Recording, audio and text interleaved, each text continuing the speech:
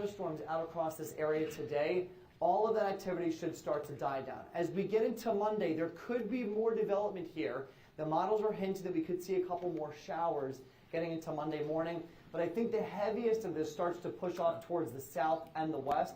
As we go through the afternoon, again, a couple spotty downpours are possible, but it doesn't look like it's going to be quite as widespread in coverage or as heavy as we've seen the last few days. Unfortunately, though, everything is so swollen and saturated from the last few days that it won't take much to exacerbate any rescue efforts and any cleanup efforts. So still another day or so of these spotty down. I hope that was informative. It was pretty well recapped and kind of how that stuff came together. I don't know that people have heard yet. They did find one of the three yesterday, so they're still looking for two folks. Some of the stuff I learned when I was there Sunday, it was a 9-mile high rain cloud, basically. At its peak, it was almost 1 million gallons per minute.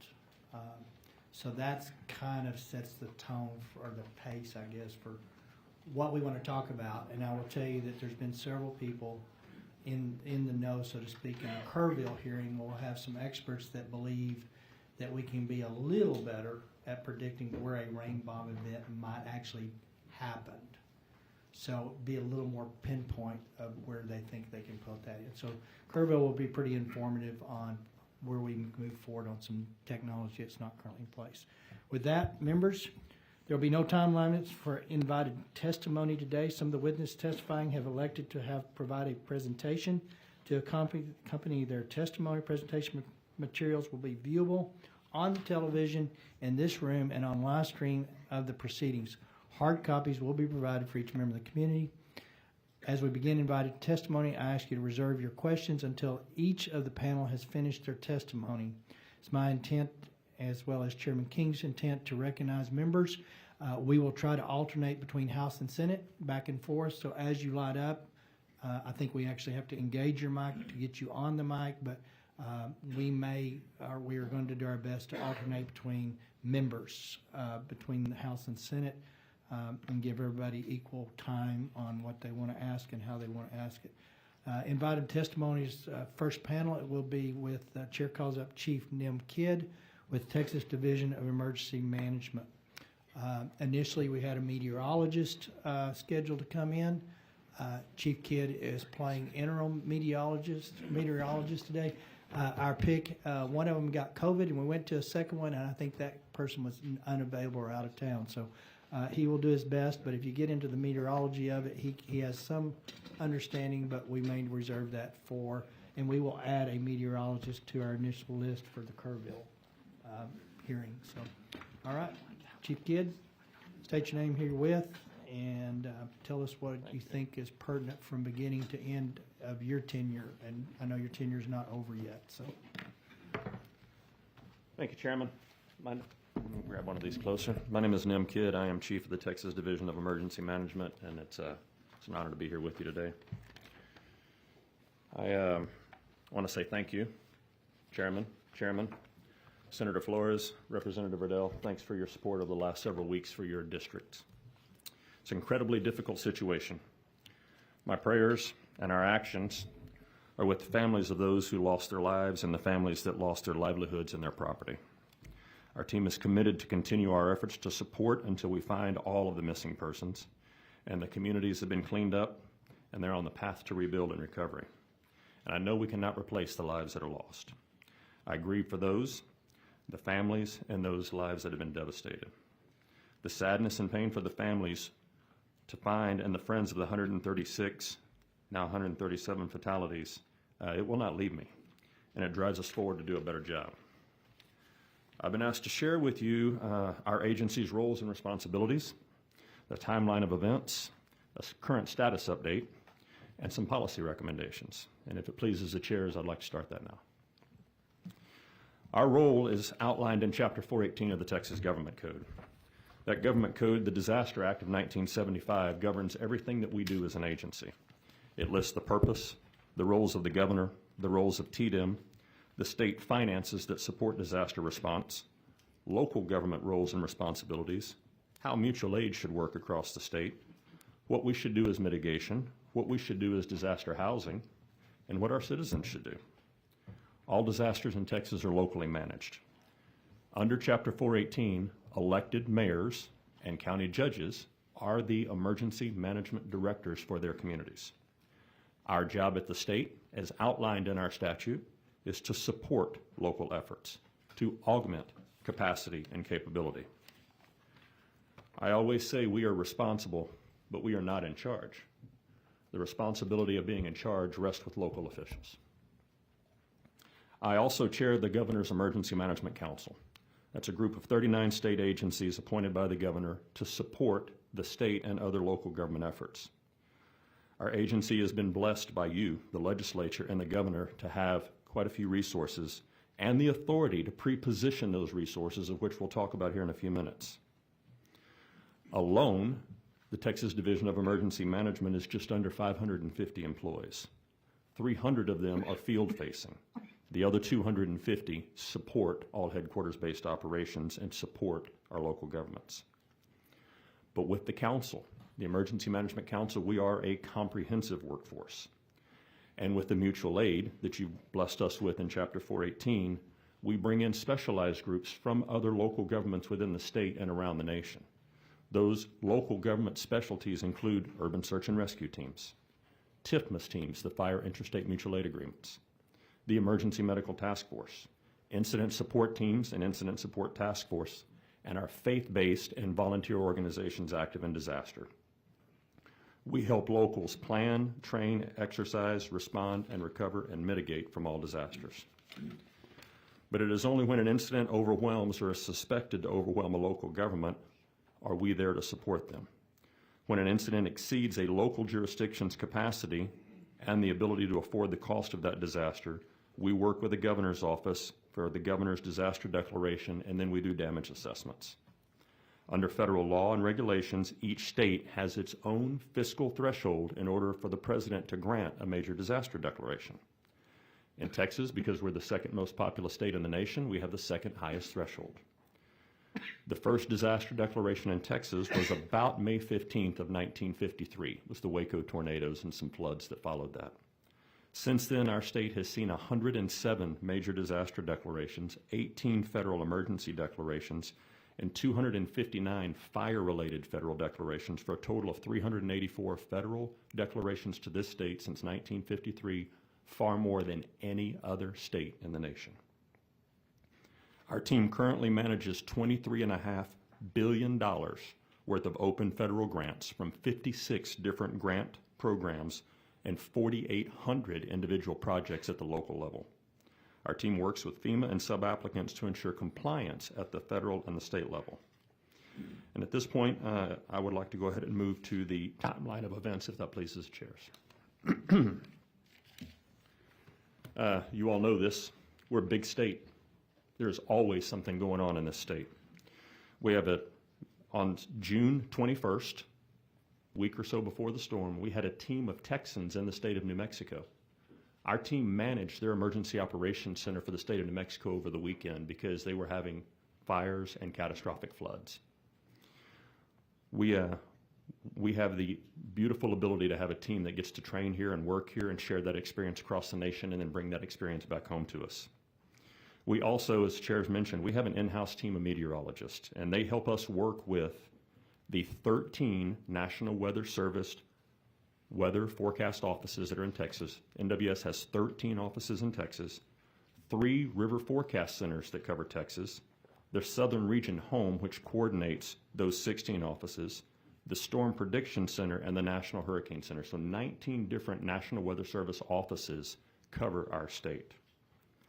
On Wednesday, July 2nd, our team added 2 boat squads because the area that we saw may get some additional rain. We sent 1 to Tom Green County and 1 to Kerr County.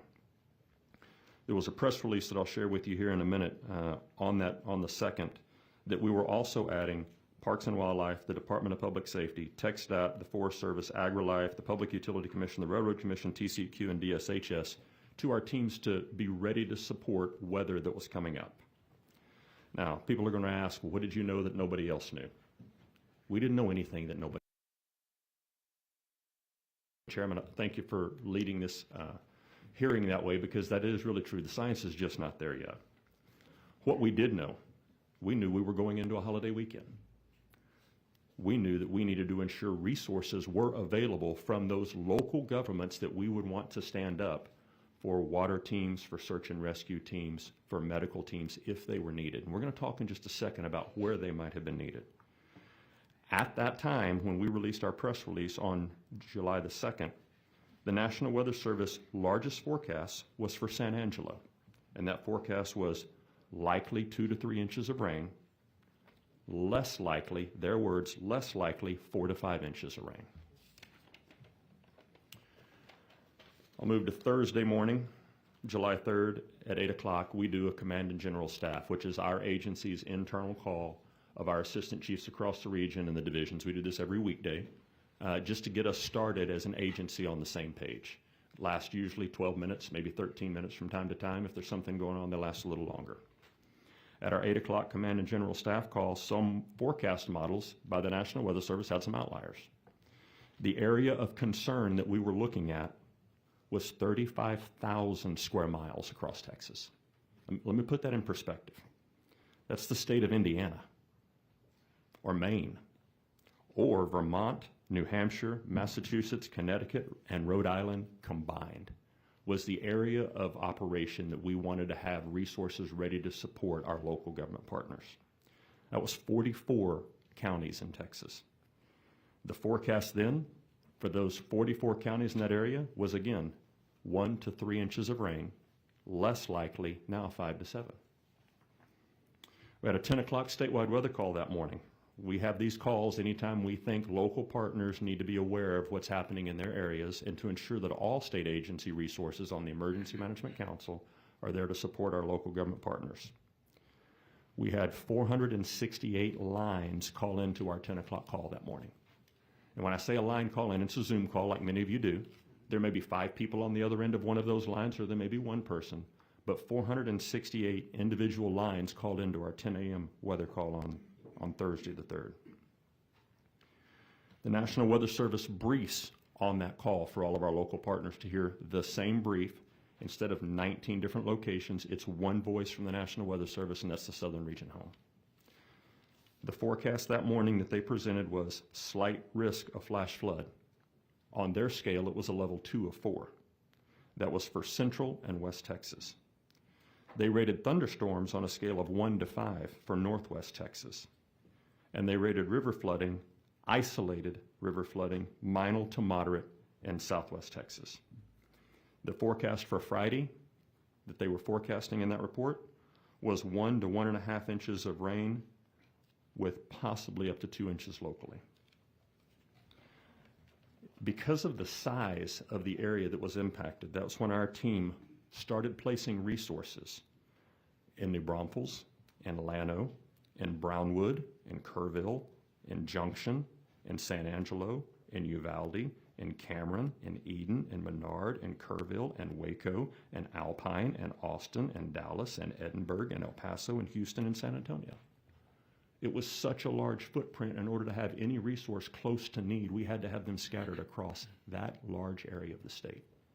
It was not about the intensity that we saw in the forecast, because we didn't see it, just like you didn't see it, just like no TV meteorologist ever broadcast about it.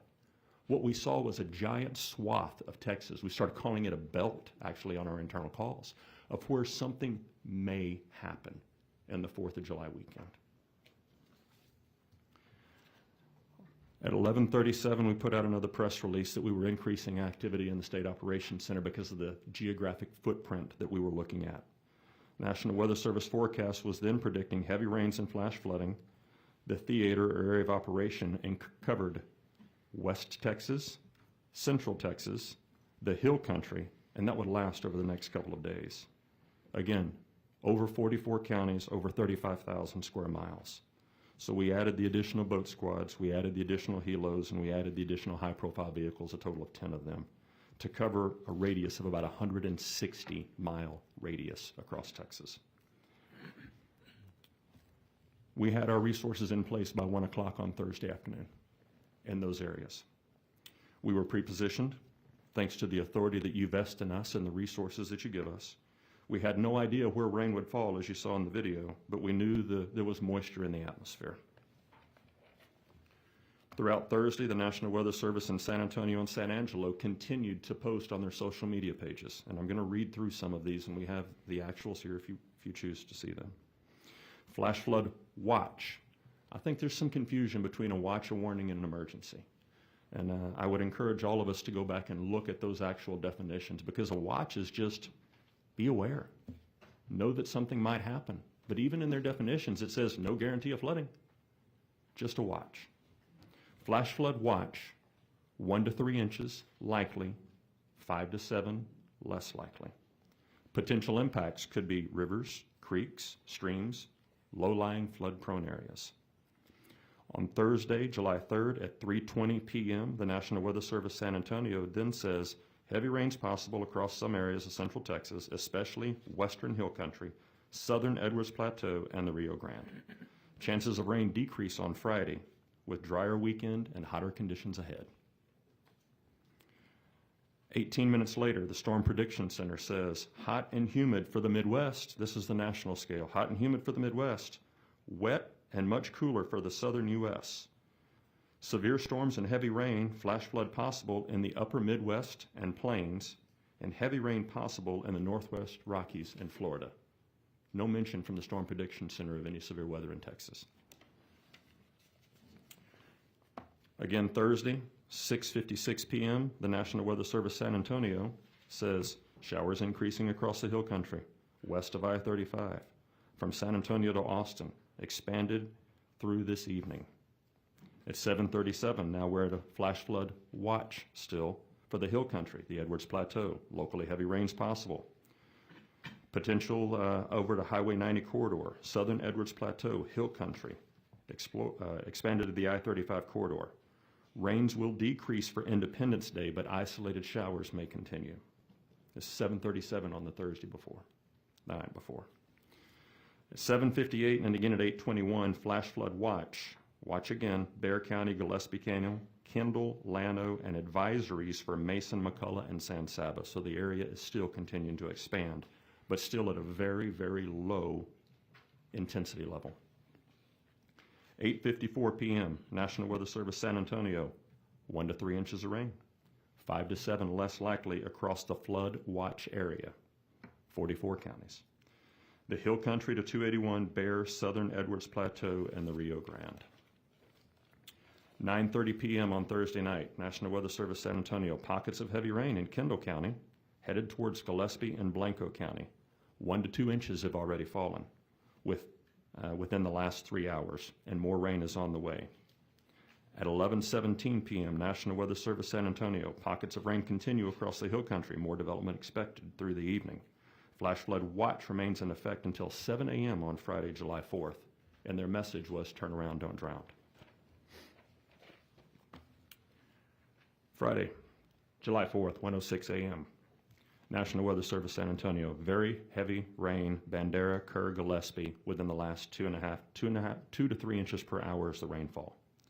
At 1:14 a.m., flash flood warning, first warning as you saw on the broadcast also, from Ingram and Hunt until 4:15 a.m. 1 to 2 inches have fallen, expected rate of 2 to 3 inches per hour, 1 to 3 additional inches expected. Flash flood is ongoing or expected was what they put out on their social media accounts. This is 1:14 a.m. At 1:32 a.m., flash flood warning. The flash flood warning that they listed included at that point in time still 13 Texas counties: Bandera, Bexar, Blanco, Burnett, Edwards, Gillespie, Kendall, Kerr, Kinney, Llano, Medina, Real, and Uvalde. 1 to 3 inches of rain likely, 5 to 7 possible across the flood area. 2:37 a.m., flash flood watch expanded until 1 p.m. today now. The hill country again, 1 to 3 inches, 5 to 7 possible. Excessive runoff may result in flooding of low-lying areas, rivers, creeks, and low water crossings. 3:08 a.m., the next message, very dangerous flash flood event, south central Kerr County, 3 to 7 inches of rainfall in the last 2 to 3 hours. Flash flood warning, turn around, don't drown. 3:19 a.m., the Guadalupe at Hunt is at 11 feet. It's expected to crest at 16.6 feet. At 3:33 a.m., flash flood warning Guadalupe at Hunt, Kerr and Bandera County until 7 a.m. At 4 a.m., the Guadalupe at Hunt, 19.4 feet, expected to crest now at 23.8 feet. Less than an hour, they changed the forecast like that. 4:23 a.m., 5 to 10 inches of rain over the next 3 to 6 hours. This is a flash flood emergency. 4:45 a.m., the National Weather Service at Guadalupe and Hunt puts out another message. And at 5:56, I personally get the first report of people trapped on roofs. We know what happened after that. I want to thank you again for the resources and the capability to expand and put resources in place ahead of need. For this coming week, for this weekend, for the little tropical disturbance that's out there, we are already moving and we'll have resources in East Texas tomorrow. There will be a boat squad up in Amarillo for rain that's coming into Amarillo from a system that's up there, as well as putting resources in Liberty, Beaumont, and Jasper for tropical weather coming in from the Gulf. I'd like to shift to the status now, which is number 3. At the height of our event, we had over 2,700 state employees actively engaged supporting operations across the state of Texas. But that was dwarfed by the 17,800 volunteers that came from all over this nation to help our communities. The governor so far has declared 26 Texas counties for disaster, and we're adding another 4 today. There are 15 counties under the President's Public Assistance Declaration that will help with debris and emergency response costs and rebuilding. And there are 6 counties that we will be adding more today, or requesting more today, for individual assistance to help communities rebuild. We've had over 6,000 people register for FEMA assistance already.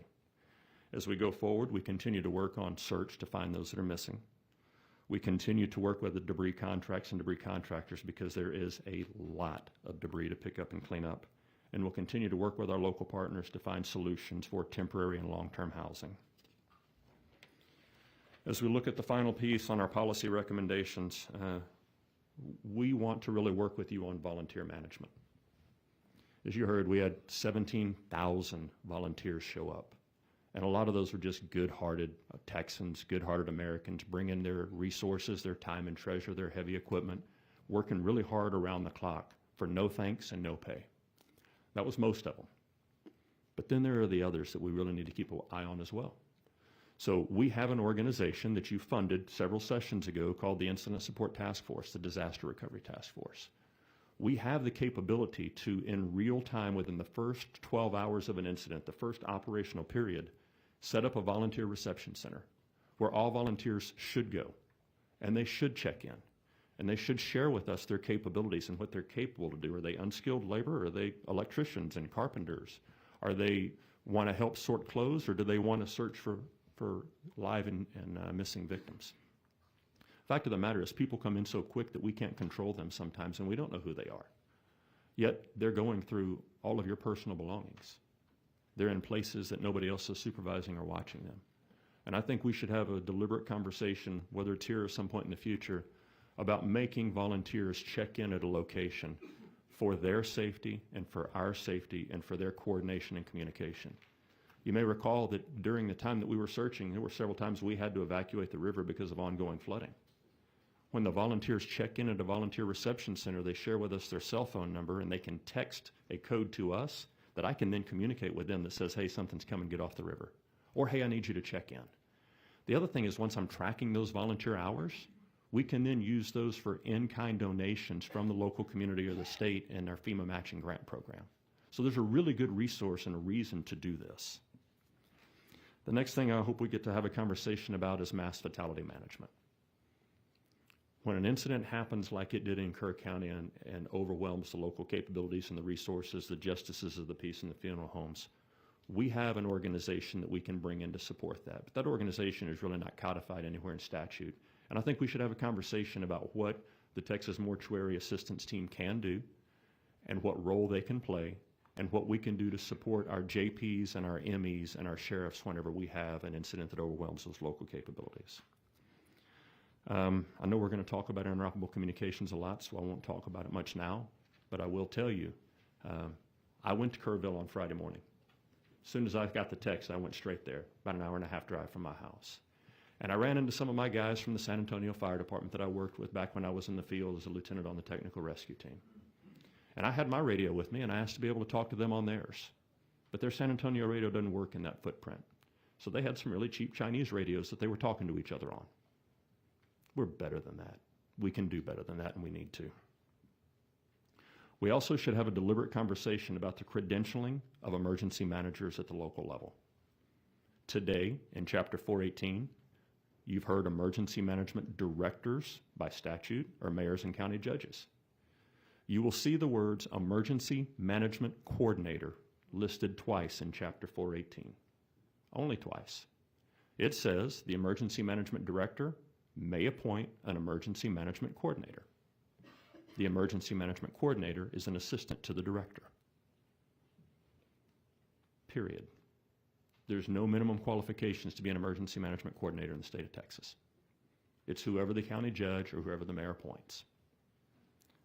We're better than that. And finally, I'm grateful for your funding and everything that you've given us, but we have a lot of work that we still need to do. Our agency is very small, and I look forward to future conversations about things that we need to continue to support our great state. And Chairman, with that, I'm happy to answer any questions.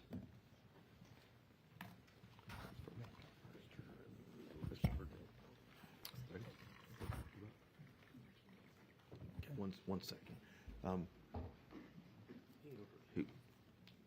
Do we have to stay? We have to stay in order because of that.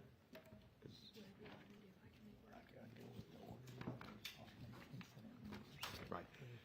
Hang on one second, Mr. Verdell, Mr. Martinez, you're up. Just an admin, we'll try to alternate between Senate and House members as they are on the board, so we'll make sure each is alternated to try to give you guys your voice. Go ahead, I'm sorry. All right, thank you, and thank you, Chief Kidd. First of all, I really want to thank you for all your leadership and your dedication, and I'm honored to not only be a part of your leadership, but also to call you a friend. And I know as a first responder as well, and a lot that we have worked on together. I think one of the things that really, the statement that you made a little while ago was in regard to interoperability and the ability to be able to speak between different agencies. And I can relate because I understand that down in the Rio Grande Valley, we have a major incident, whether it's a mass casualty incident or unified response to where various agencies get together, and then you switch over to all valley, and everybody can communicate. But once we leave the valley, our radios no longer work. And in regard to interoperability and being able to utilize those radios and that communication, is there a way that utilizing the infrastructure we already have in place and maybe having a radio with a SIM card that we can pop in, and that radio will be capable if we go to Dallas for response, and like we have our Texas Task Force 3 down in the Rio Grande Valley, and then also my hats off to all of our responders that went out there and took their time and during that response. But is there a way that would work to where we're not building a new system, but working off the existing system and have the ability to provide grants for radios to where all of these other agencies would have that capability? So, Chairman, thank you. And again, thanks for your support and partnership and your service as well. I believe the short answer to your question is yes. But I also personally believe we have two challenges when it comes to interoperable communication. And the first one is the technical challenge. It's what you just discussed. And I think the private sector partners that we've talked to and dealt with over the years are ready to come to the technical solutions. In many places, those technical solutions may already exist. I believe the larger challenge in today's date is the cultural challenge. We have 52 to 54 independently, usually locally owned radio systems across the state.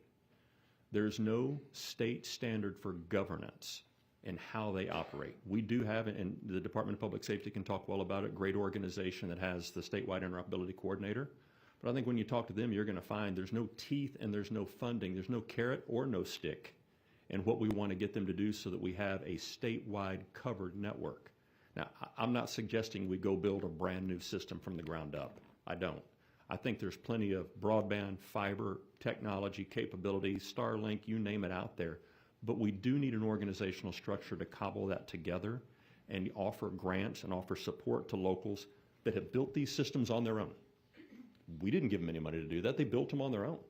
And if I'm building my house and you're not paying for it, you don't get to design my house or say what rooms I have. And that's what they've done with their radio systems. So we as a state, I believe, should have conversations deliberately with them and figure out how we can integrate all of them in together.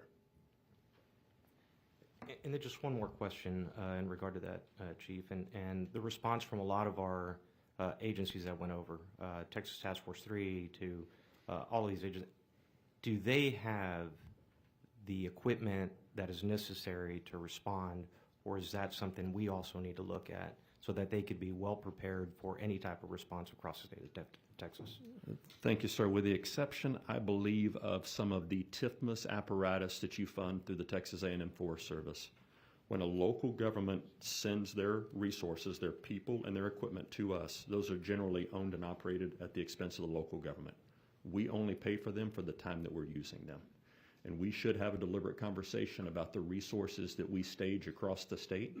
Because as you know, and for the rest and those in the audience, 2/3 of every paid fire department is off duty at any given time. The 24-hour shift that they work, Houston, 3/4 of theirs is off duty at any given time. What they don't have is 2/3 of fire trucks sitting in their fleet ready to go out the door. If it was a decision that we added some state-owned assets across the state in our regions, and maybe if we had some great places to park them and stage them and store them at the same time, then it's much easier for those fire chiefs to send me their employees and not send me their frontline apparatus. And I hope that we can have a conversation about that. Senator Bedencourt. Thank you, Mr. Chairman. NIM, as usual, you go through with precise declaration of how we got there, and I think the meteorology of this is so unique. It really is reflected in the warning levels, because basically what you laid out, and I'd love to see that, by the way, if one of the clerks can bring that up to the front. I'd love to see this again. You're basically saying that at 106, we're still at from the National Weather Service, we're still at a watch level. And really, when you read through what you had outlined, we didn't get to a warning level of significant dangerous flooding until 3:08, if I've got the right round. That's our information, Yeah. Senator. Right, and then there's a backup at 3:14, okay? And then really, the flash flood emergency comes out at 4:45.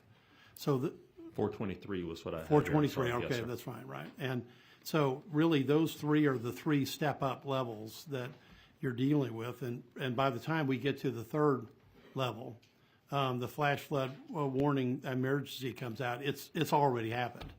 When did you get your first call that people were on rooftops and they needed help? 4:56 a.m. Yeah, so within literally 33 minutes from that flash flood, that final emergency warning, you're already getting people that need to be rescued.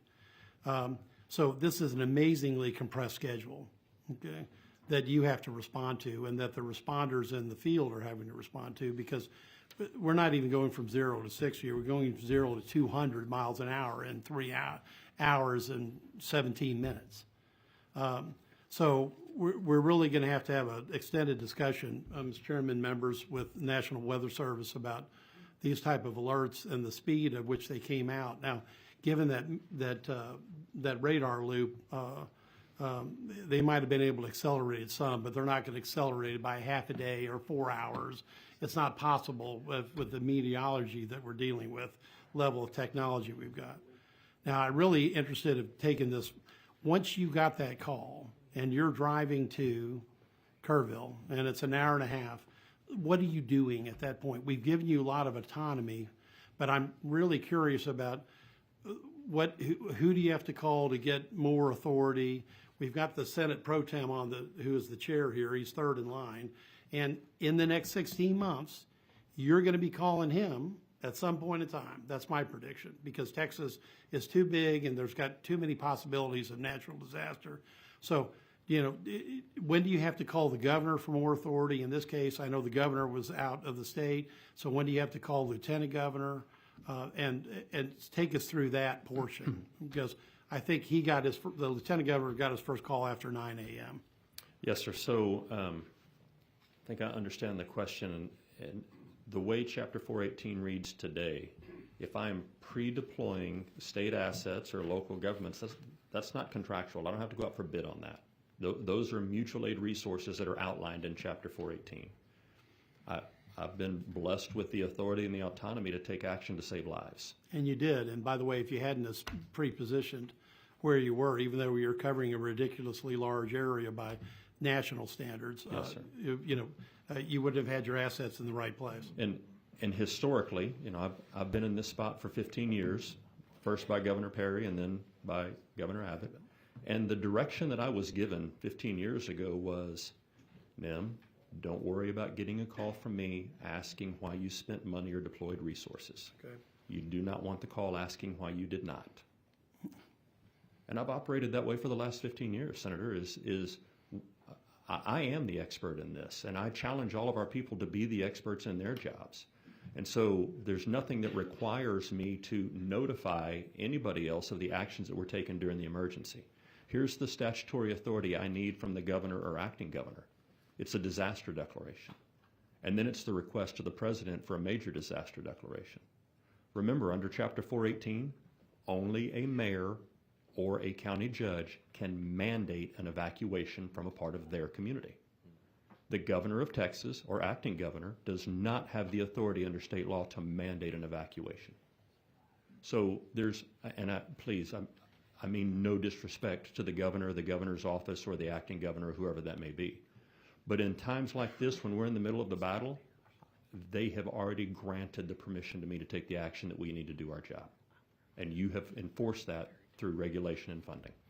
And then we had a chance to talk, and I can't remember what day it was. I think I caught up with you that by the time you got to Kerrville, you actually ran into two EOCs Yes, that sir. were operating independently. One was in the city, and the other one was in the county. So Yes, what sir. action did you take at that point in time? So we see this a lot across Texas, not just in Kerr and Kerrville, is cities and counties, 254 counties, 1,217 now cities, but really only about 480 emergency managers and emergency management programs across the state, because in so many jurisdictions, especially in the western Texas, Senator, in your district, the county judge is the emergency management director and coordinator and everything else at the same time. They don't have the staff to continue to go and do that.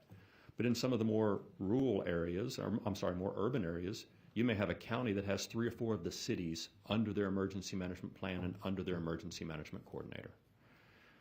You also have places where the emergency management director, the judge, appoints an emergency management coordinator, but that emergency management coordinator may be the employee of another department in the county. And there are plenty of times whenever a city will have its own emergency operations center, the city of Houston, Sure. and Harris County will have its own Transtar. emergency operations center at Transtar. So in events like this, when we see that none of those facilities will support all of the resources that are coming in, we encourage them to move to an ad hoc facility quickly that we can get everyone in the same room so that we're looking at each other eyeball to eyeball and not having to chase each other around rooms or around communities. And so we did. We asked them, and they complied very well. They were, again, we're not in charge. We don't get to tell them what to do. We're just responsible. We support them. We asked them, can you find us a facility that we can all be in the same room? Because we have a lot of state and federal, soon to be federal assets coming in. And I would like for us all to be in the same facility, and that's when they offered up the youth center there. Which is quite a challenge in the area that you were looking at, okay, right? To find one of a substantial nature to handle all the resources that you were bringing in. I want to loop back with this, and for the members here, I think it's a very important point. Basically, you besides pre-positioning, and then once you're involved in this, you've got there's a constraint which only a mayor and a county can order evacuation. Now, by the time you're driving, if that evacuation hadn't been ordered at that point in time, it's probably too late, just due to the magnitude of what was coming, hundreds of thousands of cubic feet of flood per second coming down the river. Now, I think one of the things that we have to look at is we probably have to know when these mandatory evacuations are ordered. And we have to have some way to bring that bottom-up, decision up to the top, because whether it's the pro tem or lieutenant governor or the governor, that's something we're going to have to understand, that we've already had this issue. Those evac orders are in place, because otherwise the state at the higher level doesn't even understand exactly how much of an emergency actually occurs. Am I missing that? Senator, you're not missing anything. I think the other thing that I want to say is local officials know their communities better than anyone else. And I don't think we would ever want to take the mandatory or the ability to mandate an evacuation away from a local official any more than I think we ought to give it to somebody that's in Austin several hundred miles away from where that problem or that challenge is. And so I think there will be a lot of question, a lot of accusation, a lot of second guessing. I'm not in that business. I don't do that. But those local officials know when to order an evacuation and when not to. And I think at the hearing that you're going to have next week sometime, you'll probably get some of those local officials that will tell you why they made the decisions they make or why they didn't make the decisions they made. And they need to be the ones to answer those, sir. Right. And I think that it's important that those, and regardless of that decision, when it's made, there also has to be a reporting structure that people can understand that it's occurred, and that whoever is in the chair above you, okay, has to know what's happened already on the ground as quickly as possible, because we do have a distributed system. Yes, But I don't think we reported up as fast as we could have in that situation. And I think it's important that if you're really looking at what you need, and that's the other side of this coin, you really need a disaster declaration as soon as you can get one, effectively. That's your next big switch from state government, from the leadership of state government. And then obviously you need a federal one as well. Yes, sir. And that state disaster declaration, when granted by the governor on the front end of an event, allows me to exercise extraordinary measure and buy things budget for. Because that's the key thing.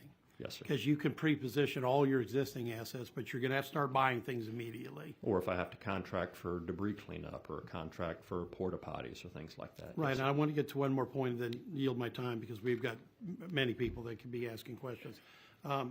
We had a discussion, because one of my interests was looking at a, flood emergency communication and river warning system.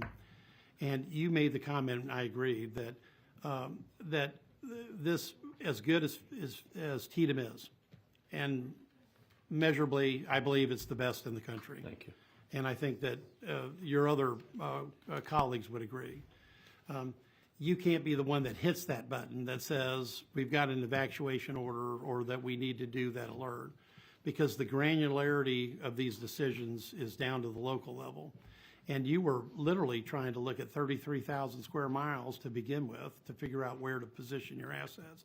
So I just wanted to repeat that conversation that we had between the two of us, that you don't think your organization is the proper place to be able to have that authority, that it has to stay at the local level. Yes, sir. Now, my last question would be, is there a backup level at some point in time for whether it's the pro tem, the lieutenant governor, or the governor to be able to intercede?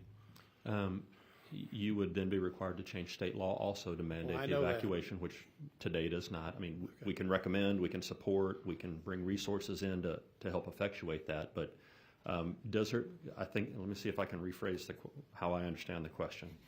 Do we need a better system for warning? Yes. Yes. What does that look like? I don't know. But I know you've got a bunch of people coming up behind me that are experts in that and can answer that question for you. That's the first part of it. The second part is once we have this amazing system, who should have the authority to implement or actuate the system? I still believe that should be local officials. Right. Your next question is, should there be a backup to that? And that answer is yes also. Well, that's the essential question, and that's where Mr. Chairman, what I know what Senate Bill 2 is effectively about, but I appreciate appreciate the work that your department does, because it is superior by any definition I Representative understand. Verdell. Thank you. Thanks, Senator. Thank you, Chairman King. Chief Kidd, I just wanted to, I know I've told you this in private, but I want to say it publicly. We first met July 4th on that morning, and I just want to give you public credit for how well you were organized, how quickly y'all had a central EOC established, and watching you over several days through that process, how well your agency integrated with the other agencies during search and rescue and recovery. And I want to give you public credit for that. I do have one other question for you, which is when y'all are monitoring the weather that occurs, do you have a central website or location where you can see all that data, or are there multiple websites that y'all are having to review? So, great question, Representative. And because the state and the nation looks to the National Weather Service, that is the public-facing weather document that we primarily look at and gauge what we think others will see in that. That's part one. Part two is we have multiple private sector weather services that our team uses in addition to the products from the National Weather Service.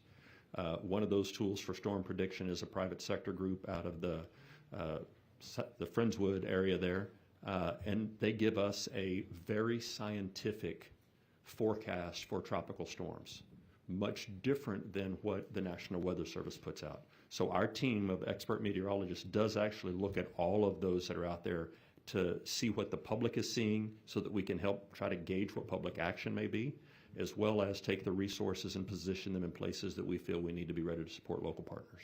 Yeah, thanks, sir. Appreciate you. Thank you. Thank you, sir. Senator Mendez. Thank you, Mr. Chairman. Chief Kidd, I'm always going to call you Chief Kidd. That's how I met you. And thank you for your work. Thank you for your testimony. If you will, I also want to agree with my friend and colleague, Senator Bencourt. Could you provide us that timeline that you? Yes, sir. I was doing my best to follow it. Chief, so from my notes on the timeline of events, on July 2nd, you sent out 2 boat squads. On July 3rd, you had a command call in the morning. Is that correct, with the 44 counties because of the 35,000 square mile area that looked like it might be affected? Was that correct?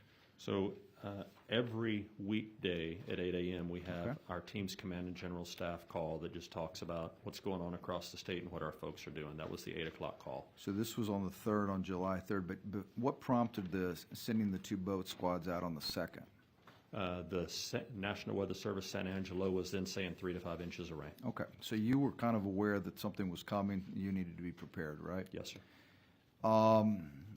Then I think you have 1137, you're working to distribute resources by 1 p.m. July 3rd in a 100-mile radius, was that correct? 160 miles, yes, sir. 160-mile radius, okay. So in that 160-mile radius, how many counties are in that 160-mile radius? How many emergency operation coordinators were you dealing with?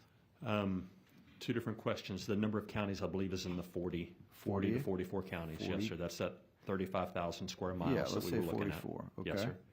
And then each county has an emergency management director. That's the county judge. Right. And then some of those counties have independent coordinators. Correct. And then if those counties have a city, and as you know, a lot of our West Texas may have 1 or 2 incorporated city limits, unlike Bexar County with 30 plus inside it. Right. So each of those, and our job is to share information with them. The 10 o'clock call that we had 460 plus lines calling into that call. We believe the majority of those were from the impacted areas, forecasted areas. So my question is, does the current process or procedure, because as you've correctly stated, locally they have to make the decisions at the local level, but they also need to have all of the best information. And I'm going to venture to guess that you have probably access to all of the best information in terms of, you have at your disposal. Do you have a process in place that guarantees that you have communicated the potential danger with each of those emergency coordinators at the local level? Do you have a way that you can for lack of a better word, authenticate that they have received the information? So we know we can share the information with the technology that we have, but we really have no way of knowing whether they received the message. See, I would better hope that you'd have a way for them to acknowledge, I have read and received what has been sent to me, because I think that would be the best way to guarantee, regardless, we need to put a procedure in place that tries to eliminate human error. We can't guarantee the competency. You mentioned it in a way. You said emergency coordinators qualifications. There are no qualifications. It's an assistant basically to the mayor or judge. They can appoint somebody, correct? Yes, sir. And that's it. There's one sentence and there's no qualifications whatsoever, right? Yes, sir. That's a concern. And Senator, that doesn't mean we don't have qualified people in those jobs. I didn't say that. know. I didn't say that. Well, I'll get beat up from my peers because Yeah, I no. didn't say that. So Yeah, I didn't. I agree, but we trust, but we must verify. yes, sir.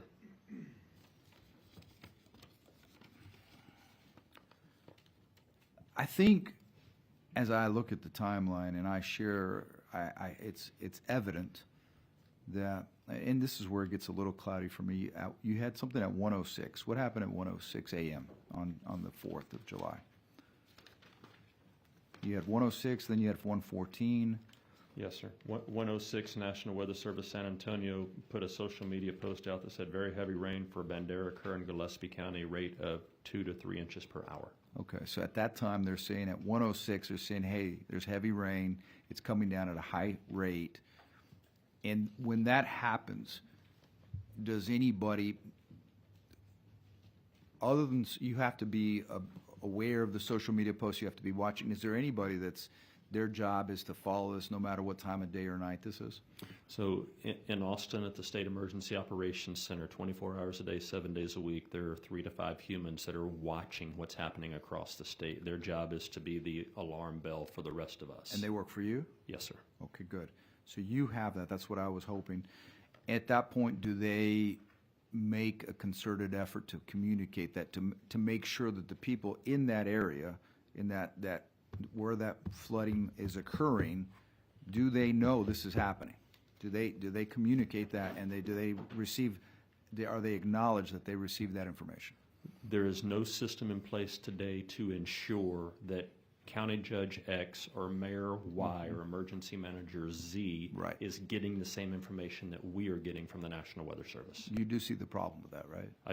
Senator, I do, and I'll share more of the problem and the frustration that we've had over the years is we've had a form called the DEM, the Division of Emergency Management, Form 147. Right. Under the governor's executive order from 2019, mayors and county judges are required to tell us their contact information and who's responsible for emergency management at the local level. Mm-hmm. To this day, I still get forms sent to us that have an office number for the emergency contact number. Listen, it's not for lack of trying and reaching out. We still get email addresses that we know are generic email addresses that are not being monitored. You've given us the resources to put people in the field to work directly. We have an employee in Kerr County, have had for 2 or 3 years now. That doesn't mean we have any way of guaranteeing that the responsible adult local officials and those that are appointed are awake and seeing the same information that our people that are paid to be awake at 2 o'clock in the morning are seeing. Yeah. Just lost power. So, 1:14. What happened at 1:14 a.m.? You had it on your timeline. Yes, sir. At 1:14 a.m., the National Weather Service San Antonio issued the flash flood warning for Ingram and Hunt, and that flash flood warning was in effect until 4:15 a.m. So that's when it changed in those 8 minutes from watch to warning? That's what it looks like from their social media post, yes, sir. Okay. And I understand that one of the problems that I see is that these terms, I think it's just like the alarms we get on our phones. They may be easy to ignore, especially at 1 o'clock in the morning when most reasonable human beings are sleeping. But the problem is that when emergencies like this are occurring, our constituents statewide rely on us to have people awake. I want to thank you for bringing this forward, because I think this helps highlight where we can get better.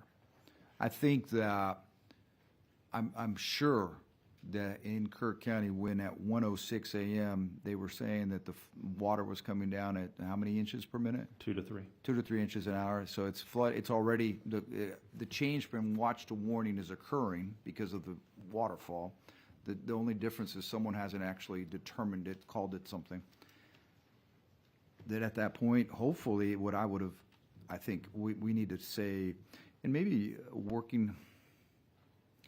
Do we know at how many inches per hour will create a flooding situation? Do we know that we have that information? So globally, yes, meteorologists do. They use something called the flash flood guidance, FFG, but it's different depending on, and Senator, this is where I'm playing meteorologist, so cut me a little bit of slack here.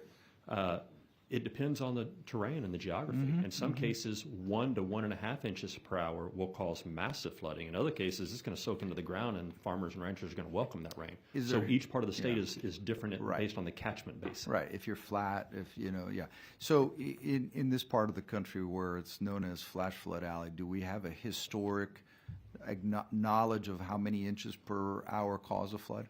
I believe what the Weather Service will tell you is 1.5 to 2 inches per hour can cause flooding in certain areas. And how much was really falling? we should How get much them was to it? answer Well, that how much was falling at 106? 2 to 3 inches per hour. So twice as much. Yes, sir. Thank you. Yes, Thank you, sir. Mr. Chairman. Mr. Darwin. Thank you. Can you hear me? Okay. First of all, Chief, thank you for all that you do. We were privileged to have a briefing with you and the governor last week in San Angelo. Chairman Perry and I were present. My thanks go to you for all your organizational skills that resulted in great relief for the city of San Angelo and our area. I also want to thank you for your proactive response by deploying a swift water rescue team to San Angelo on the basis of a 3 to 5 inch forecast. Now, San Angelo, we don't get 3 to 5 inches in 6 months, but you were able to deploy a swift water rescue team to San Angelo, and after we got 14 inches in 12 hours, you were plucking people out of trees and off rooftops with that unit. I can't thank you enough for your actions and your prepositioning those assets to our area during that period of time. I do have one question with regard to disaster scams. I have noticed, as we all have, opportunities to donate and help these various areas of our state. Is there anything regarding credentialing or certification of these sites for authenticity and recommendations, if you will, that they are created and able to execute, if you will, the deployment of donated sums on behalf of these areas? So my query is there anything in your experience or what you're doing now that helps position TDM or any other agency to kind of be a filter, if you will, for these sites that open up that pretend to help but may in fact be scams? Yes, sir. Yes, sir. Thank you, sir, and thanks for the compliments and the question. On the compliments side, we did have a boat there, but that was to support your great local first responders that were already there, already engaged, and already doing rescues as well. Nobody does this alone, and our job is to support them. And we did a small portion compared to the large portion that your local first responders did, paid and volunteer. To the second part of the question and the comment is, we do in our agency have the ability to set up a volunteer reception center. We're going to call it VRC because we love acronyms. To set up a volunteer reception center within the first couple of hours of an incident. And this is where we want, and probably would love to see some teeth in this, we want our volunteers to go to the VRC first. That way we can qualify and quantify them as well to make sure that we have the right people doing the right job at the right place. And listen, I don't know that we want to talk about this right now, but I'd also like to know, do we have any registered sex offenders that are coming in to work in shelters? Do we have anybody with warrants right now that shouldn't be going through my personal belongings that are scattered all over the place? Do we have any predators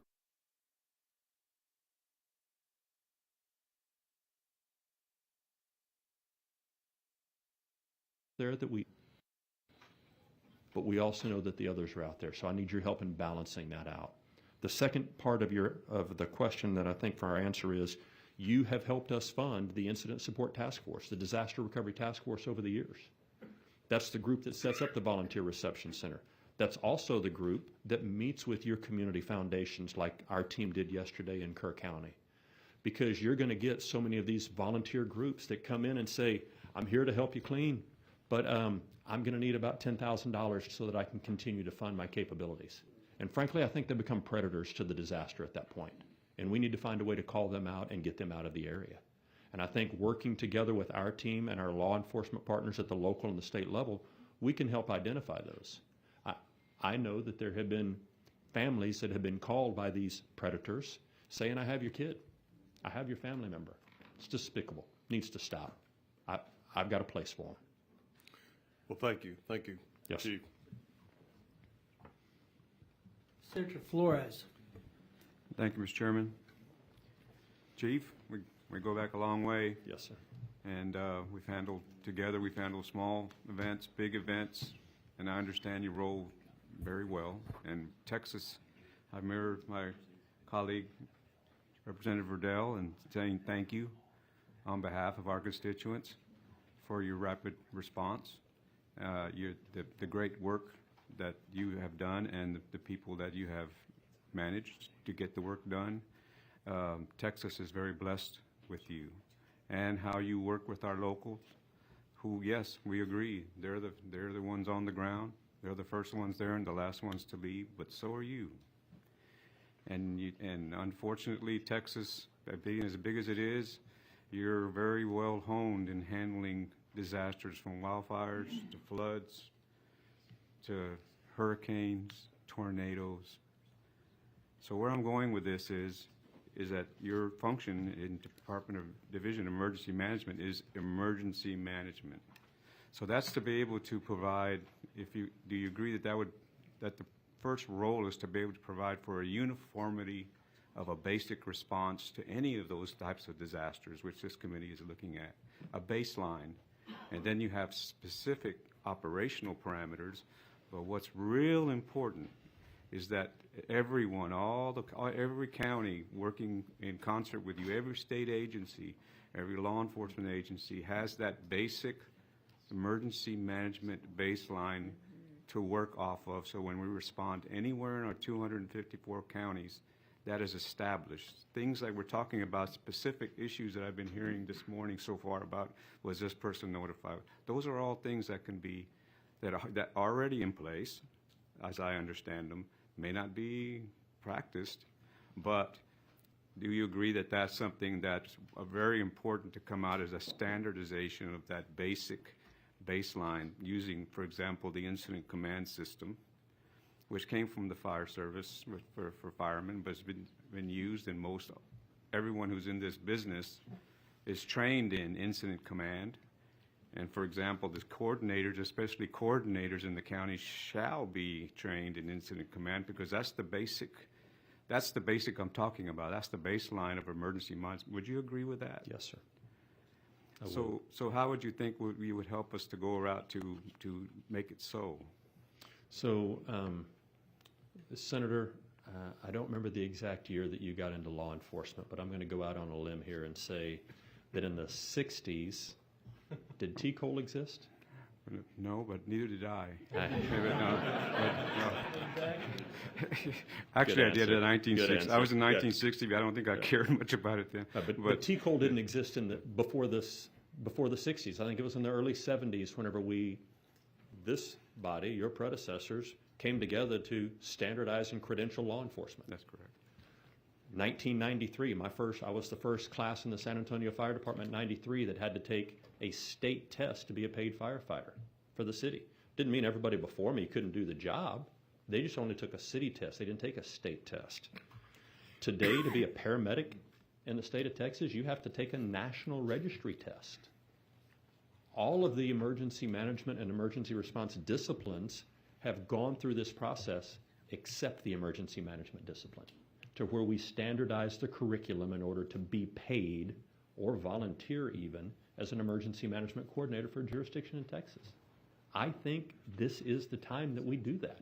And again, not because we have people that are unqualified doing the job, but to your point, Senator, there is no standardization and no consistency. Today in Texas, every peace officer has to pass the TCOL exam in order to do it. Every firefighter has to pass written and practical tests from the Commission on Fire Protection.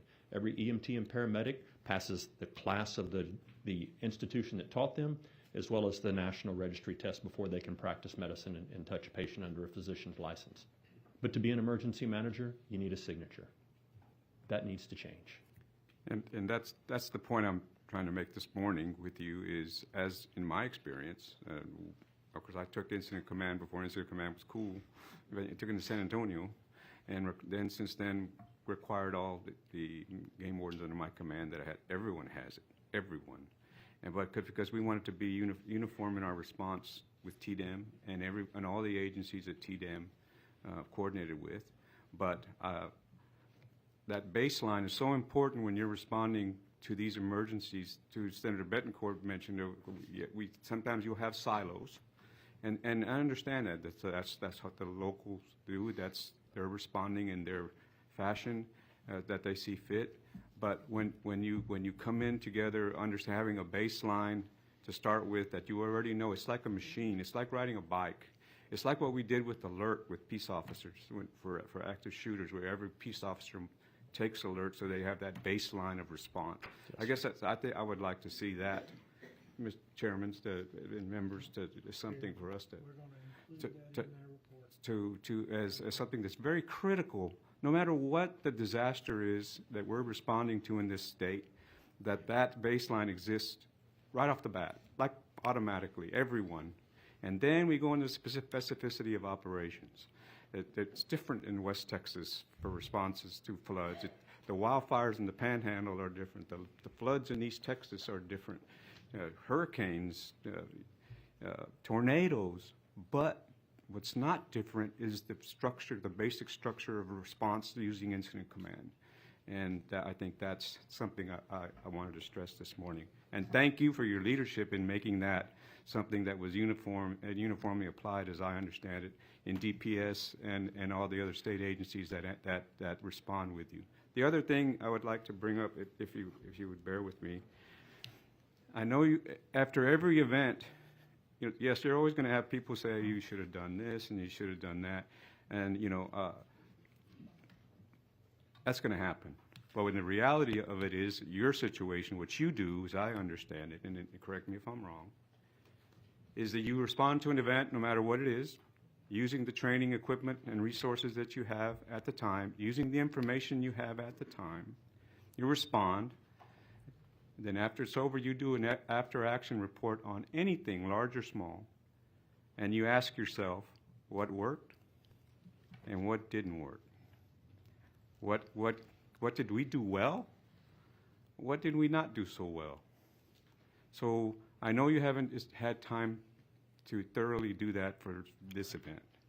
But if you would if I can ask you to, if you may, and if you're not comfortable, that please don't. But say one of the top two things that you say that you would believe were some of the lessons you learned from the event in the Hill, this flooding event in the Hill Country, which 8 of my 13 counties were affected. And thank you for the work that you've done in every one of them.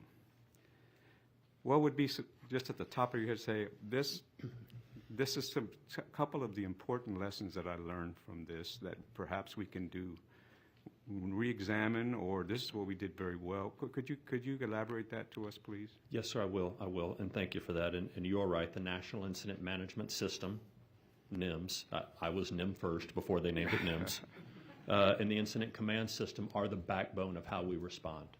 And the Department of Public Safety, Parks and Wildlife, TxDOT, all of the state agencies that respond together have that basic training. And we offer all of those courses out to our local government partners. It's just really not a great system to continuously track who has and who has not, especially with turnover, to your point. We need to do better at that. The next thing you mentioned was after-action reports. AARs is what you're going to hear them referred to. And listen, you can't open an after-action report anywhere in this nation and not have communications as the number one or number two thing that needs to be improved upon.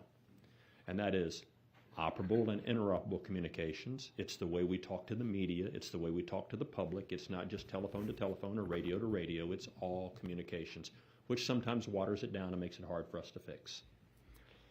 The thing that we have not done that I need help with is corrective action plans.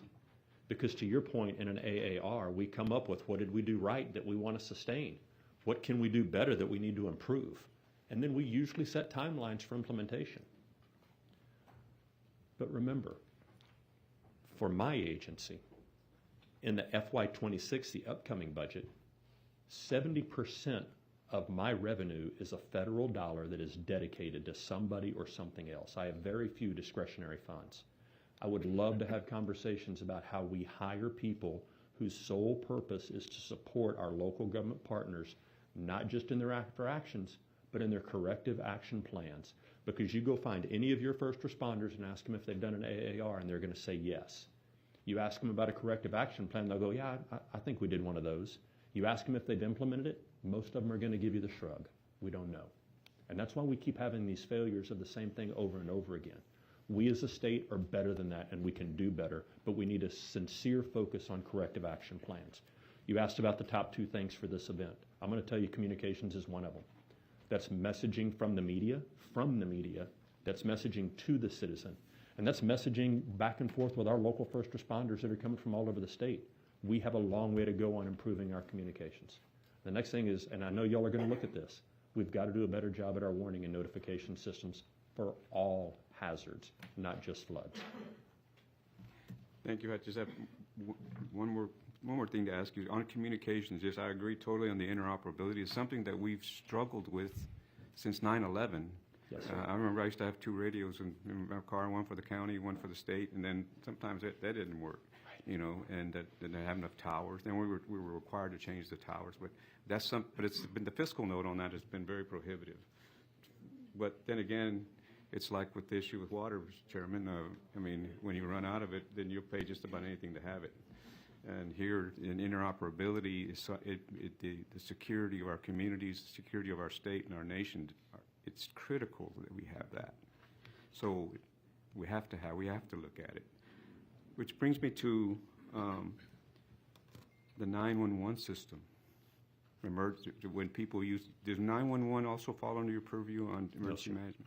No, sir. Well, but as I understood, people will call 911. I have an emergency. But when you have little small counties like Kerr, it'll be overwhelmed quickly, and then it switches and it goes to Bandera, and Bandera's overwhelmed quickly.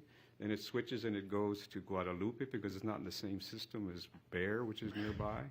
And so that's also something we probably need to look at is how do our citizens call in for an emergency, and that type of system, is it something to look at as well. So with that, there's a lot of other questions I could ask, but for the time, we'll get to that.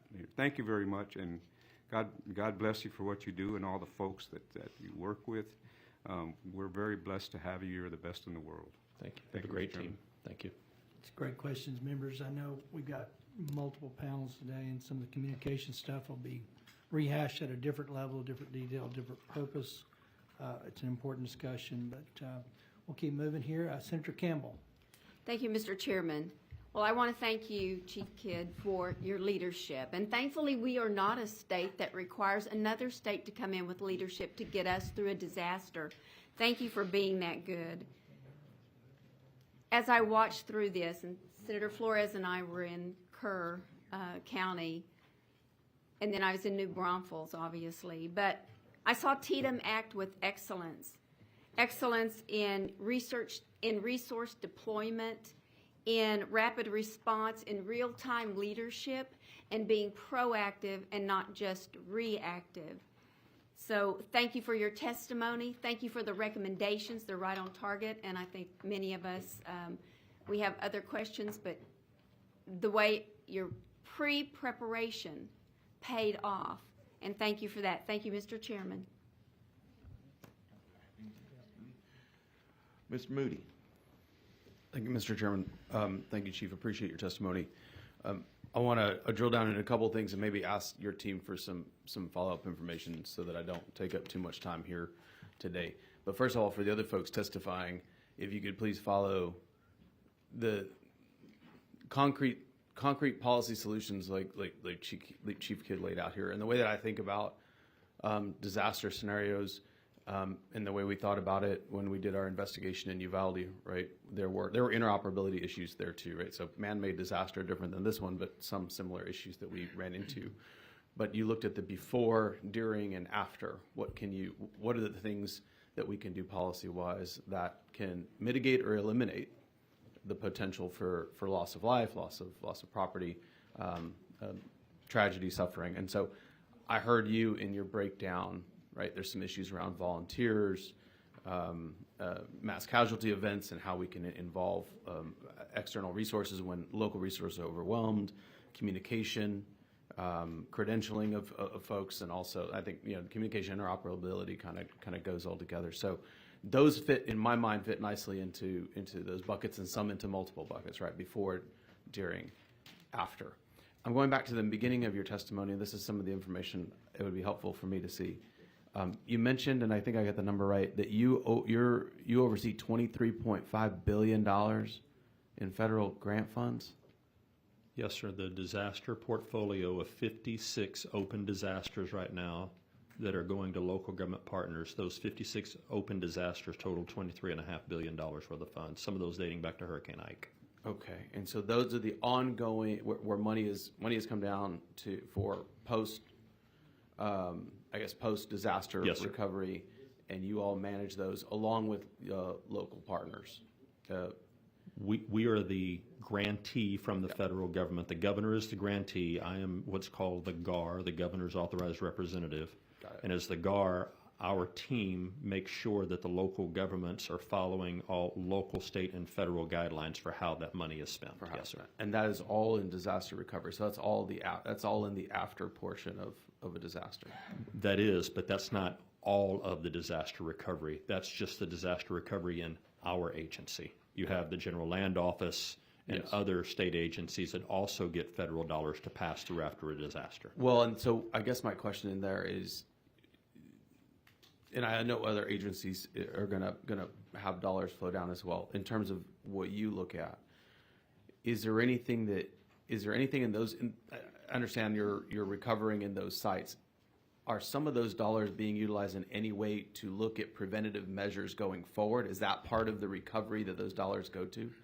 And this is something we don't have to drill down into every single one because obviously you're managing a lot here. But if that's some kind of breakdown, I can understand, because I think what people like to. When you go through a tragedy like this, and you talked about it, right? You want to learn from, and Senator Flores hinted on this, right? I've been out with the folks at Fort Bliss and show you how they do after action reports when they go through their exercises. Important, because when they're in the real field, like that's they need to know how to do things the best they can, right? But so this is our opportunity to understand. And so when you're utilizing those funds, are those opportunities existing to use those funds for those preventative measures going forward, right? The before. Here's what happened here now. Are those funds at the federal level that come down to y'all utilized in those buckets as well? Some are, and I can explain, and I'll try to be succinct about this. So under the FEMA Public Assistance Program, we call it PA. That's the money that goes to state agencies, local governments, and certain nonprofits to rebuild or repair what was damaged in the PA program.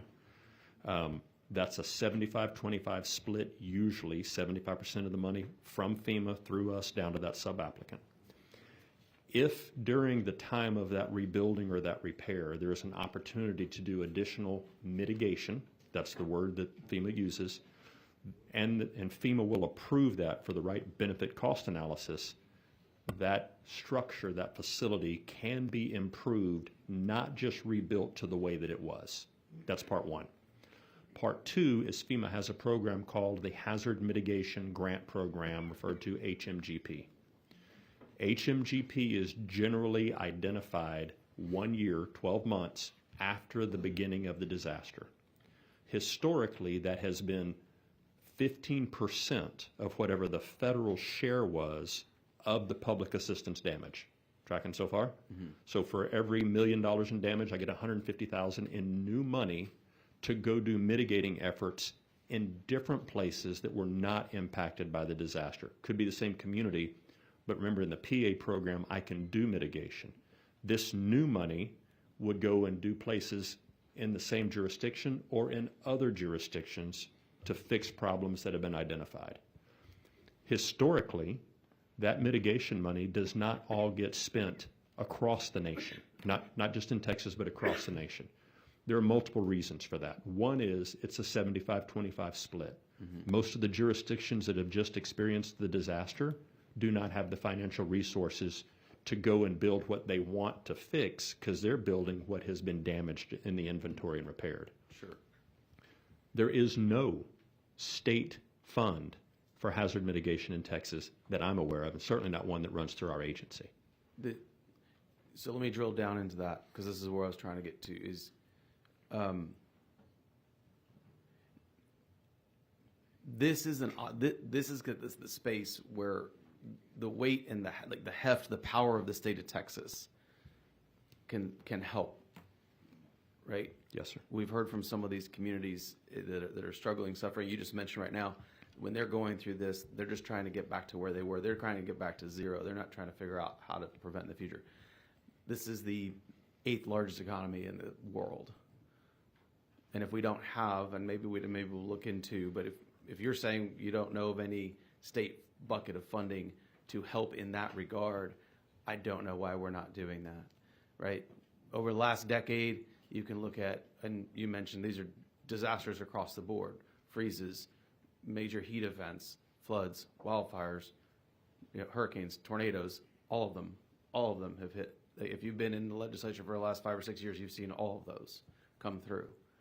And so these are the opportunities that I want to grasp onto, because I know we only have the 30 days now, but this work is not going to stop between now and when we come back in 27. This is going to be one of the key things we do in 27. At least that's my opinion. And I think it should be. I think probably people share that opinion.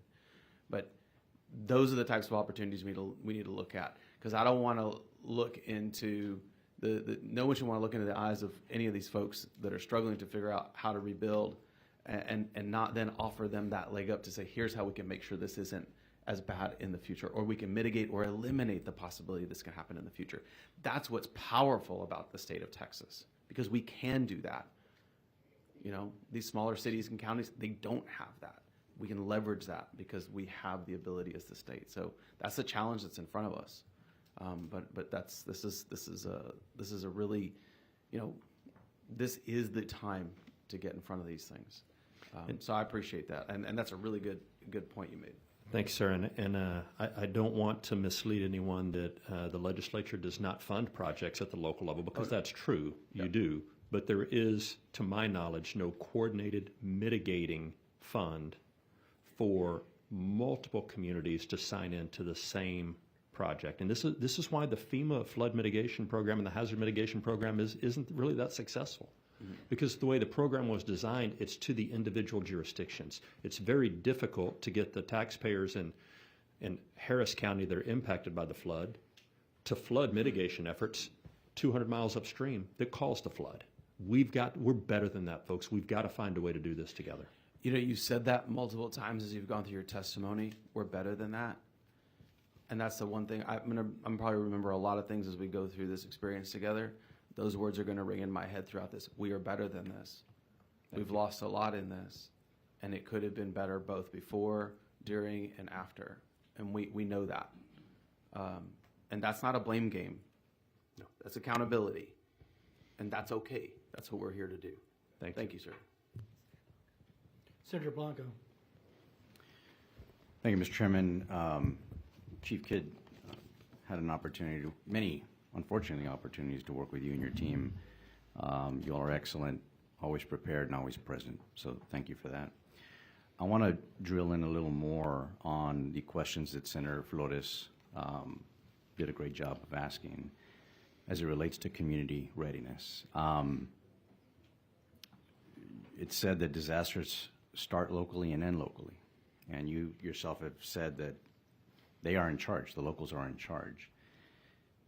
Correct me if I'm wrong, but under current law, only counties with populations of 500,000 or more are required to ensure their EMCs complete the TDEM approved course. Is that accurate? Yes, sir. The 3 hours. 3 hours. So, as someone who represents several rural communities, since these emergency management coordinators are appointed, do you believe that that threshold, that population threshold under current law, limits broader preparedness efforts? And what do you need, what does TDEM need from this legislature to expand that access to training across all counties, and should they be required? So, Senator, thank you. And yes, I say it certainly discourages smaller jurisdictions from doing it when we have the standard or the bar that only those communities with more than 500,000 people do. I do believe it. And the other thing is, in the very rural counties where the county judge can't afford through their budget to appoint a coordinator, then now we're requiring that county judge to go through that training. But listen, after Katrina and Rita and Ike, I think we will go back to either the 07 or the 09 legislature. There was a push to make county judges go through training. But if you actually read the statute, it's the county judge or the sheriff or the person responsible. There's no ands in it, and there's no teeth in it. There's nothing, even in the legislation, there's nothing that says, if you don't do this, this is what happens. And so this is where I think, yes, sir, I would love to have conversations publicly or with your staff about what should it look like. I got a feeling we're going to come up with the same answer, and I got a feeling it's not going to be what we see today. Great. We'll look forward to working with you on that. My last question relates to the focus again on local operations planning and oversight. Are local governments currently required, either by statute or by administrative rule, to regularly review and update their disaster response or emergency operations plans? And if so, is there a standard timeline or is there an updated cycle for that? Yes, sir. Great technical question. So the current standard is at a minimum once every 5 years, that jurisdiction submits that back to the state, and we look at that and make sure that it complies with the FEMA guidelines, Community Preparedness Guidelines, CPG 101, which is the national standard. There is also requirements that the locals should at least review internally their plans at least once a year. And the once-a-year review, I think, is great. The 5-year review, man, we probably should take a closer look at that.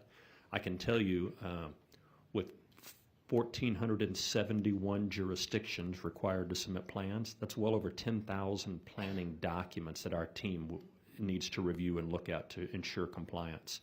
That will require additional staffing at some point.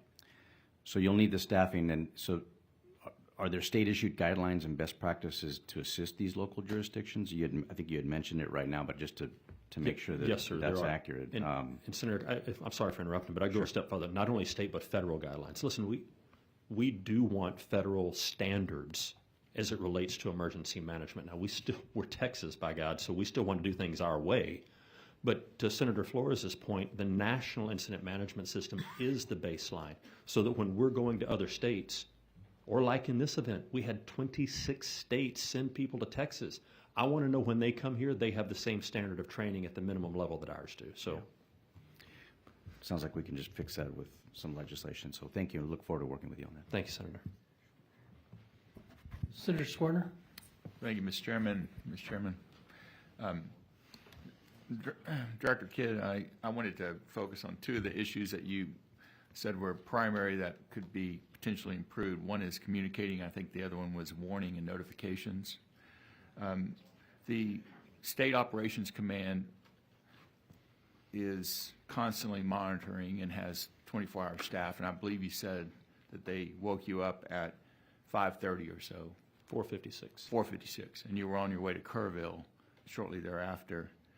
There was the flash flood emergency issued at 4:03, so less than an hour after the flash flood emergency was issued. The State Operations Command does not have I think you testified or mentioned that they do not have a directive or they did not notify the local emergency management director, the county judge, or the emergency coordinator in Kerr County or the counties that were affected. Is that true, what you just said? It is with a caveat to that. The same way that we got that notification from the National Weather Service. It goes to them as well? Yes, sir. Yeah. But there was no coordination between the state and the local at that time regarding that communication and essentially waking the judge up or the next in line at the local level. I would see that a little different because we had a San Antonio Fire Department boat squad in Kerrville the day before at Thursday at 1 o'clock that was already tied into the local responders there. So to say that there was no coordination between the state and the locals, that's not accurate. There was coordination. There were resources in place that they knew the resources were there. And when you get to Kerrville and you listen to the Kerrville fire chief, I bet he's going to tell you the story about how that saved at least 3 of his firefighters' lives because we had that boat squad there. At the local level, the individual that could initiate the evacuation is the emergency management director, the county judge. Correct? For the unincorporated area of the county, yes, sir, that's correct. Okay. So a sheriff can't do it, No, or sir. the next in line, right? We had the same issue with Ebola, whether it was a quarantine, whether it was the governor, the commissioner, Department of State Health Services, the CDC director, Judge Jenkins, the emergency management director, the emergency management coordinator, the sheriff, or the police chief of Dallas County. And they were all, you remember that? I do, yes, sir. So Yes, sir. it's not dissimilar regarding stay in place versus evacuate and the need for that coordination and communication. Were you yourself able to reach, or any of your subordinates reach the county judge in Kerr County on your drive down to Kerr County? On the drive down to Kerr County, I do not recall trying to reach the mayor or the judge. I was more interested in communicating with the responders that were in the field. Okay. But the individuals that needed to be saved needed to have a warning system activated to some extent, or at least some sort of messaging system. I'm not for sure how they do it at the county level. I'm sure we'll hear more next week. But that judge's level, from my understanding, from what I'm being educated on today. And so the most important person to know that and to save the most lives, we can have sirens up and down, but if someone doesn't turn them on, they're no good, right? And so that communication to the person making the call, not dissimilar in the time of war, in this time of emergency, needs to happen. And so there seems to be a disconnect of making sure the person making the call is awake, alert, and doing it. Am I wrong in No, Senator, concern there? You're not wrong. I think there's complicating factors, or it's a word I want to find. When an emergency alert goes out from the National Weather Service, the National Weather Service does not check with or get permission from state or local officials before they push that alert. They use a program called WEA, the Wireless Emergency Alert, we love our acronyms, and IPAWS, the Integrated Public Alert Warning System, and that's how your phone, regardless of which jurisdiction you're in, gets the flash flood warning or the tornado warning if you haven't turned that off on your phone, right? I also want to set aside places that have no cell phone coverage. Let's acknowledge those. There are places in this state that have no cell phone coverage, so no warning system over cell phones is going to work there. Let's set that aside. There are also National Weather Service, NOAA. National Weather Service is part of NOAA, which is part of Commerce. There are weather radios. I have one by my bed. You should stop at H-E-B or Walmart on the way home if you don't have one and spend the $35 and have one next to your bed. Because we're places where we don't have cell phone coverage, the National Weather Service NOAA weather radios will alert and wake you up at 1, 2, 3, 4, 5 o'clock in the morning. You're asking who from the state reached. A flash flood emergency was issued, and you were notified at the SOC, by the SOC, the ability to evacuate, and when was the order for evacuation ordered? I do not believe there was ever one ordered, sir. There was never one ordered. To my knowledge, I'm not aware of one, no. And So- again, question for the so locals, that but there's no. coordination, though, but the decision maker is a county judge. There was not, I'm not talking about preparation, I'm talking about actual warning and the saving of lives. And that has to be implemented by the decision maker at the local level. That's the system we have here in Texas, right or wrong. And that decision maker has to be, you know, I think there is some incumbent aspect to, on the part of the state to make sure that decision maker is making the decision one way or the other for that local jurisdiction. As far as at least having that information available to them as a second check. And we can't just rely on a text message from the National Weather Service. There needs to be some combined effort to get that person, you know, you wake up the president, right, when there's an attack. In this case, the President of the United States is the county judge of Kirk County. Yes, sir. All right. Thank you. Representative Johnson. Thank you. Thank you, Chairman. Chief Kidd, I want to echo what everybody up here has said about the amazing work that you and your team do. I think all of us in emergencies, whether that is a weather-related crisis, a public health crisis, or a mass casualty, all of us have had the chance to see your commitment, your team's commitment to helping each and every one of us and everybody in Texas.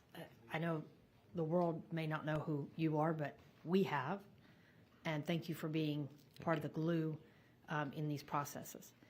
You mentioned a couple of things, and as Speaker Pro Tem Moody said, there are evaluations that are going to come out from all these hearings that we will hopefully look at in the next legislative session that are big issues, and hopefully we do what we can now in this 30-day window to assist with what you all need. But I heard you say something about needing fleet, physical spaces.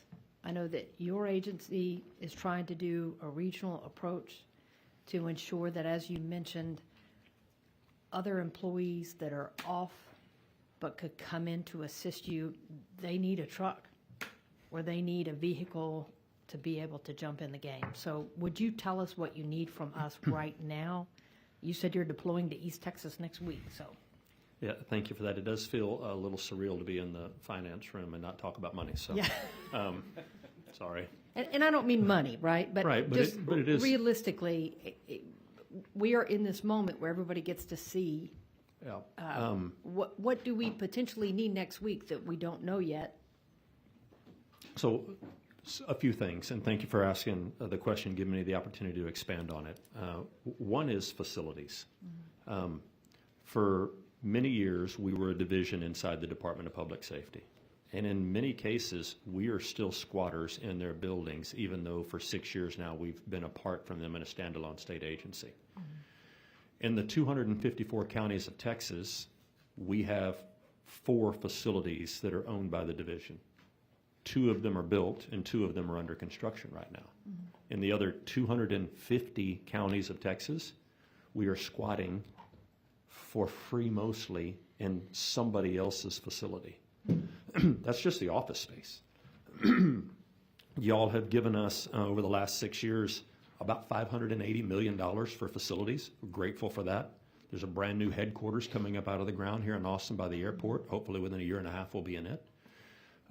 We have a 258,000 square foot climate controlled warehouse in San Antonio. It's the backbone of how we support local governments across the state. I have a 60,000 square foot climate controlled warehouse in the College Station area that has a regional headquarters there. It has offices, it has an emergency operations center, it has a training room, and it has a place upstairs for me to sleep 200 responders at that facility. So I'm not setting up expensive base camps, and I'm not taking up valuable hotel space. Those are about $45 million to build, like the one we built in College Station. Last session, you gave us money to build 3 more. I need 4 or 5 more. I would like to be no more than 3 hours from every Texan, and that would put 1 in each of our regions. And so as we continue to build those out, that gives us the place to aggregate resources, like we used during COVID, like we used during Ebola, that we didn't have then, to store those resources, masks, gloves, commodities, meals ready to eat, water ready to immediately be deployed, cots, blankets for shelter operations. If we had 8 of those across the state, I could be no more than 3 hours from every Texan. That's part one. Within that, we have additional warehouse space for vehicles and heavy equipment. The thing that I mentioned about trucks and ambulances is at the local level, you all know who owns your local ambulance. It's either the fire department, or here in Austin, it's a Third City Service, or it's a private company that owns that 911 ambulance. At your local level, you know who owns every fire truck, says a name right on the side of it. You know who owns every police car, names right on the side of it. But at the state, who owns the ambulances? There are none. There's none. We use local government ambulances that we borrow from them every time I need to put 25 or 50 or 100 together to go solve a problem or support a local government. Who owns the fire trucks? The Texas A&M Forest Service has a few trucks, but most of those you grant money down to the local governments that care and feed them, and then we get to borrow them and sometimes pay them to use the equipment that we bought. For the police cars, they say the Department of Public Safety on the side, or they say Parks and Wildlife. We know who those are. But imagine a world where if in each of our regions we had 1 or 2 engines, 1 or 2 brush trucks, and 1 or 2 ambulances that we packaged as a strike team, that I would need a small staff to keep them maintained, mechanics mostly, to make sure that they were ready. But then I have the workforce. I'm not asking for people to staff them, because I'll go to Houston Fire, and Chief Munoz and the mayor there have promised me they'll give me all the firefighters I want. They just can't send the fire trucks. We'll come here to Austin, they'll give us those, and I know that's a separate issue, but San Antonio will do the same thing. Those local sources that we borrow people from sometimes have a challenge sending the rolling stock that their community has paid for. That's something I would love to have the conversation about, man. And just to clarify, we trust local officials to do what they can in an everyday circumstance. You're talking about you're coming in to support when there's not enough. That's correct, ma'am. When the situation dictates that those local resources have been overwhelmed, then we bring in mutual aid from across the state to support that local government, not second guess and not command that local government. That's right. This is just auxiliary workforce and resources to support during the big events. And I know we're going to have a longer conversation with our panels, not only here, but as we go forward. And what I have heard from you is the ability for us to do better in projecting these emergencies, being prepared to respond to them, and where we can do better and try to have the ability to prevent. And so, again, thank you for everything and appreciate your testimony. Thank you. Yes, ma'am. Senator Kokhorst. Thank you, Mr. Chairman. First, I want to say thank you to you for offering a prayer when we began today. Those prayers are so needed for the families and for the community, and also for the first responders that continue to work. So thank you very much, Mr. Chairman. Chief Kidd, thank you. And that's a big thank you, not to you only, but to everyone that you represent in the agency. I see Blair Walsh here. Thank you. Taking those phone calls, dealing with the families, looking for those children. Y'all would take those phone calls. And we're getting closer to finding them all. Yes, ma'am. Sobering. I want to drill down in a few things. You mentioned something that I think is very important when we look at, and you talked about the AARs and then the corrective action plans. And really what this committee has been charged with is looking at those corrective action plans. How do we do better as a state? How do we learn from these disasters. Certainly, I got to know you very well during Hurricane Harvey in 2017. So you mentioned a bill that I think is very important. All of us realize that HB 2794, before that bill, TDM was within the Department of Public Safety.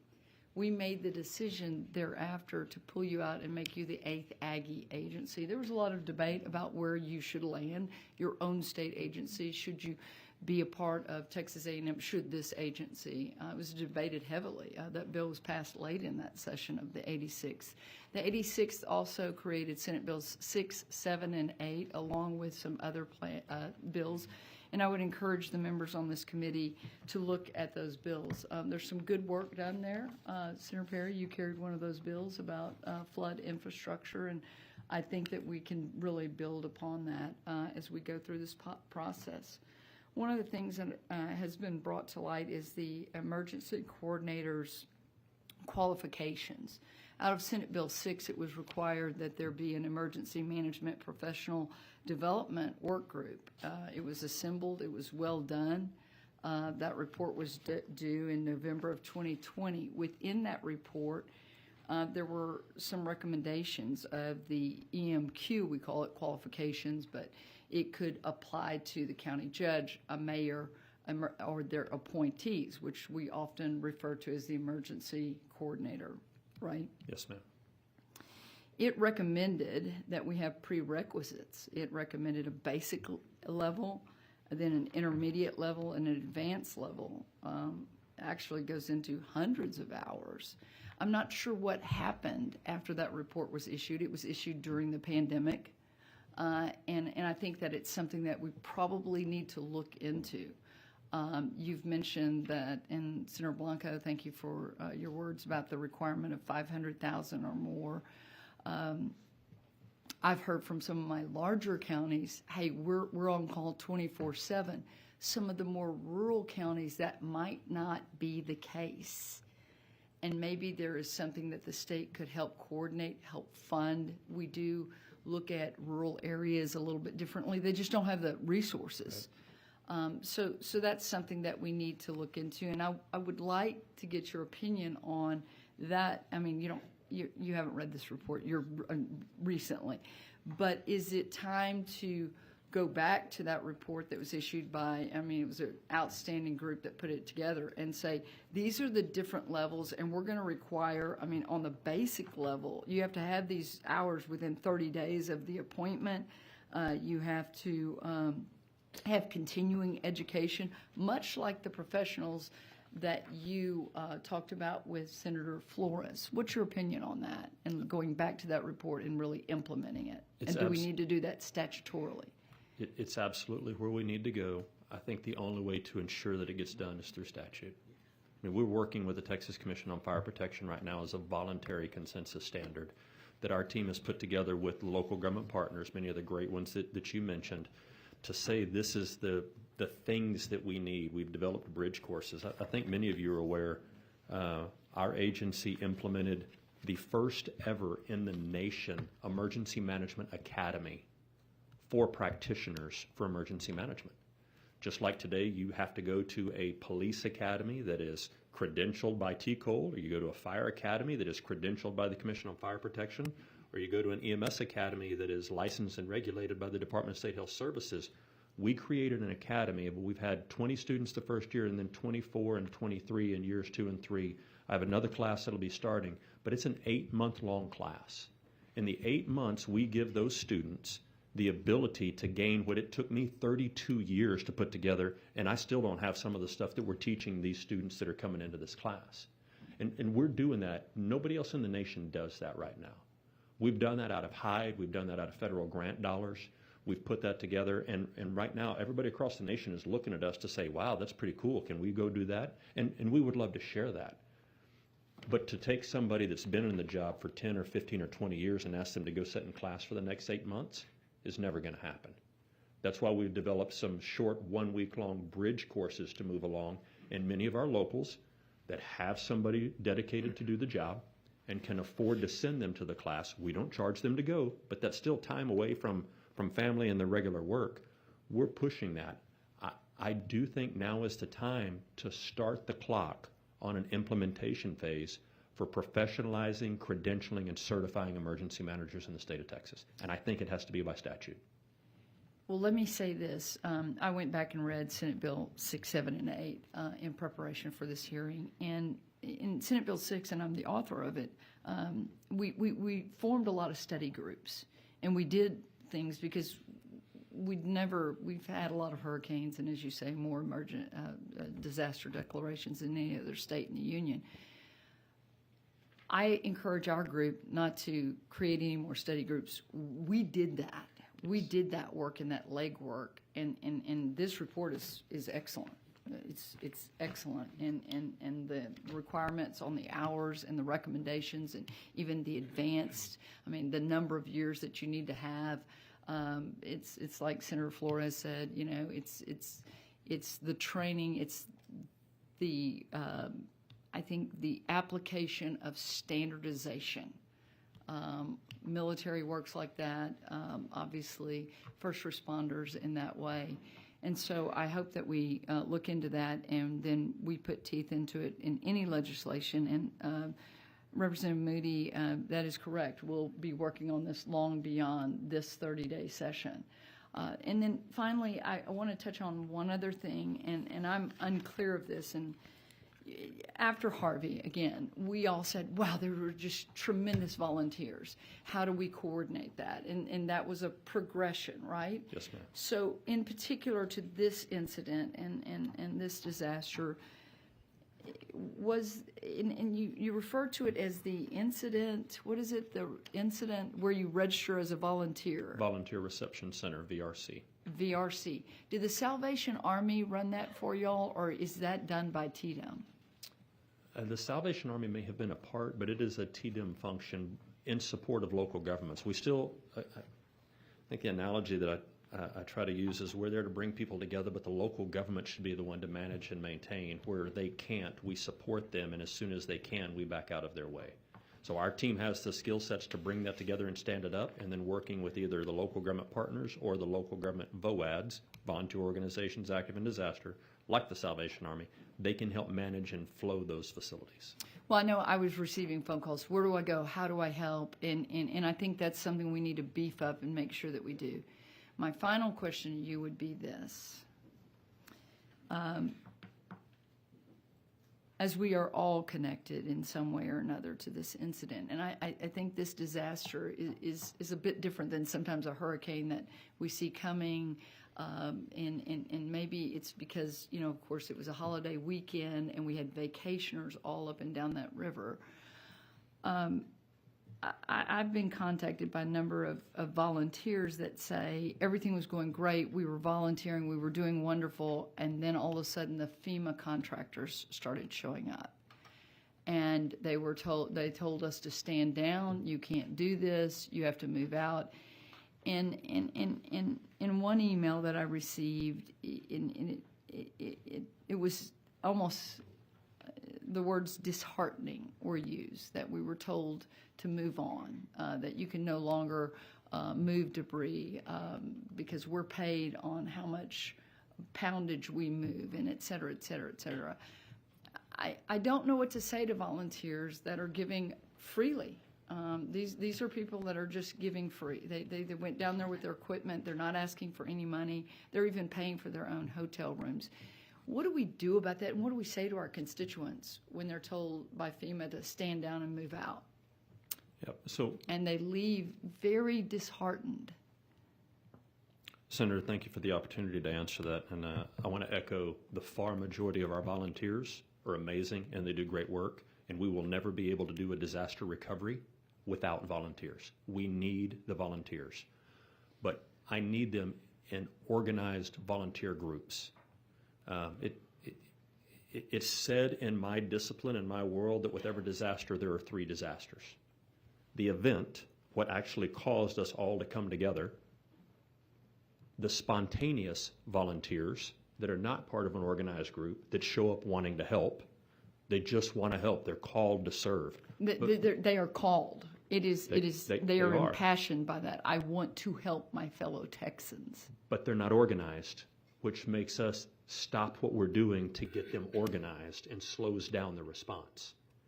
And listen, all of you have your own professional businesses. Imagine if 25 of us just showed up to help you, but we have no idea what you're doing or how you're doing it. We're just going to come and help because we're called. So we've got to organize the volunteers. You said the piece about disheartened, and I agree with that. You also said, I'm going to work my way backwards. You said FEMA told them they can't move things because we get paid by the pound. That's a lie. That's not true. I don't know who told them that, but I can tell you that's not the way the system works. FEMA doesn't get paid to move anything, number one. And number two, the contractors that we have doing this work are not even going to start until today or tomorrow.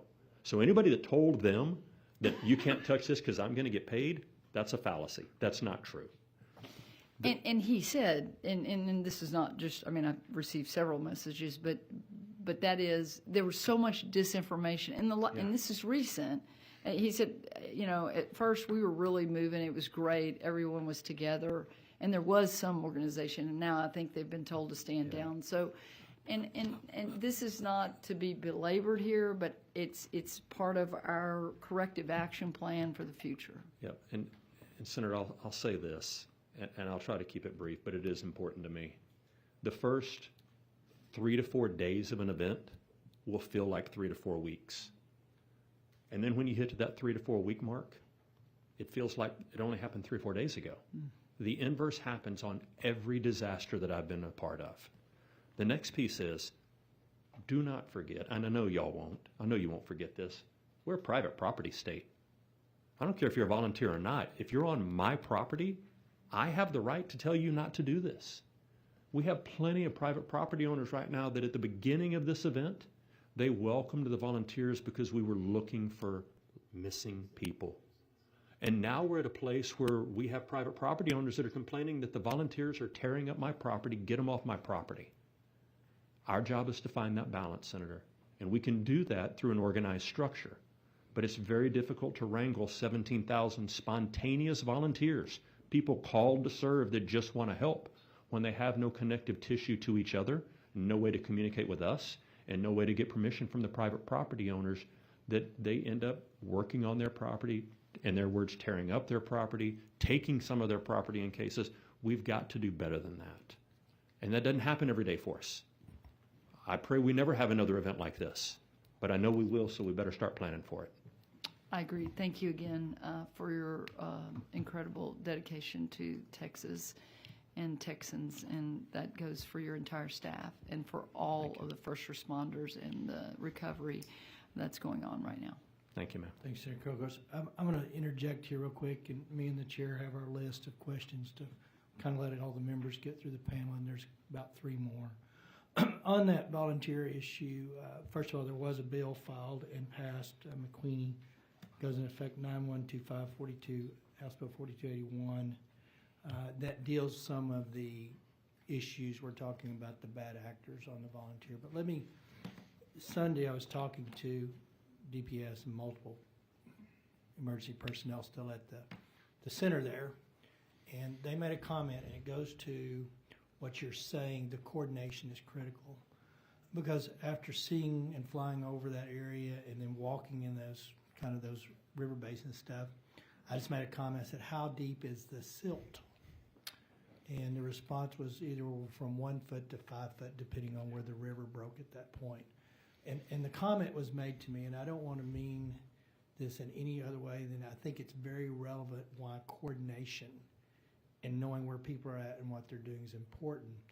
They said, the sad truth is the traffic on the silt with skid loaders and people that are well-intended helping to try to do something have hampered the recovery effort because now they're using sonar and other technologies to try to determine if there's someone underneath the silt. Yes, So that goes to the heart of a very practical application why we need to be able to, at least at some level, coordinate and dispatch with the proper personnel assignment with them so that they don't actually create a problem. Now, I'm not trying to backtrack and say they shouldn't have been there, and I don't think that they did irreparable harm or damage on a long-term basis.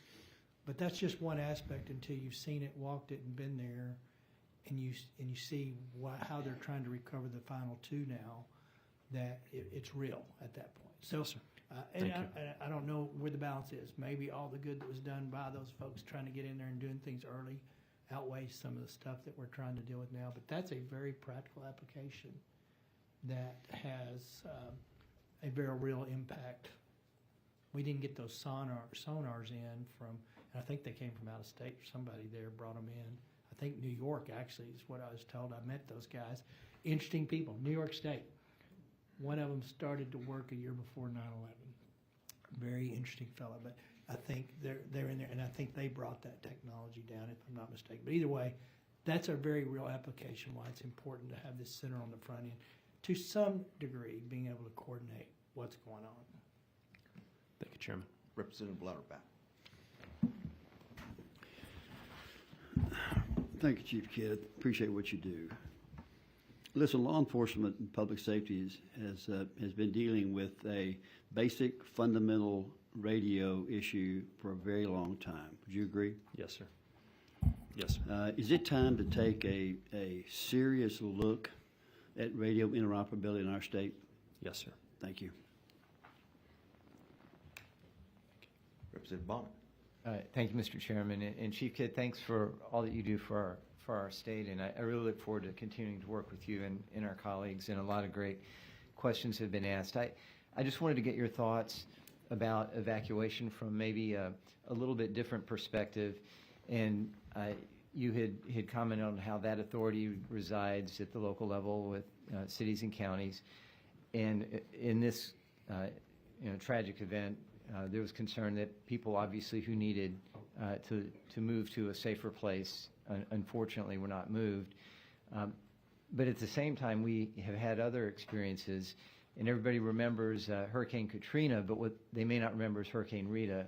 And in the aftermath of Hurricane Katrina, there was a lot of fear and a lot of anxiety, and there was a mass evacuation, not necessarily mandatory, but people chose to leave.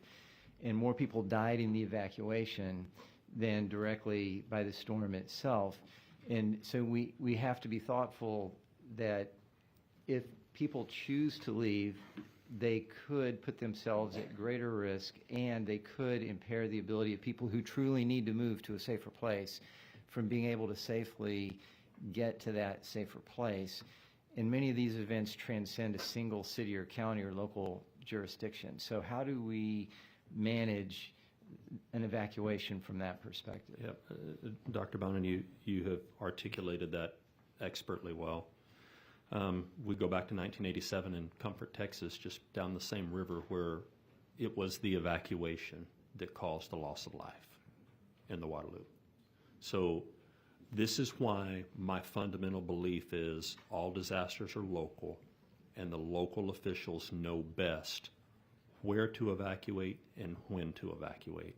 And any of us that are not intimately involved in that process and timeline are just second guessing their actions based on limited information that hindsight is always 20/20. We can always make a better decision tomorrow with the information that we gain between now and then. And I don't think there is a single right answer to your question. I think it is a management process for every time we're going to deal with it. For instance, in the Gulf Coast, your hometown, we know that we should run from the water but hide from the wind. In a river basin, we should try to seek elevation, but that doesn't mean get in our car and drive through 3 low water crossings to get to it. And so there is no single one magic silver bullet answer that we can give all Texans right now. What we have to have is adequate radar systems that understand the weather threats that we're dealing with, the ability to communicate that to our citizens and our local officials and our responders in real time with adequate warning time, if it even exists ahead of time. And then the resources to be able to back up and either evacuate those and shelter them, or those that we ask to shelter in place to be able to check on them and make sure that they're okay, and then find the way to get them out as soon as that threat passes or subsides. And I wish there was a single one-size-fits-all right answer to this, but there's not. And in each jurisdiction of the state, there's got to be somebody there at the local level that's responsible for doing it. They've got to be ready to answer the call, and they've got to have the resources in order to effectuate action. And I wish there was a better answer than that, but I don't have one. Look, I think you're doing a great job. I appreciate that response. It just seems there may be times where some coordinated effort is needed to organize or triage the evacuation process. Yes, sir. Representative Wilson. Thank you, Mr. Chairman, and I know that we have other panels that we're wanting to get to, so I'll make this very, very brief, Chief. I echo everybody's appreciation of not only the TDM team, but all first responders and volunteers who move forward at the call of duty. A very detailed timeline associated earlier associated with the flooding, especially there in Kerr. Do we have a detailed timeline as it pertains to Sandy Creek? I did not prepare that for this package, but we can go back and look at the National Weather Service forecast as well as their social media posts that we gleaned this information from, and we will. If you could provide that to committee. Sandy Creek, yes, sir. Appreciate that. Also, as a matter of process, you mentioned after action reviews earlier. Where are we in after action reviews? Do y'all lead them? Do you participate at the local level? How does that work exactly? Great question. Thanks for the opportunity. After action reviews are a standard. They're a gold standard. But the only thing in state law that I can find right now gives the chief of the division the authority to request from a local an after action report on a significant event. Now, as a matter of business practice, we do them, and a lot of local governments do them, but there's no known requirement for a local entity to share that up or across with any other organization. I see, and you'd probably agree that if those were collected and warehoused, basically it would bring to us to refining our processes and best practices. You know, at the end of the day, when you look at the communication, and it's an interoperability issue, as you've laid out, and it's almost like a broken record. It's not the first time you've told us. You've told us many times, and as well as other first responder entities and so forth, the need and the demand. And of course, it was first highlighted during Katrina, when it was a multiple state communications. There was no standard, if you will, in terms of first responders or emergency management communities or communities as a whole to at least even understand that if we're going to go out and procure, you know, we need to at least meet this standard for interoperability. And I appreciate your awareness and sensitivity of the fact that there has already been substantial investment by many communities across the board in the state of Texas.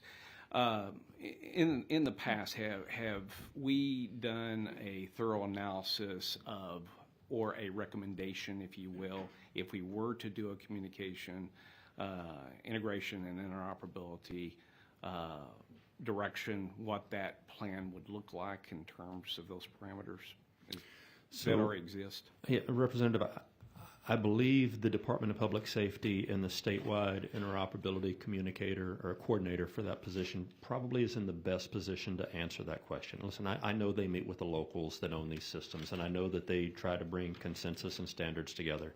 And I know you've got some experts sitting over here that can answer that question much better than I can. What I think does not exist is the organized structure at the state level with the carrot or the carrot-shaped stick in some cases to encourage them, give them the financial incentive at the local level to want to work together in a unified fashion so that we can go and support other local governments with our existing radio systems. I think that's the piece that's missing. I appreciate it, but at the end of the day, are you aware of the analysis and the vetting that's already been taken or has taken place to what that would look like?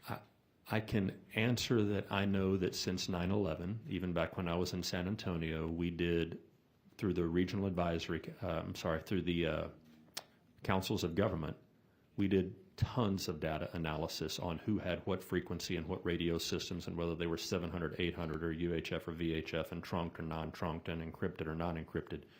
I know that analysis is out there. I don't know what it tells us today. No, I appreciate that, but what you're communicating is, and for us to understand that it's extremely complex. Yes, sir.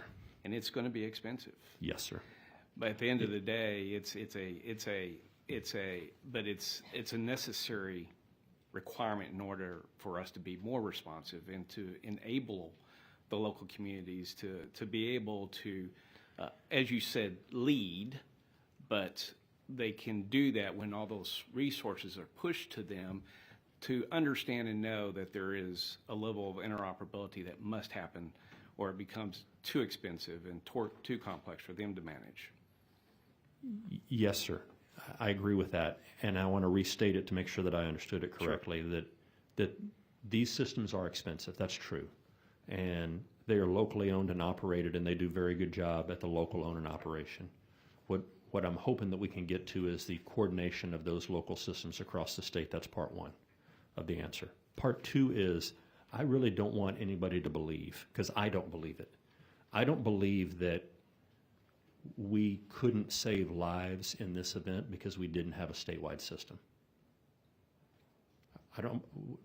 Having a statewide system, if y'all had given us money, or if we had come up with our own money years ago and we had the most state-of-the-art interoperable radio communication systems on the planet, I don't know that that would have changed any of the outcomes of the lives lost in this event. And I want to make sure that those two are clear. I and separate. appreciate it, but Chief, I'm not just talking about this event. I'm talking about emergency management in general, be it the fires up in the Panhandle and the confusion associated with the fog of war during that time frame, be it a hurricane or whatever.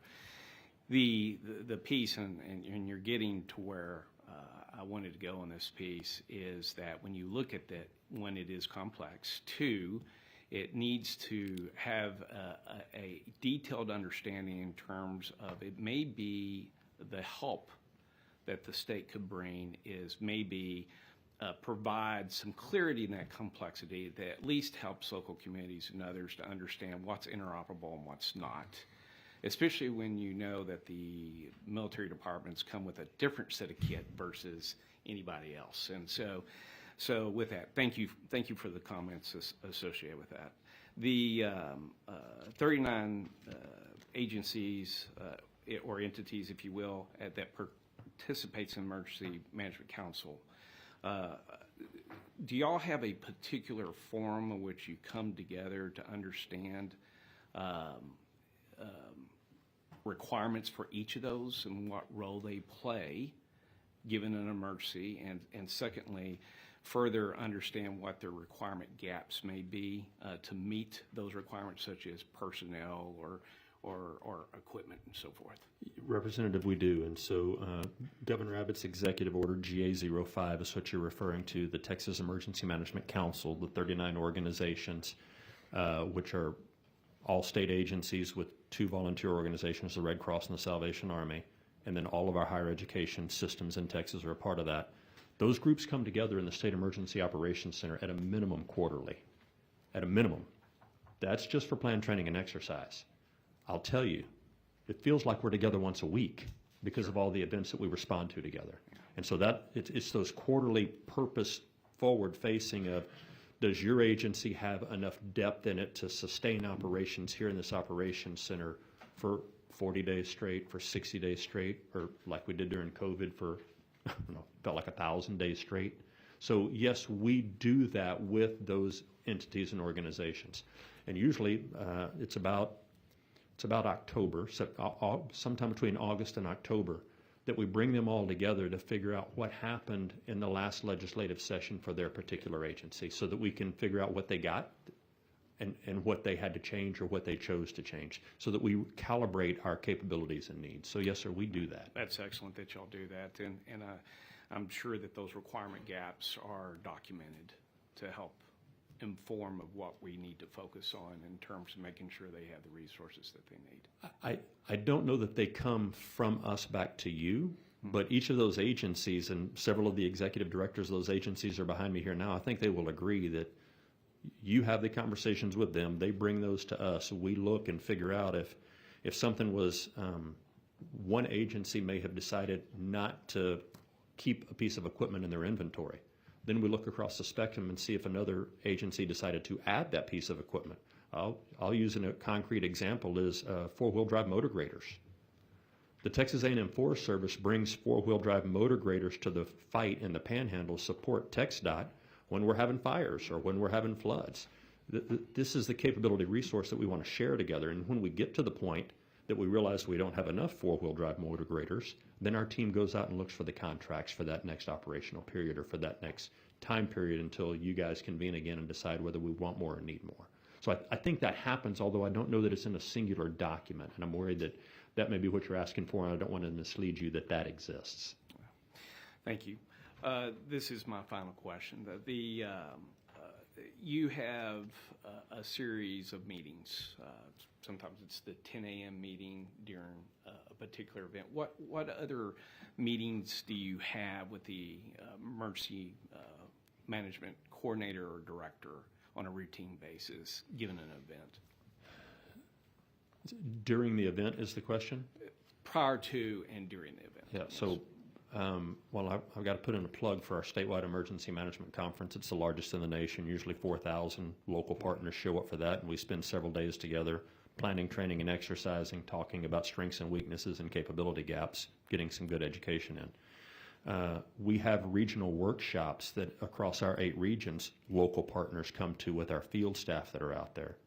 And then we have embedded our people in jurisdictions across the state where we now have about 135 of the field focus, 100 of the field focused personnel at the county liaison rank and title that are constantly embedded with our local government partners.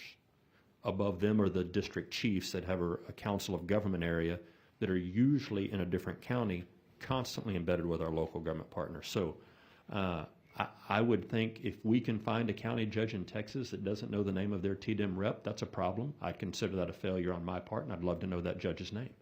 But we are constantly in communication with them about all things disaster and emergency management. Thank you. Yes, sir. Senator Hinojosa. Thank you, Chairman. Thank you, Chief Kidd, for all the time you've taken to answer all of our questions and for your preparedness in this process. Look forward to working with you.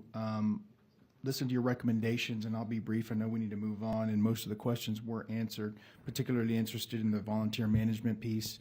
As a former volunteer, and you know, I've written copious notes on what some of your recommendations are, some of your concerns are. I'd like to work with you, Senator Colcourse, and anybody else on that piece. But taking notes on your recommendations, I've got pretty good notes on most of all of them. I think I'd like to give you the opportunity to expand on the mass casualty management. I don't know that I've heard more detail about what your thoughts are on that, and ways we can improve. So, thank you, Senator. I used to say there were 13 medical examiner offices in the state of Texas. I've since been corrected. That number may be 11 or it may be 14. Regardless, I think it's less than 20 ME offices in the state of Texas. Most counties have a JP. The Justice of the Peace is responsible for ordering the inquest into a cause of death, and I'm looking at some of the physicians up there to help me make sure that I say this right. If it is a medical cause inside a hospital, then the attending physician, I think, can determine cause of death. Senator Schwertner, I think, is going north and south with me on this right now. But if it's outside of that, then the JP comes out and either determines cause, manner, time, or they order the inquest, which goes to one of the ME offices. In this particular event, we knew, and the local law enforcement, the Department of Public Safety, the Texas Rangers, everybody that was participating in helping find people and identify people and categorize those who were missing, genuinely believed this was not a criminal act. It was not a terrorist event. It wasn't a human-caused mass casualty event like we may see in a mass act of violence. And so did everybody need an autopsy was one of the questions. Most of the local law enforcement felt like not everyone needed a complete autopsy, that we wanted to get those that had been recovered and get them returned to their families as soon as possible. And so we ran across some local challenges where ordering of that autopsy became automated, whether or not anybody else in the room felt that they needed to be done. And then we had the potential for families to be split, where we had some that were being held in Kerr County and others sent to Bear County and others sent to Travis County and from the same family. Then those survivors had a much more difficult time reuniting the deceased with the families. I think we can do better than that, Senator. I think through some organizations that our Emergency Medical Task Force, EMTF, has built, Dr. Shuford, the Commissioner of Health, has been a great partner in the EMTF program. I think we can partner with those existing medical examiner offices and offer deployable resources to help in a county that does or does not have an ME office, bless you, in order to be able to support a surge in fatality management that they don't have the local capability to support. And it's not new, it's not rocket science. We do it with police, we do it with fire, we do it with EMS, we do it with public works, we do it with emergency management. It's probably time that we look at doing it with the mass fatality management as well. And we have a frame line for that already, a frame network for that already. It would just be going back and looking at certain pieces of legislation that may allow a JP not to be the sole one responsible for making those determinations, and allow us to bring additional resources in to consult with them, the county judge and the county attorney, on how we manage multiple fatalities from a single incident in a single jurisdiction. Very good. And then did you touch enough on the credentialing of your emergency management personnel? Man, I'm afraid that my phone is blowing up with hate mail right now from all of my peers out there that, there are, and it's to Senator Menendez's point, we've got some great local emergency managers out there, but there's no baseline standardization for how they got to where they are. And I do think it's time that we as a state decide there needs to be a baseline for people that get appointed into that position. You cannot be a medical director. You can't be a public health authority without being a physician. You can't be a county engineer without having an engineer degree. You can't be a peace officer without being licensed. You can't be a firefighter, a paid firefighter, without being it. Now's the time for us to do that for emergency management as well. Thank you, sir. Senator Mendez. Thank you, Mr. Chairman. This will be brief, but Chief Kidd said something earlier. You said when Representative Johnson was asking you about what you needed, you said facilities, so if you had enough facilities, you could be 3 hours from every Texan, I think is the quote I heard you say. Have you thought about partnering with either school districts or TxDOT? Both of them operate and maintain vehicles. Both of them have facilities or property in most communities. At that point, maybe, and I know our school districts have a history of during the school year, during ice storms and other such, to get up and they look at the roads to see whether or not the school district's going to have school or not, and it's safe enough for people to get to school. So that's just one thought as you move forward, because I think it'd be important for you to have it.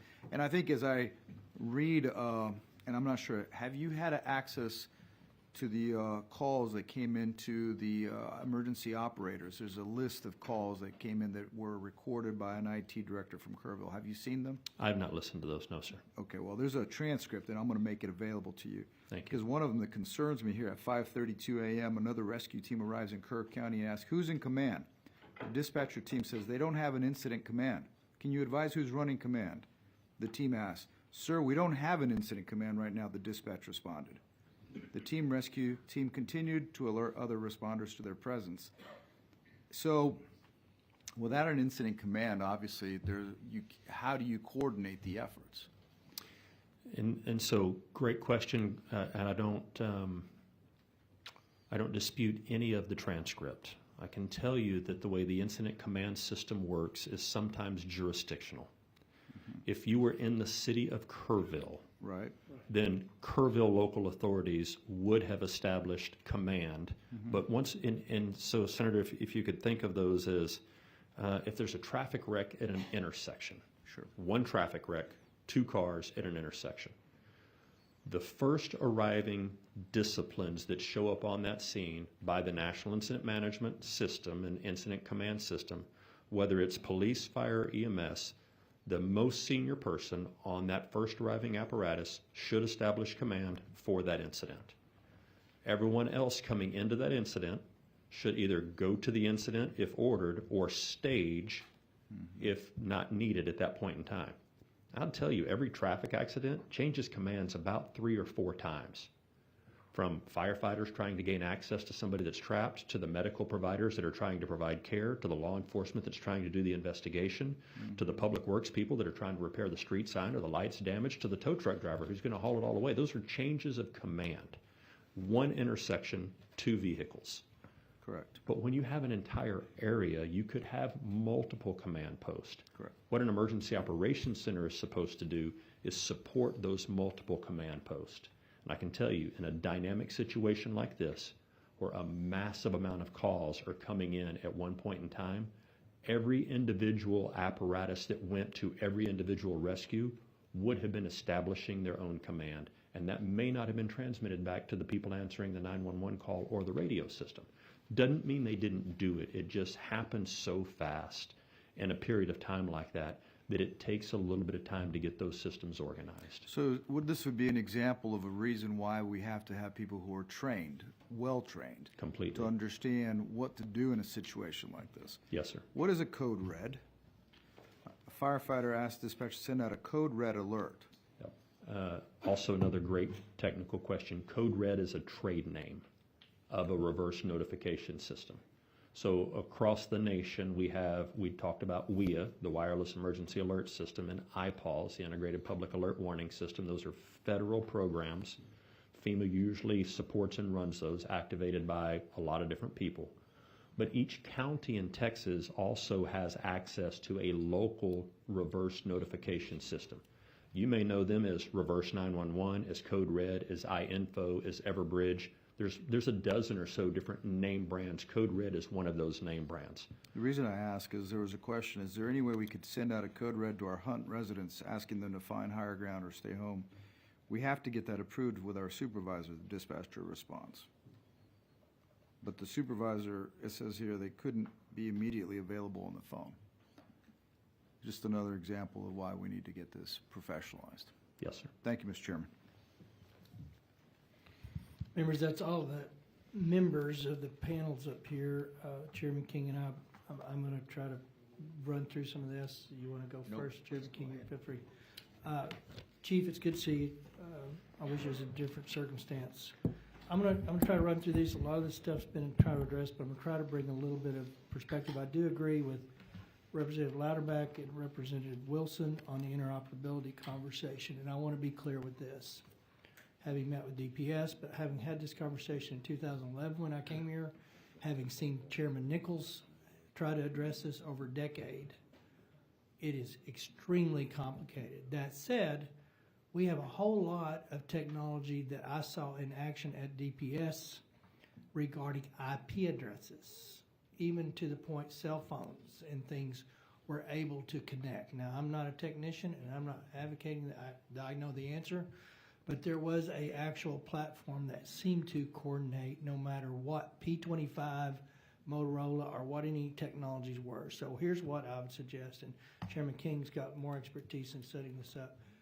If we go down this road, it will be a multi-discipline conversation at local, state, I don't know, include federal. That's another layer of anxiety. But if we're going to go down this road, and it ties into some of the other panels we hear with internet and how that works and what a vital resource that has become in these disaster recoveries.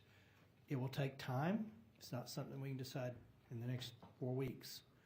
But I personally am kind of frustrated and don't want to hear about it again after we get done. And what I mean by that, it needs to be holistic and very, very partnering and not turf building. And I don't want to leave you with the impression that's your job. It's these guys' jobs to set that format up and get to the bottom of what is possible and what it costs before we get out of here next session and through the interim. I have not had this question answered at any level. I've asked it 50 different ways, 50 different times over Sunday, and people followed up, and there may be no legitimate answer. Back to Chairman Bonin's perspective.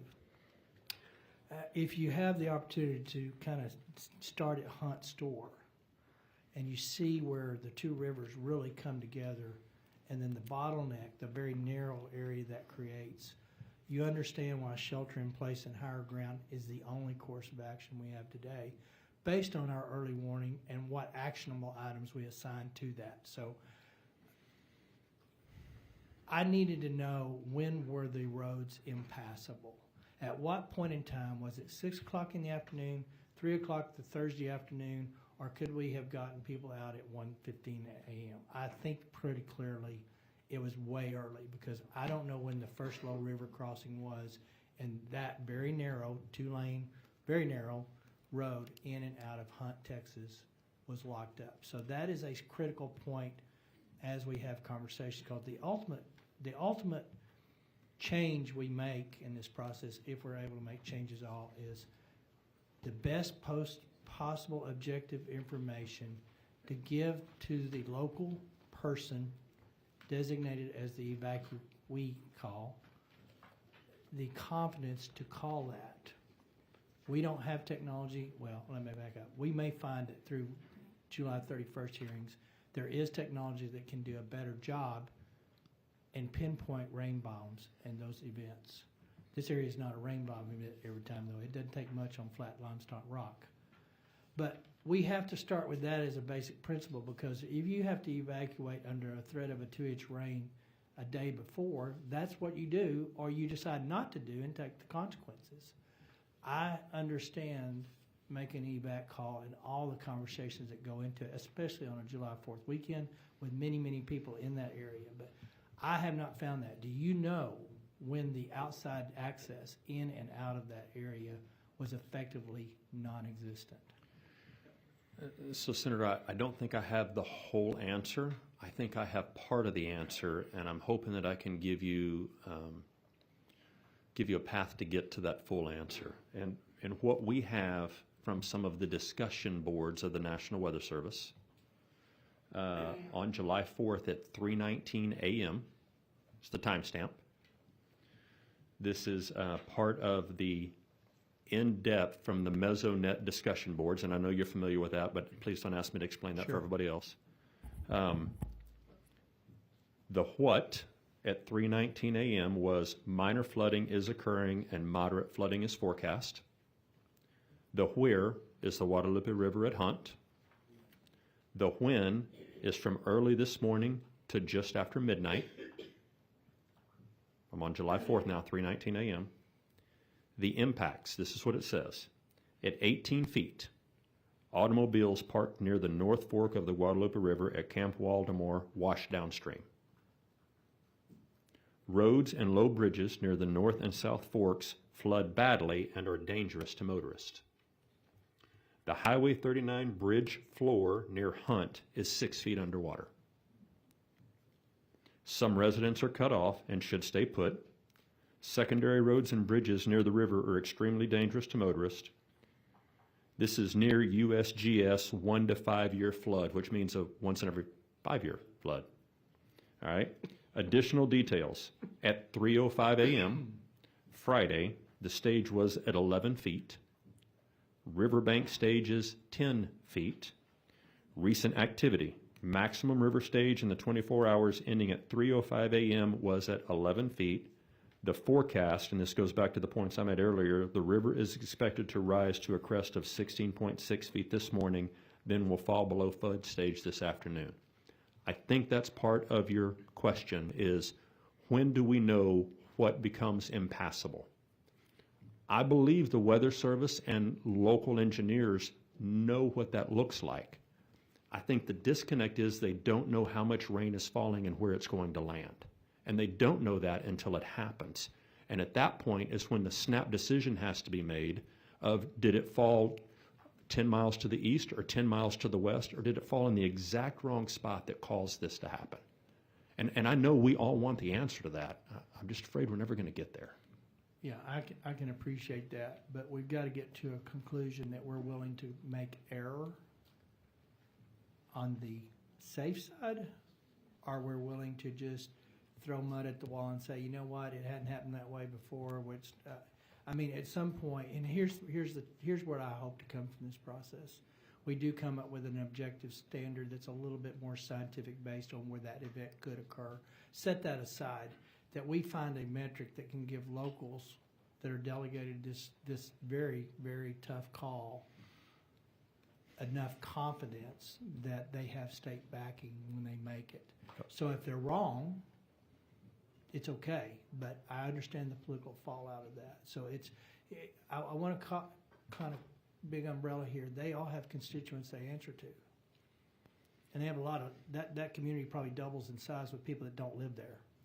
So they probably don't know where the gas station is, much less how to get out. They just knew they came in. So there's a whole all other factors that are very unique to that region after looking at it. But we have to find a way to give the locals more tools and more confidence that if they believe they need to make the call, and if it's 12 hours out, they make it, or preferably in an event like this, after looking at where the camp was specifically, shelter in place and get on the roof. Some of the kids actually were able to climb up the wall of the canyon because they had enough notice. So that's probably the best case scenario until technology proves different, that at some point higher ground is the only option you've got, but it cannot be when you see the river cresting. It's too late. You got to make it 12 hours early, 6 hours early. We think this could be a major, and you got to bring them to a higher ground in the community that's designated no different than go to your bathtub in a tornado, whether the tornado's coming. So that's what I hope came from. So moving forward with Senator, that, if I may, I don't ever want to go through this again. I know none of you do, and we don't want the heartbreak for any other families in Texas. We've got to figure this out. Right. It's our job to give those locals the right tools and standard. And then we're not changing the warning systems from NOAA. I wish that was our jurisdiction. It's not. But we darn sure can attach what I would call an actionable item to those warnings in a state rate. So if you get a flash flood watch or a flash flash warning before there's an emergency flood, we can assign, I think, actionable items to that as a state based on this event and regions around the state to do it.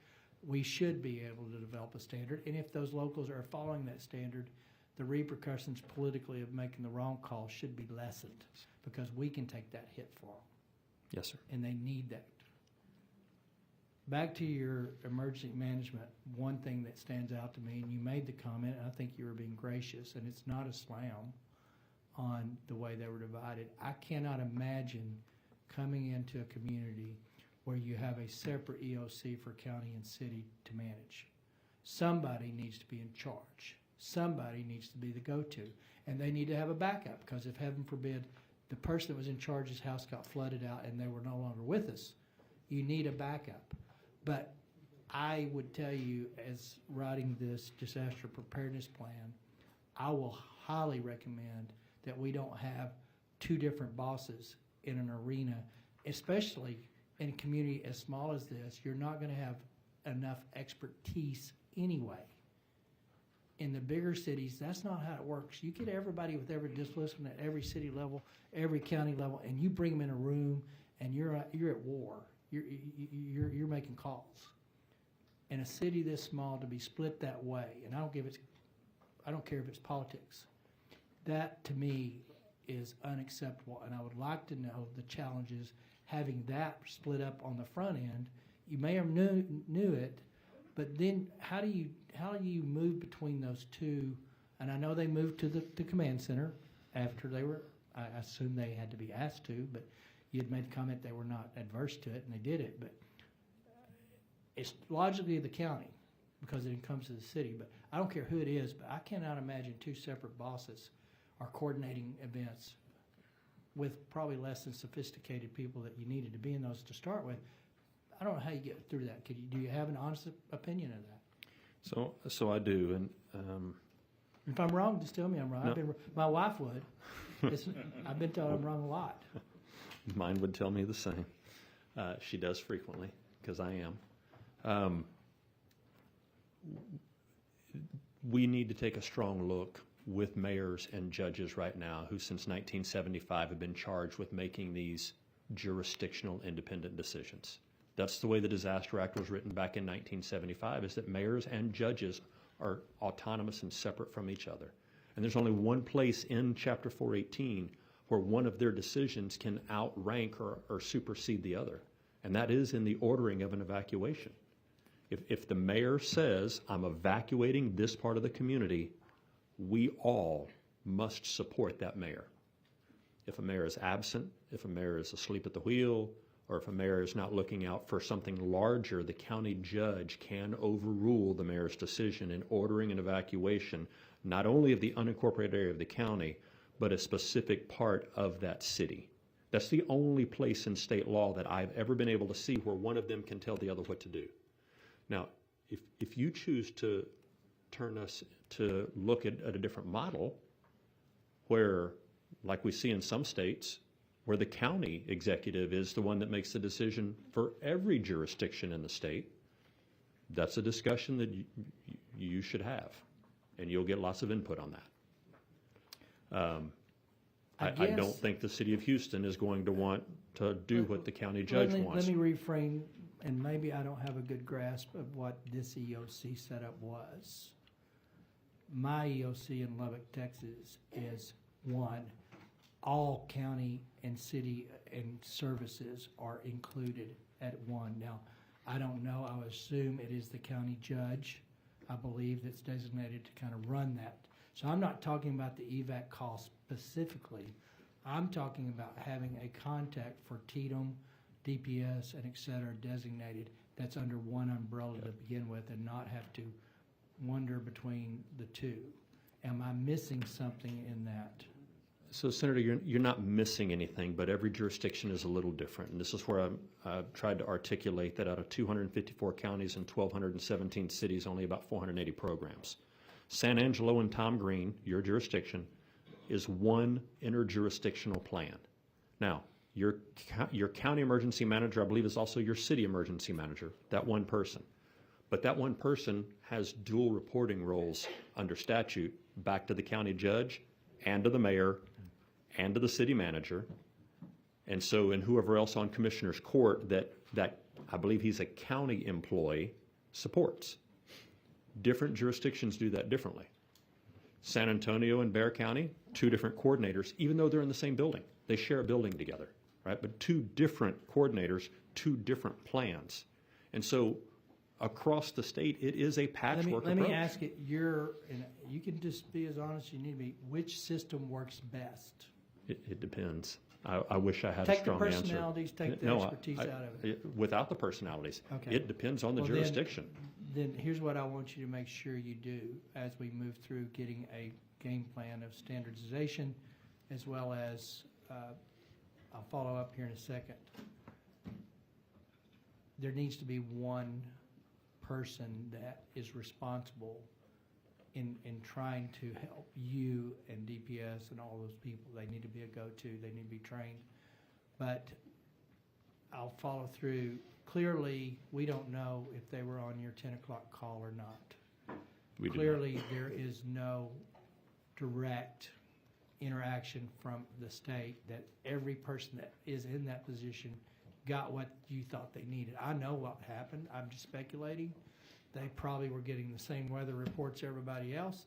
1 to 2 inch rain, sun's up, clouds look good, people are having July 4th and barbecues, and it was that immediate bottleneck that created it. So I'm not faulting them, I'm just saying I think we do have to formalize a connection with you and those guys very clearly. But if you're having to wonder which guy I'm having to formulate that with, that just compounds an already stressful and time compressed limit. So I look forward for you working into the members as we come up with good ideas and we come out with a bill on this. Andrew Parks is my guy. That will be the accumulation of ideas and responses. Chairman King has Megan, I believe. Yeah, and so she'll be back. We'll funnel up a lot of this stuff so we can kind of organize it and cull through and get the duplicity out of it and make it a better product. real quick here. On the money stuff, you said something that got my attention. It's a different tangent. I won't go there too far. We still have money that the locals have not accessed that they were supposed to from prior disasters from the federal government. I know when I got into Harvey and the funding that was there, I found out that there was 15 years, I think, or 10 years, there's some limit. But there was counties that had been designated money that they have not accessed the money, and it was no for other reason that they just had not gotten around to it.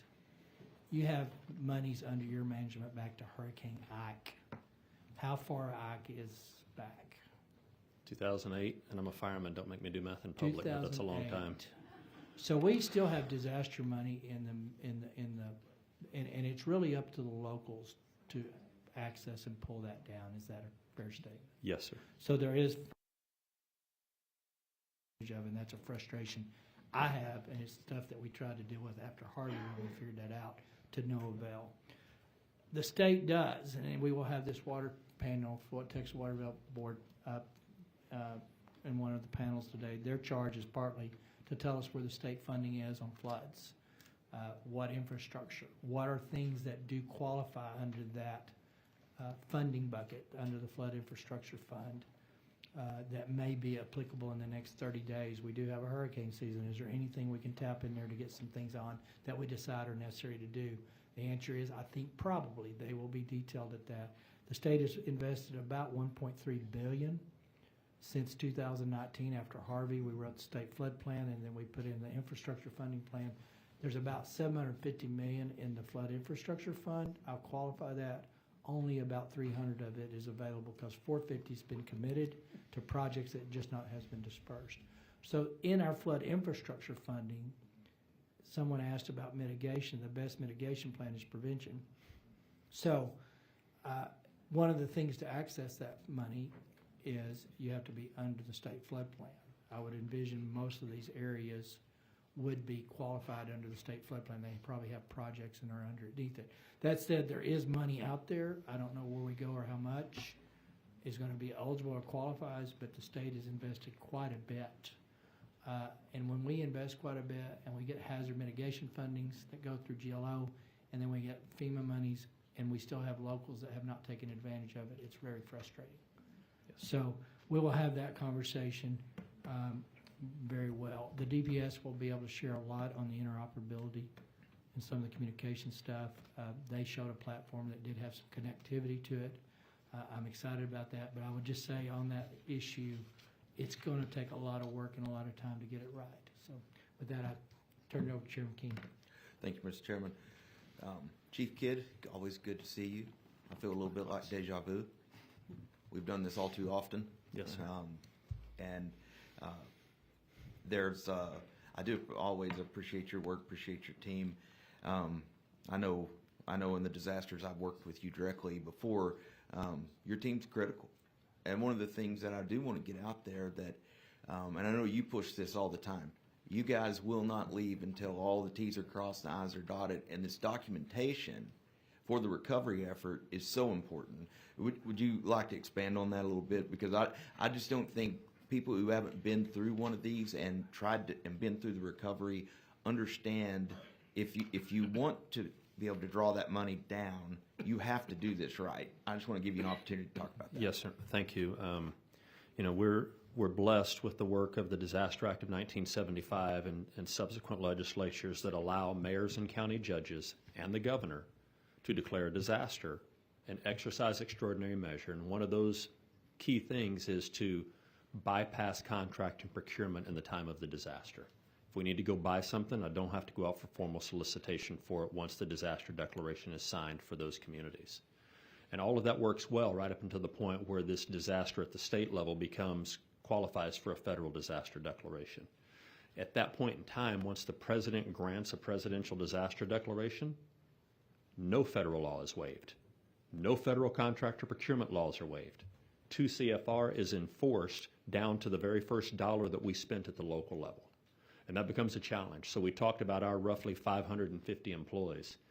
There is any given day that we have over 700 auditors under contract that are out working with our local government partners to manage the $23.5 billion portfolio that we talked about earlier, to make sure that those locals are buying and contracting and paying for things in accordance with all federal law. Now, y'all are aware that FEMA is under review right now, and Governor Abbott and I set on a small group. That is one of the largest things that I'm pushing for right now at the federal level, is to not hold local governments to 2 CFR during disaster. That during disaster, we allow them to follow their local and state contract and procurement laws. Because, Chairman, if we can do that, we can move money faster, we get the right money faster, we still avoid all fraud, waste, and abuse, but we don't slow the disaster recovery, and we get the right money flowing faster to the right jurisdictions. I hope that's where we can get to. Excellent, excellent. Moving into a little bit of the inoperability, and you and I have had this conversation for years now, and are going to continue to have it through this process and going into next session, I'm sure. One of the things that you've always told me that slows things down when the cavalry gets there, when your team gets there, and all, and not even counting the volunteer problem of coordinating them. I believe your comment in the past has been, on average, it takes about 3 meetings at the command center to get everybody going the same direction. Is that a direct reflection of the interoperability problem? I don't think interoperability challenges are the sole reason that it takes us about 3 operational periods, and in most cases an operational period is 12 hours. So the event happens, we try to, if we know it's going to be longer than 12 hours, we try to standardize for shift change, work rest cycles to get the right people in. Usually it's the 3rd or 4th operational period that we start to normalize. Communications is one of those reasons that we're not normalized from the beginning, but it's not the only reason. Right. And I'm not suggesting it's the only reason. I'm just asking, is it part of it? Yes, absolutely it is. Okay. I mean, it's where, and I think some of the stuff that Chairman Perry talked about, you know, the communications platforms that DPS had at one point were TDIM.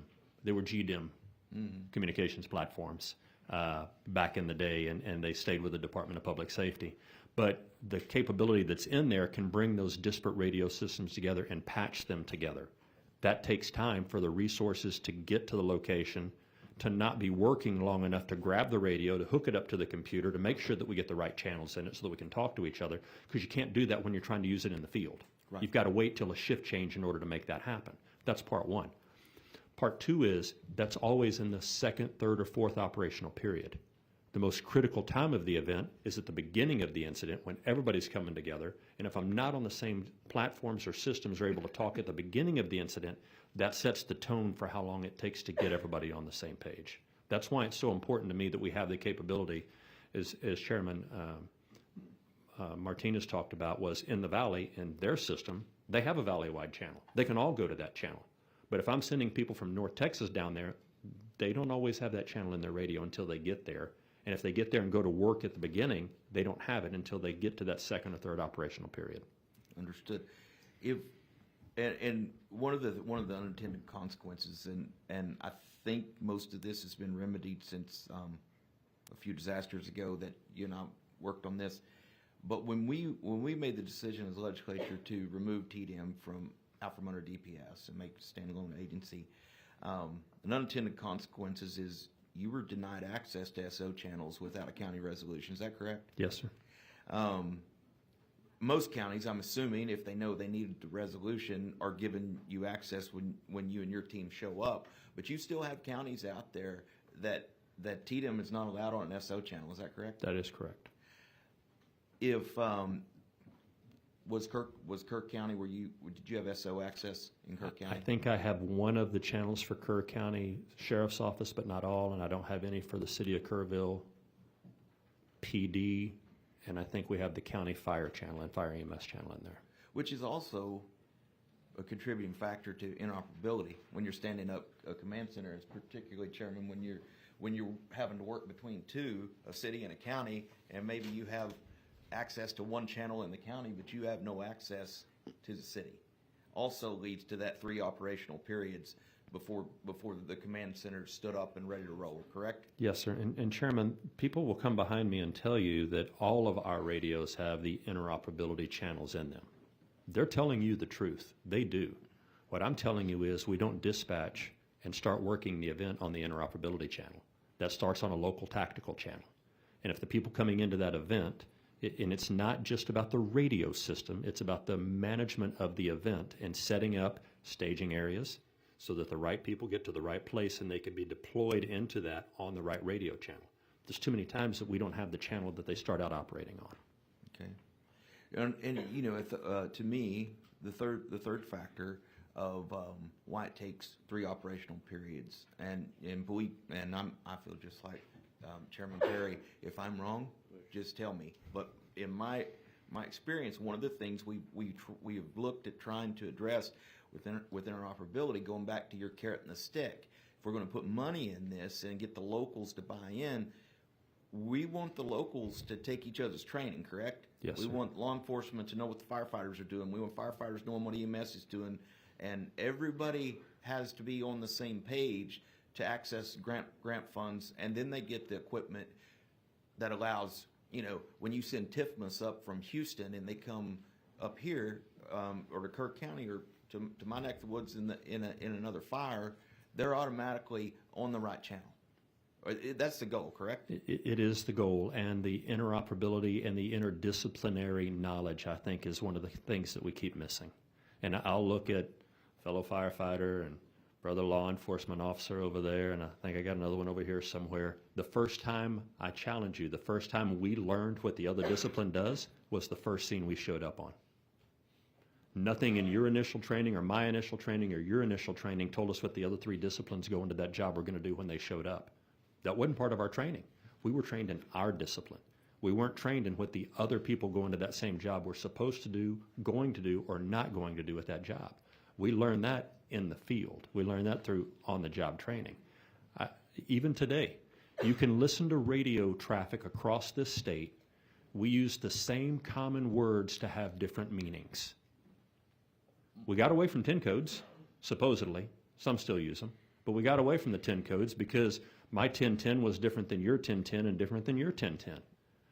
But even today, the common language or the common platform without standardization, without a framework, and without training has different meanings. I'll give you an example. Charge the line. Pretty plain English. What does it mean? To a firefighter, I'm going to put water in the hose. Charge the line. To a peace officer, I think somebody's getting ready to meet them face to face. To an accountant, I'm asking what index code I'm supposed to use. To an electrician, there's energy coming through the line. Even charge the line. Those 3 simple words have various different meanings to the individuals of the discipline. And only when we standardize the training across disciplines will we have common understanding. So essentially, if we're going to fund a true interoperability, and listen, I understand SWIC works great with DPS, and I'm like, you know, Senator Perry, I saw some really cool things at the command center going on with that I think we need to implement and bring into other disciplines. But about 89% of our great state is covered by volunteer departments. And they're not going to have the access to that technology or the money to do it. So standing up an interoperability council and a grant program, truly, you know, obviously the carrot's the money. We allow these small departments to buy into technology they'd otherwise never be able to afford, but they have to take the training to know how to use it, Yes. and they have to understand what their counterparts are doing. Would you say that is a correct plan? I would think that would be an ideal model. Thank you, sir. Last thing I just want to talk about, and you hit on it just a little bit, and we deal with this all the time, FEMA. You know, years ago in the hurricanes in Louisiana, and we saw all the trailer houses. We saw all that. And I know from the disasters I've worked, unless we have $54 million worth of damage to government infrastructure, that FEMA isn't coming. Is that correct? That is correct. And the $54 million threshold is only for taxpayer-funded infrastructure, correct? That is correct. So anything that can have private insurance or privately owned doesn't count toward the threshold. That is correct. When you're having these meetings with changing how FEMA works, is there a discussion of lowering our $54 million threshold to get us? I know we're a bigger state, and I know we're a bigger economy, and we have more disasters. But is there any discussion of lowering that threshold to somewhere close to where our neighbors are? Chairman, just the opposite. The conversation is around increasing that threshold. Okay, that's encouraging. But two, you know, while we say and we know that FEMA that we've seen on TV come to other states isn't coming to Texas, but that FEMA designation for other funds that are available, such as FSA, you have to have that FEMA designation to qualify for those things. Is that correct? Yes, sir. So part of your job and part of what your team does, working along with AgriLife and so many others, is making sure we don't screw up the paperwork and get cut out of the designation. That's right. Which brings me to my last point. You know, we have the disaster, we have the response and the cleanup. Are we preparing for the cleanup of the cleanup? When all the volunteers leave and all the materials are left and the locals are there, and there's going to be thousands of cases of water, boxes of clothes, canned goods, stuff that the locals are going to be tasked with figuring out what to do with. I know that's not necessarily TDM, that's more AgriLife. I just want to make sure that somebody is coordinating that effort at the state level to help because the recovery from the recovery is just as challenging in some ways. Yes, sir. And so I don't know if you have an answer to that yet, and maybe that's an AgriLife question for a future hearing. But no, I do, and it is a joint venture between what AgriLife and the DAR agents do and what our volunteer organizations do, and then working with the food banks and some of the other nonprofits to be able to take those resources to offload them from the jurisdiction that has too many of them and needs something to do with them. I mean, it is the third disaster as we talked about, the event, the volunteers, and the donations. Yes, sir. Yes, sir. All right. Well, Chief, once again, thanks. Thank you. We'll be talking a lot more. Thank you. Chief, you know, in Sanslow, I had this brief conversation. I keep reminding people it was a hard lesson after Harvey because I just assumed there is no federal dollars. There may be some down the road. Harvey had an element of this, but contrary to what the general public would think, is there's no state or federal dollars to build houses with minimum exception. Is that a fair statement?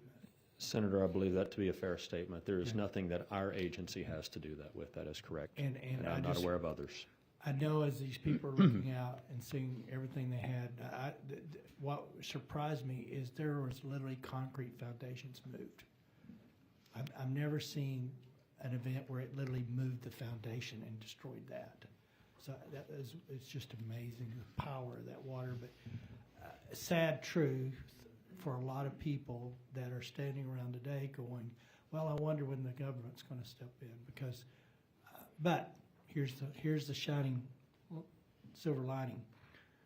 There are NGOs that are actually rebuilding homes. Yes, sir. From private donor money.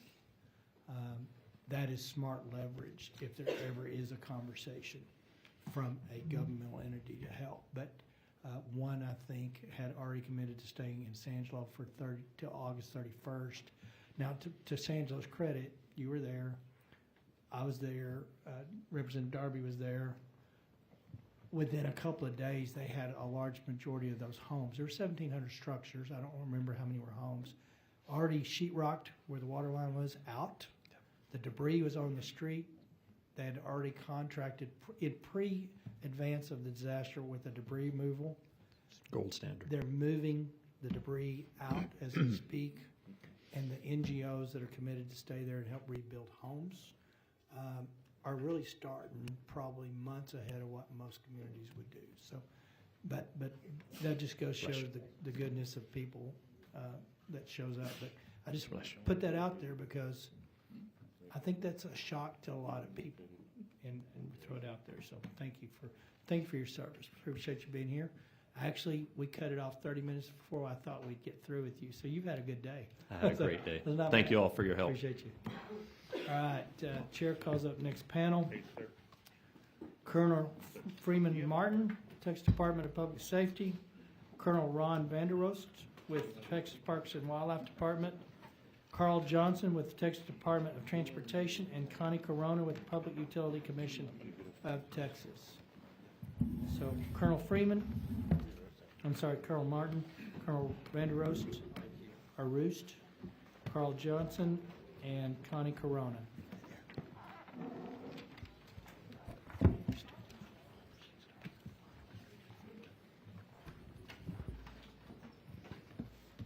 Colonel Martin, we'll start with you, and we'll move this direction, and you've got as long as you need to tell us what you got going. I was down in your command center, or Joint Command Center, and your guys are still very active and very involved and doing great things, and I appreciate your service.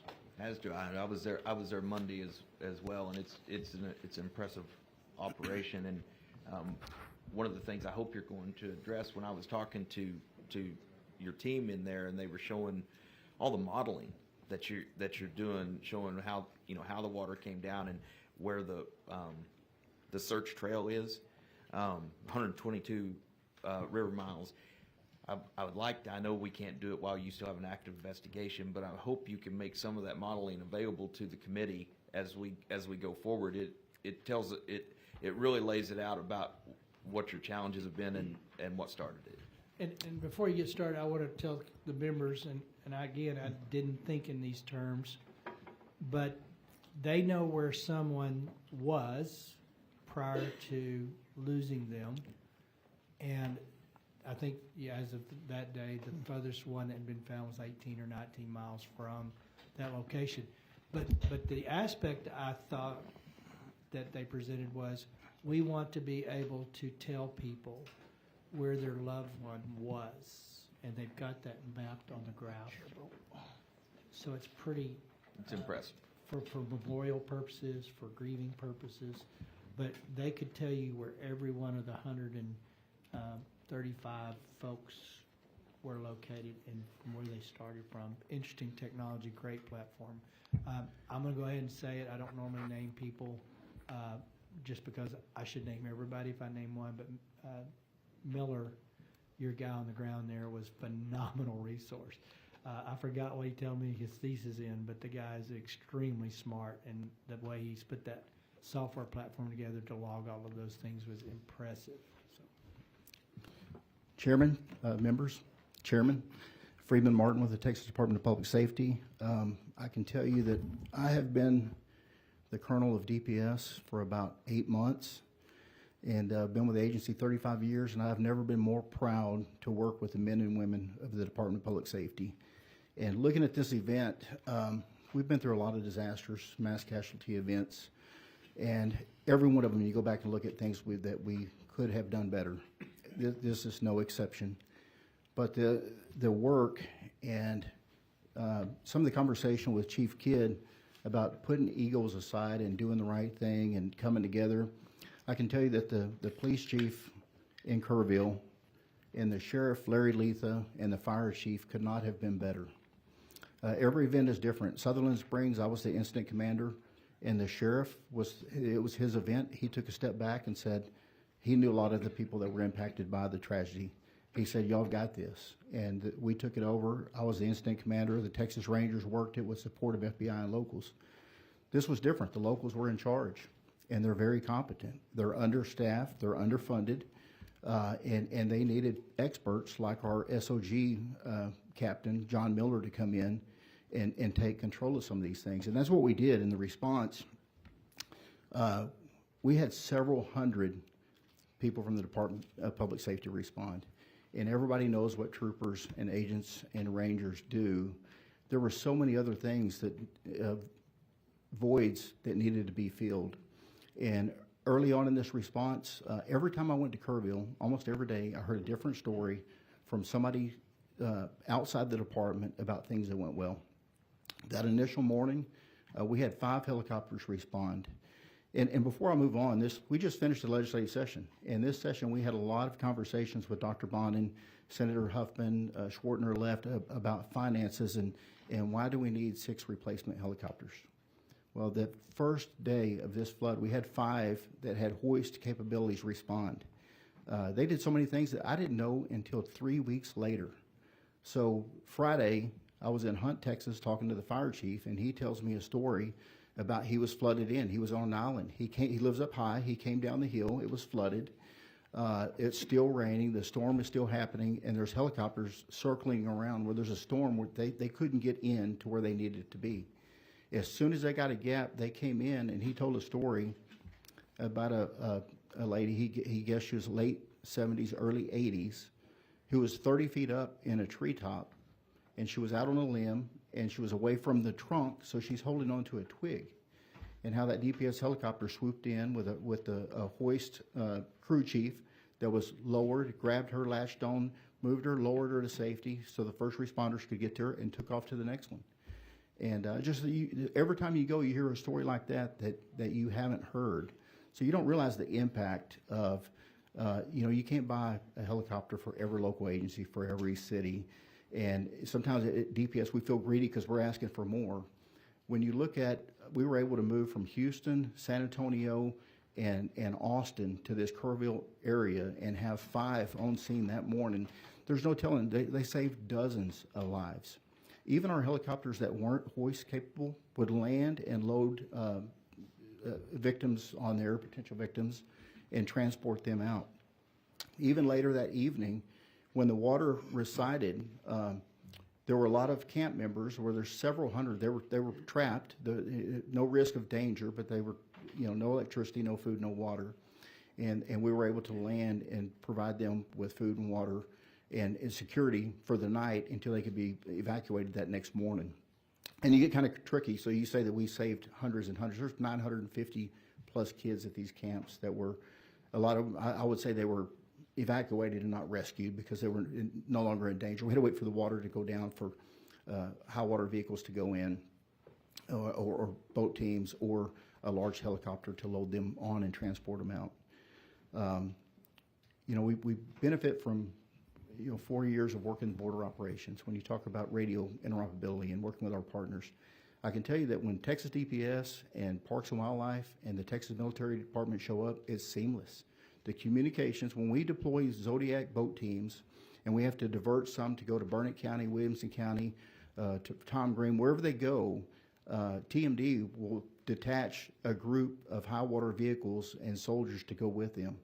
And the drone teams, the aircraft, working with Parks and Wildlife and their aircraft unit, and the Zodiac boats, the search and rescue teams, it's seamless. But it really takes somebody like you mentioned, John Miller, that has a common operating picture and is able to take TAC and get all of these first responders on the same platform where you can track where they're at and what they're doing.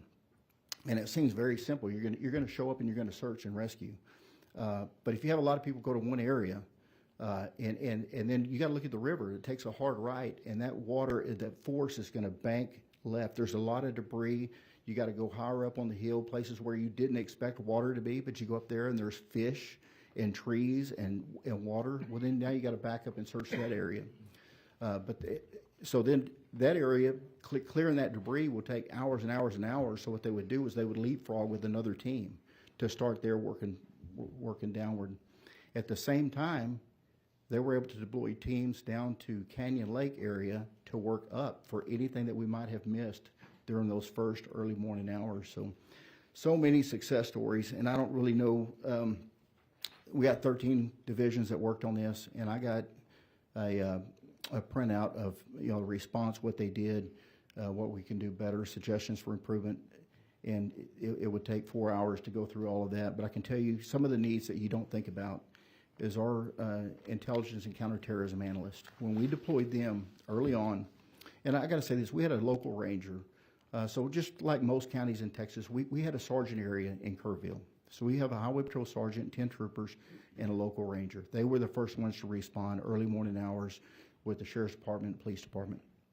Our local ranger could not have been better in coordinating this unified command post, getting them together, working with the JP through some of these issues, working with the family members. But early on, he identified a need for communications operators and intelligence analysts. We sent every one of these positions, they have a full-time job. And a lot of them are 8 to 5 Monday through Friday. But we pull these teams together, and they work with the same adrenaline and sense of urgency as our troopers and agents and rangers doing the rescues. They showed up and they took control that first day when we were working with TDM. The governor was there, lieutenant governor was there. We're in a big command room with the sheriff and police chief and fire chief, and we're talking about next steps. What do we need to do now? And we were just bombarded with calls of missing persons. We set up a reunification center for the known children that were alive and well, that we just need to reunite them with their families. We set up a separate center for those that were unknown that we were searching for, so we didn't commingle families and some get to sit there and see others reunited when they're sitting on the edge of their seat. And we set up a couple of phone numbers, one for people that if you suspect somebody in your family, a loved one, a family friend, whatever, is missing, that you could call this line. Real quickly, that number grew to over 800. It was overwhelming for the Kerrville Police Department that was managing that.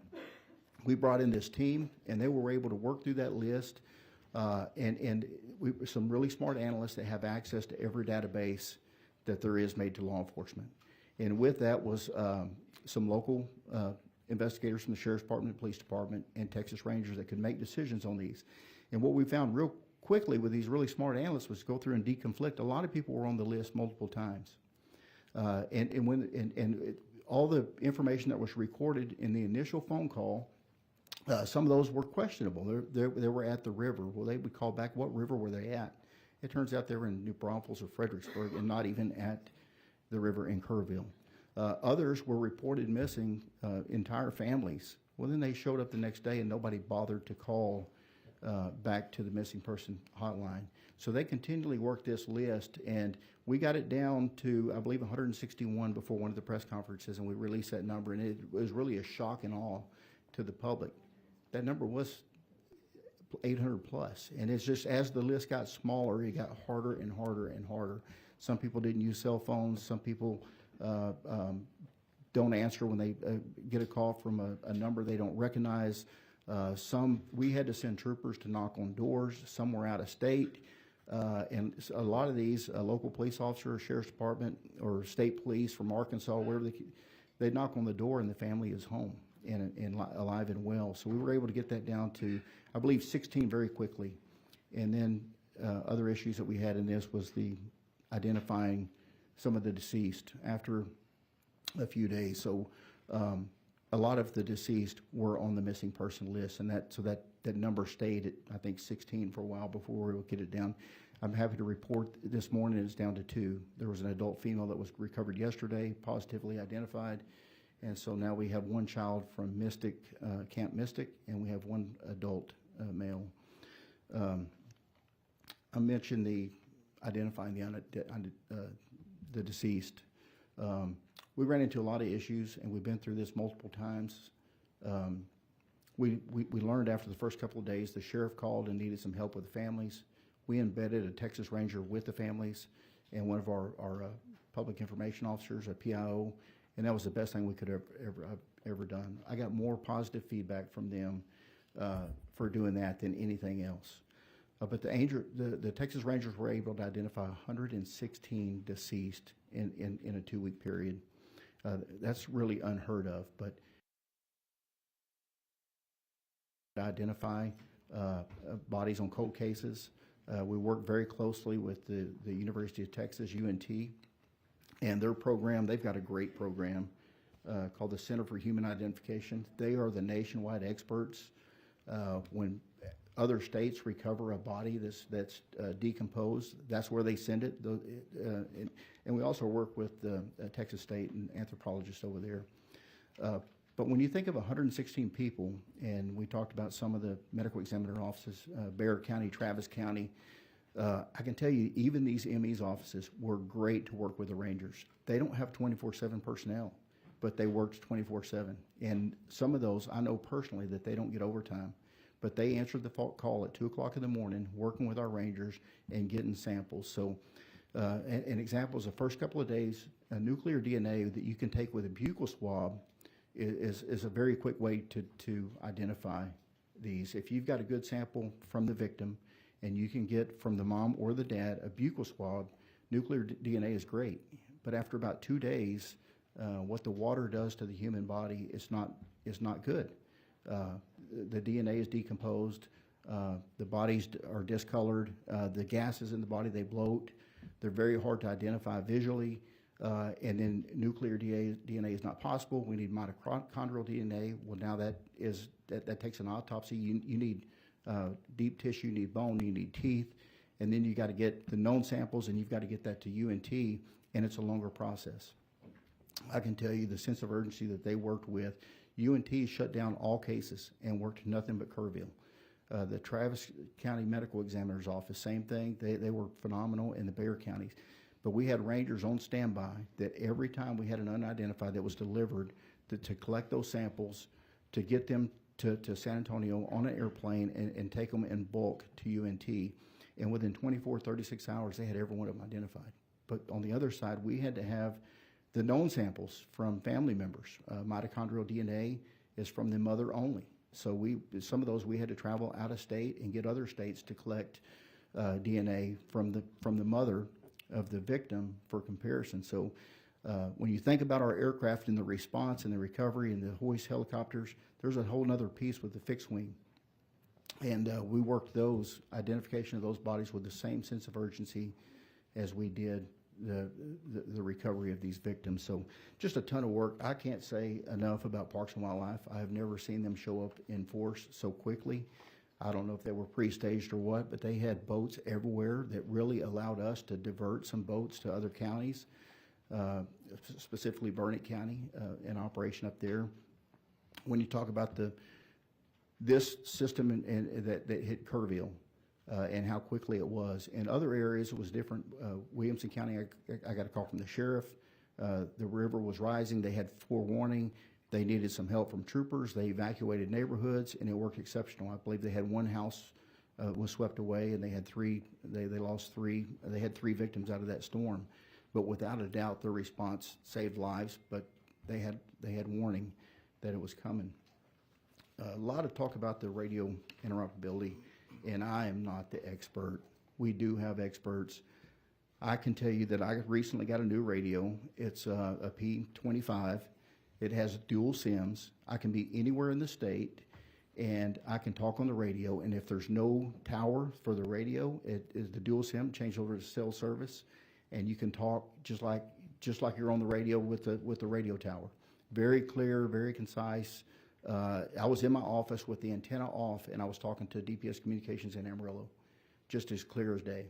There's even newer technology now, so if you're in parts of the state where there is not cell service, that it goes from the radio to satellite service. I think they're expensive radios.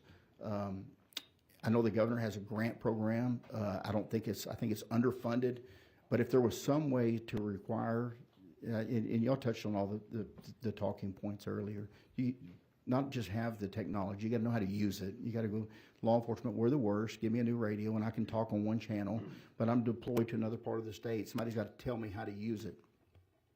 But DPS is fair. There's nowhere in the state that we can't talk to our local partners.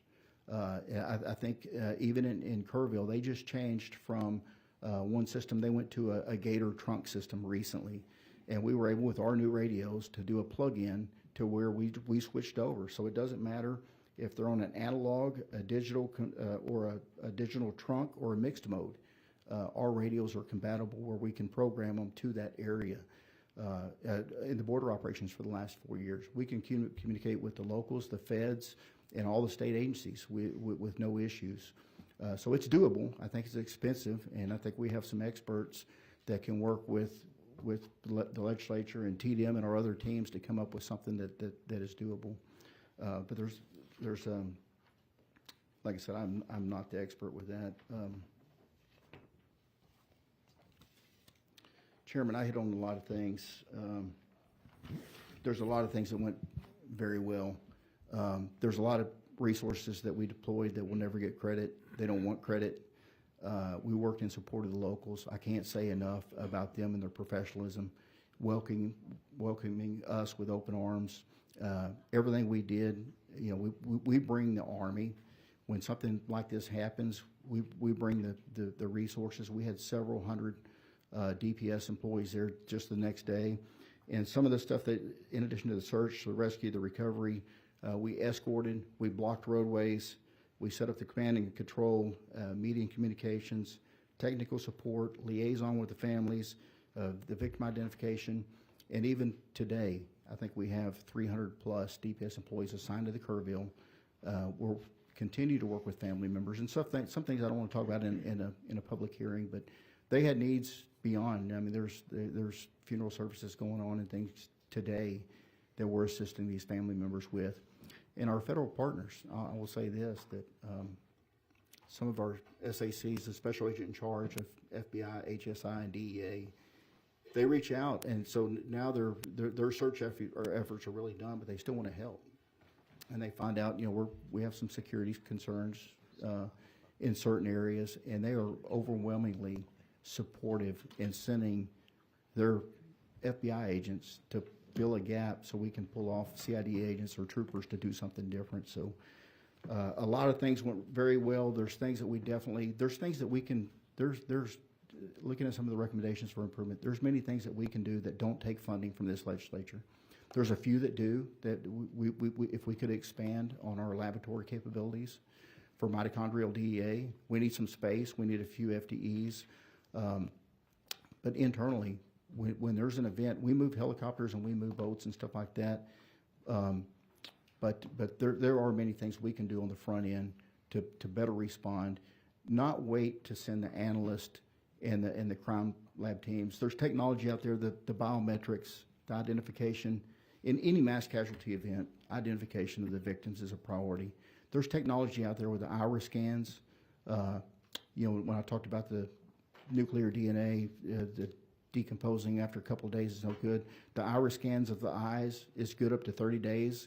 It's the same technology you use with a cell phone for your facial recognition or your eye scans that I think it's captured by TDCJ, and there's mobile devices. If that was a requirement for driver license, of course, the 10 prints, we don't have those, but we have a thumbprint in the DLS database, but they're not searchable. We were able to work with some software to identify 35 counties where most of these victims were from, and rather than having to do a one-to-one comparison, so if you think this is a certain person, you can download their DLS file and get that thumbprint and try to do a comparison. If it's early on, later on with the slippage and stuff, that's not possible. But we were able to identify many in the first few days using that technology, and then spinning up some of this new technology where it's searchable from one to many rather than a one-to-one comparison. And we even flew our crime lab specialist from Austin to Houston to a funeral home. For a couple of them, we had some issues with the death certificate with the Justice of the Peace. He would not sign off and wanted additional confirmation. And we flew a team up there, and they were able to get that thumbprint. We had a good idea of it was one of 20 people, and we're able to compare doing a one-to-one with each one of those and get them identified. But there's technology. If you're a criminal, it's easy. If you've been in TDCJ and you have the iris scan, or if you have the 10 prints on file, you can run them through APHIS is what we used to call it. I think it's called something different now, but you can search 1 to millions and get them identified. But if it's a kid or if it's somebody that is not a criminal, all we have is a thumbprint, or we have to do the DNA process. So moving forward, we do have some recommendations that we would propose. At the end of the day, we're going to implement what you pass. We're going to work with what you provide us. And all I can tell you is that y'all have provided us with much.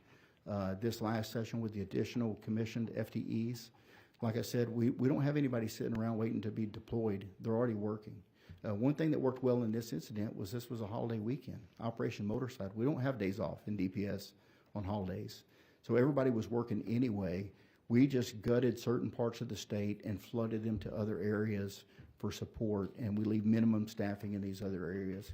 That's why it's so important for us to be properly staffed, so we don't make West Texas less safe when we pull a bunch of troopers, agents, and rangers out and deploy them to a different part of the state for a month or 2 months or 6 months or to the border for 4 years.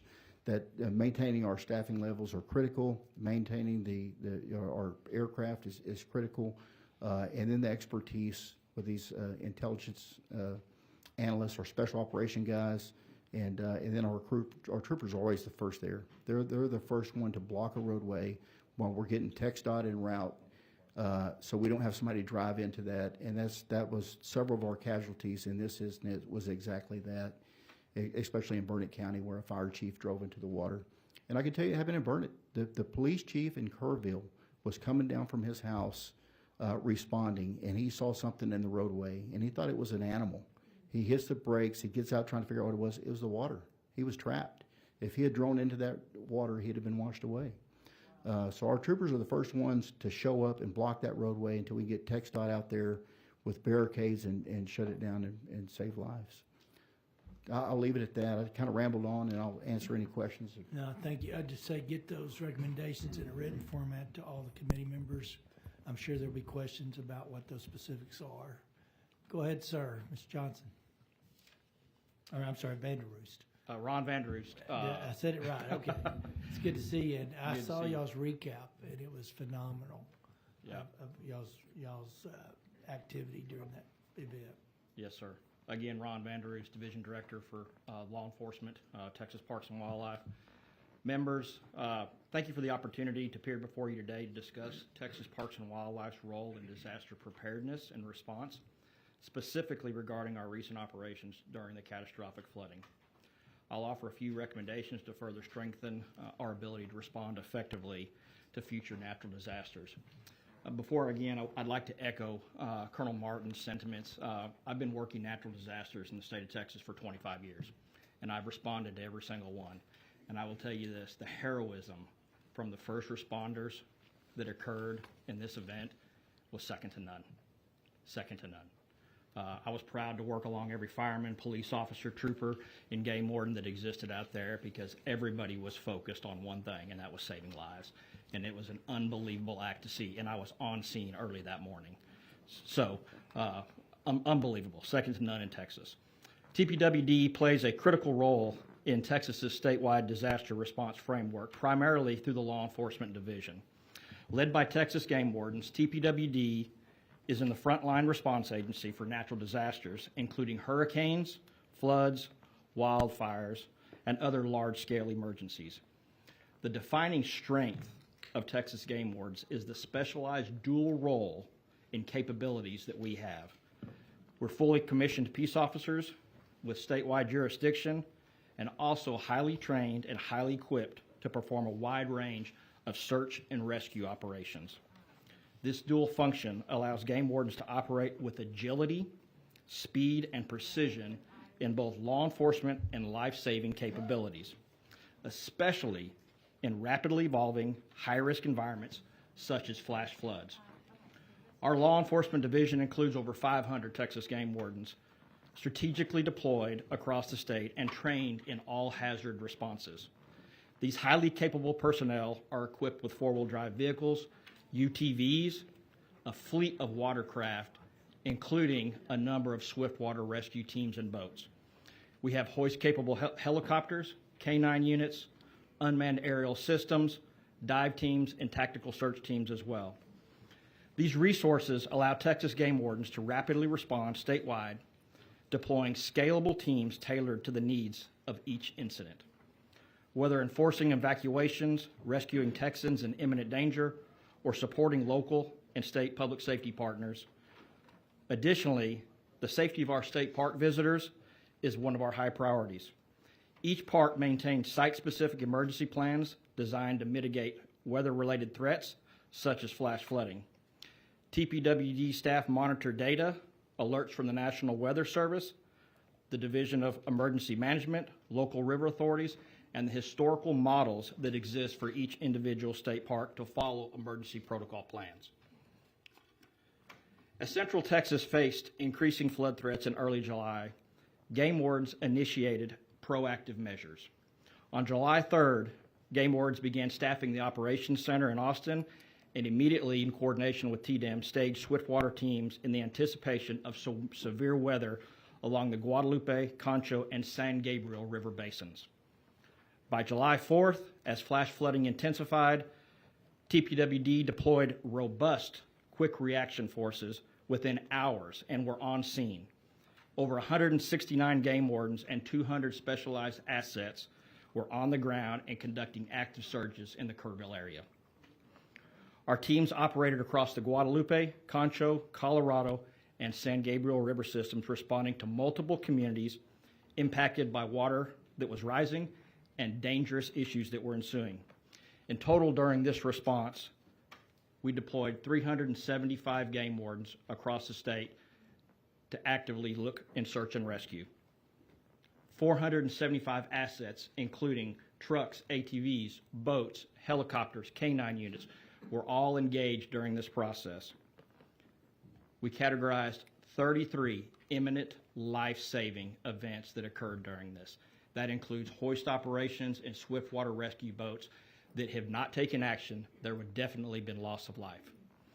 In addition, we clocked 434 evacuations that were conducted, to include a large portion of Camp Mystic.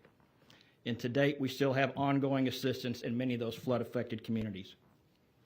In parallel, our State Parks Division personnel executed safety protocols in 10 state parks, coordinating road closures, evacuations, and public safety messaging. To ensure TPWD remains a capable and agile force into the future, working disasters with the increasing flood intensities that we're seeing across Texas, there's a few recommendations we would like to consider.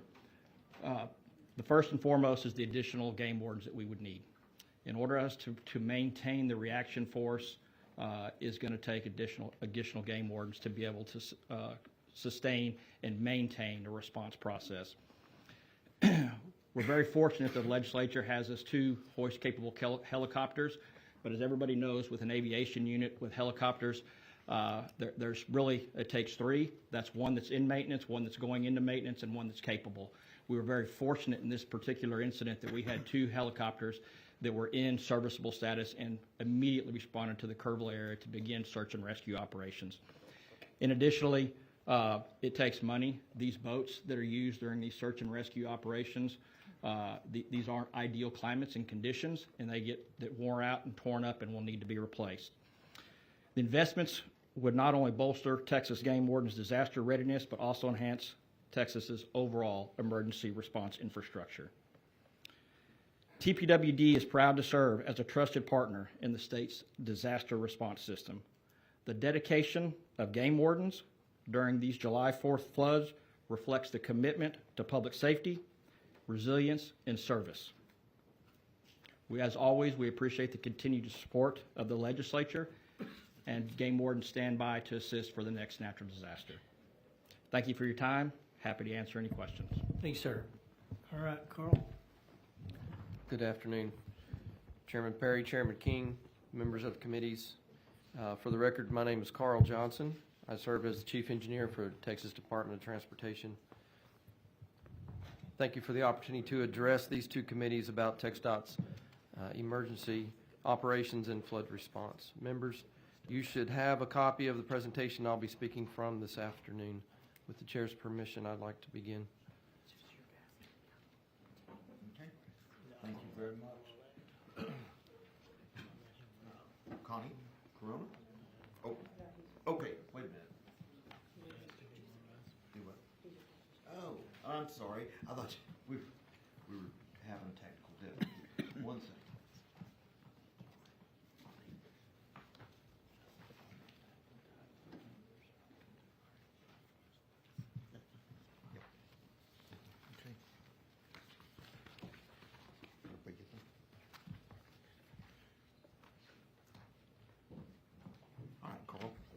I think everybody's.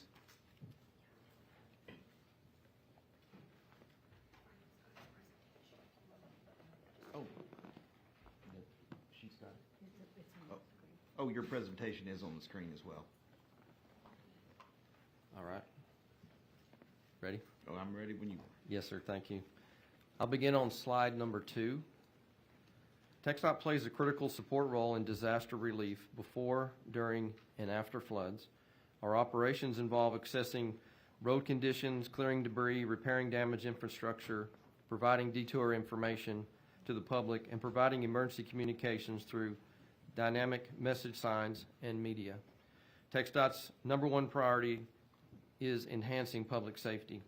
To address this goal, we must prepare and maintain infrastructure before, during, and after flood events.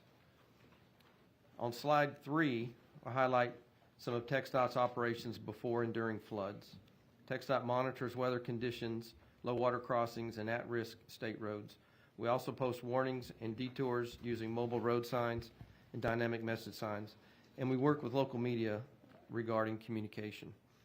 TxDOT is part of the State Operations Center and works closely with relevant state agencies, including Texas Division of Emergency Management and the Federal Emergency Management Agency, as well as with local governments through TxDOT district operations. This collaboration is accomplished through coordination amongst emergency operations centers and fulfilled through State of Texas assistance requests, which are submitted by county judge or their designee. TxDOT also assists in planning for large-scale disasters. You can also see that TxDOT strives to inform the public in real time. Public communication is a key factor during a natural disaster. TxDOT uses drivetexas.org to provide close to real-time, accurate, and up-to-date travel-related information, including state road closures and water-covered roadways. Slide 4 highlights TxDOT's recovery operations, where staff inspect roadways, bridges, culverts, and other assets to assess damages. TxDOT also begins clearing roadways of debris to restore access to first responders and the traveling public. Upon inspection, TxDOT will also begin emergency repairs to roads and bridges, and in certain situations, issue emergency contracts for repair of roadways and bridges damaged by the disaster. As you can see on slide 5, 85 on-system state roads and bridges were impacted by the recent flood event. 35 roads were closed due to flooding. This included damage to signage, pavement, and bridges, with one bridge on Ranch to Market 1431 at Cow Creek being completely washed away. Slides 6 and 7 provide an overview of TxDOT coordination efforts during this recent event, including having TxDOT staff at the State Operations Center. Nearly 900 TxDOT personnel attended to disaster needs and collaborated with state agencies, local governments, and our other 25 TxDOT districts. Response measures included restoring State Highway 39, assisting in clearing roads for rescue efforts at FM 1340 in Kirk County, conducting pavement repairs, assessing damages with drones, and bridge inspection teams. We have issued emergency repair contracts as needed, and we've deployed contractors for debris removal operations. By July the 9th, TxDOT had completed initial repairs, reopened all but one of damaged roads, and that one was RM 1431 in Travis County. On slide 8, as noted, one state bridge at Cow Creek, RM 1431, was washed out due to the flooding. TxDOT has cleared the debris and designed a new bridge. Reconstruction began this past Monday and is expected to be completed within 60 days. Slide 9 provides a few examples of TxDOT's ongoing after-action items to further improve our ability to respond to natural disasters, specifically flash flooding. We are assessing future priorities for capital improvements to protect and preserve vulnerable infrastructure like low water crossings, bridges, and roads susceptible to increased stormwater impacts.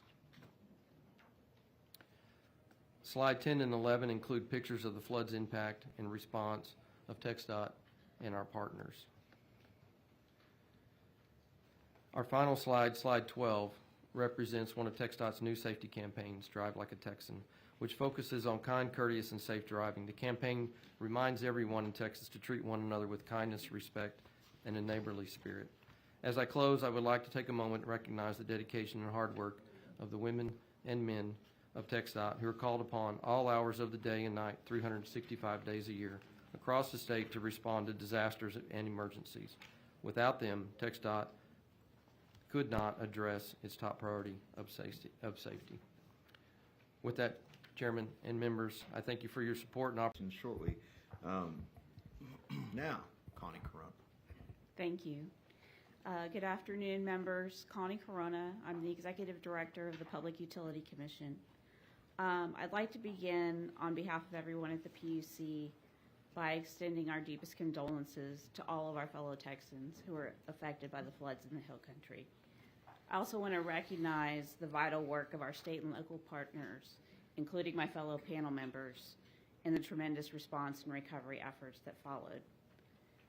PUC is honored to provide support for the many boots-on-the-ground responders that you're hearing from today. PUC is a member of the Texas Emergency Management Council that you heard described by Chief Kidd, and we are the lead agency for Emergency Support Function 12, Energy. We coordinate with TDM, utilities in an affected area, and local officials to monitor electric outages, assess restoration times, and to coordinate communication between local officials and the utilities. This is especially important when outages affect critical infrastructure, like water treatment facilities, or in the case of the recent floods, a substation that went offline after taking on significant water. As you may be aware, TCEQ is responsible for monitoring water quality issue related to disasters and issuing boil water notices, but PUC works closely with TCEQ throughout each event. For this event, PUC's activation began with statewide monitoring calls that we've previously discussed on July 3rd, and we reported to the State Operations Center immediately upon request the following morning, July 4th. Over the course of the flood event, the electric outages peaked at 5,400 customers in Kerr County, primarily due to damage at the LCRA Hunt substation that I mentioned a moment ago. Thanks to coordinated efforts with the Kerrville Public Utility Board and LCRA, most customers were restored by July 5th, and full restoration was completed by July 8th. This disaster was different from many others that have had widespread impacts on utility services, but we've stood ready to support TDM and our emergency management partners as needed. I'm happy to take your question. Thank you very much. Members, I don't see anybody lit up yet.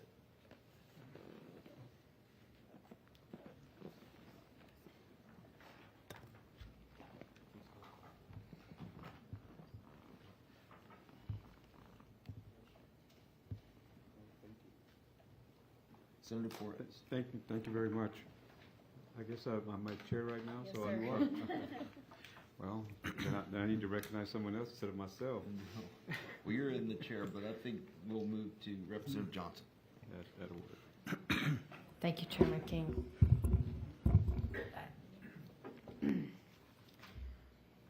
I appreciate the recognition of what was done well, but I think this select committee is formed because 137 people are dead, including a number of 8-year-old little girls out of a camp. And while I don't think anybody wants to point fingers, I do think we want the most honest assessment of what went wrong.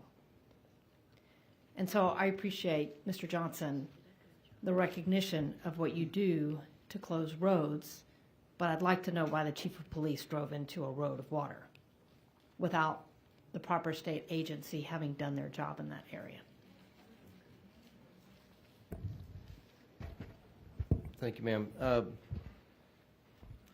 So TxDOT. Please, just before you start, please just state your name one more time, since we're going back and forth. Okay, I'm Carl Johnson, TxDOT, Thanks, Chief Engineer. So you're asking why TxDOT? This is not a normal hearing.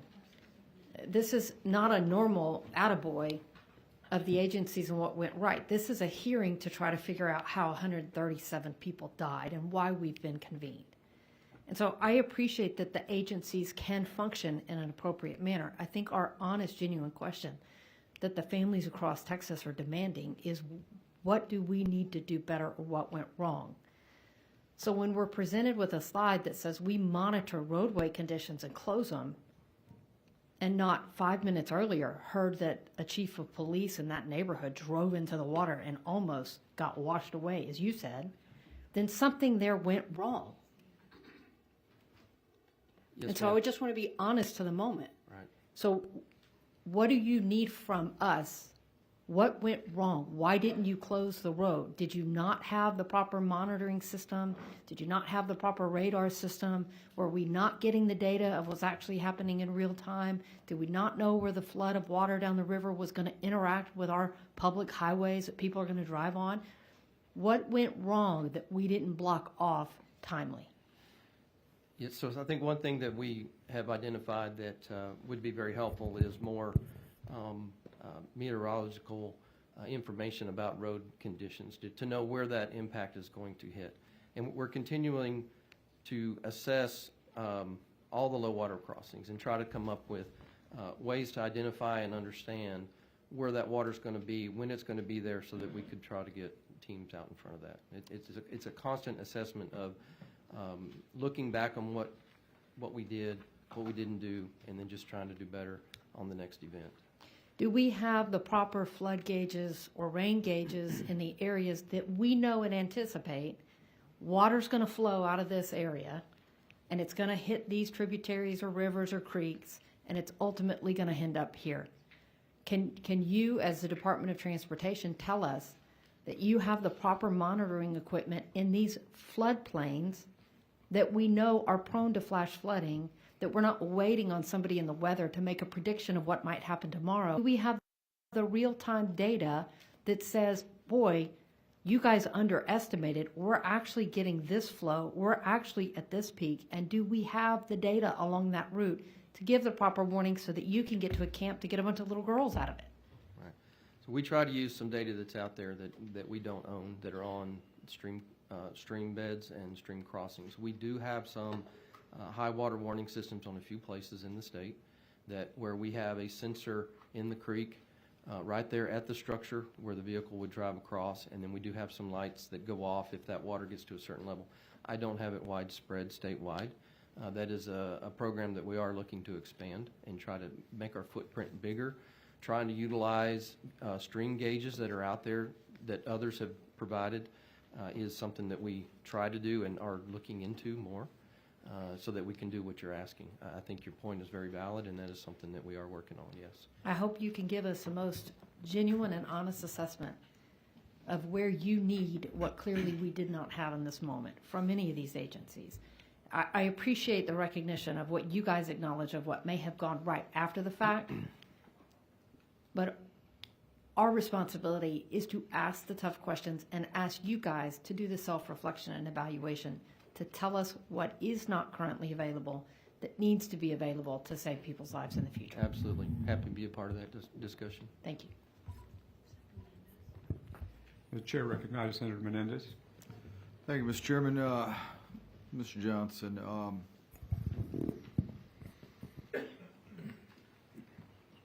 so under my understanding is that TxDOT's post-emergency response includes your responsibility to assess damage, remove, clean up debris. So on the bridge that was washed out and you're getting it repaired, one of the questions is obviously you had funds to get it under construction right away.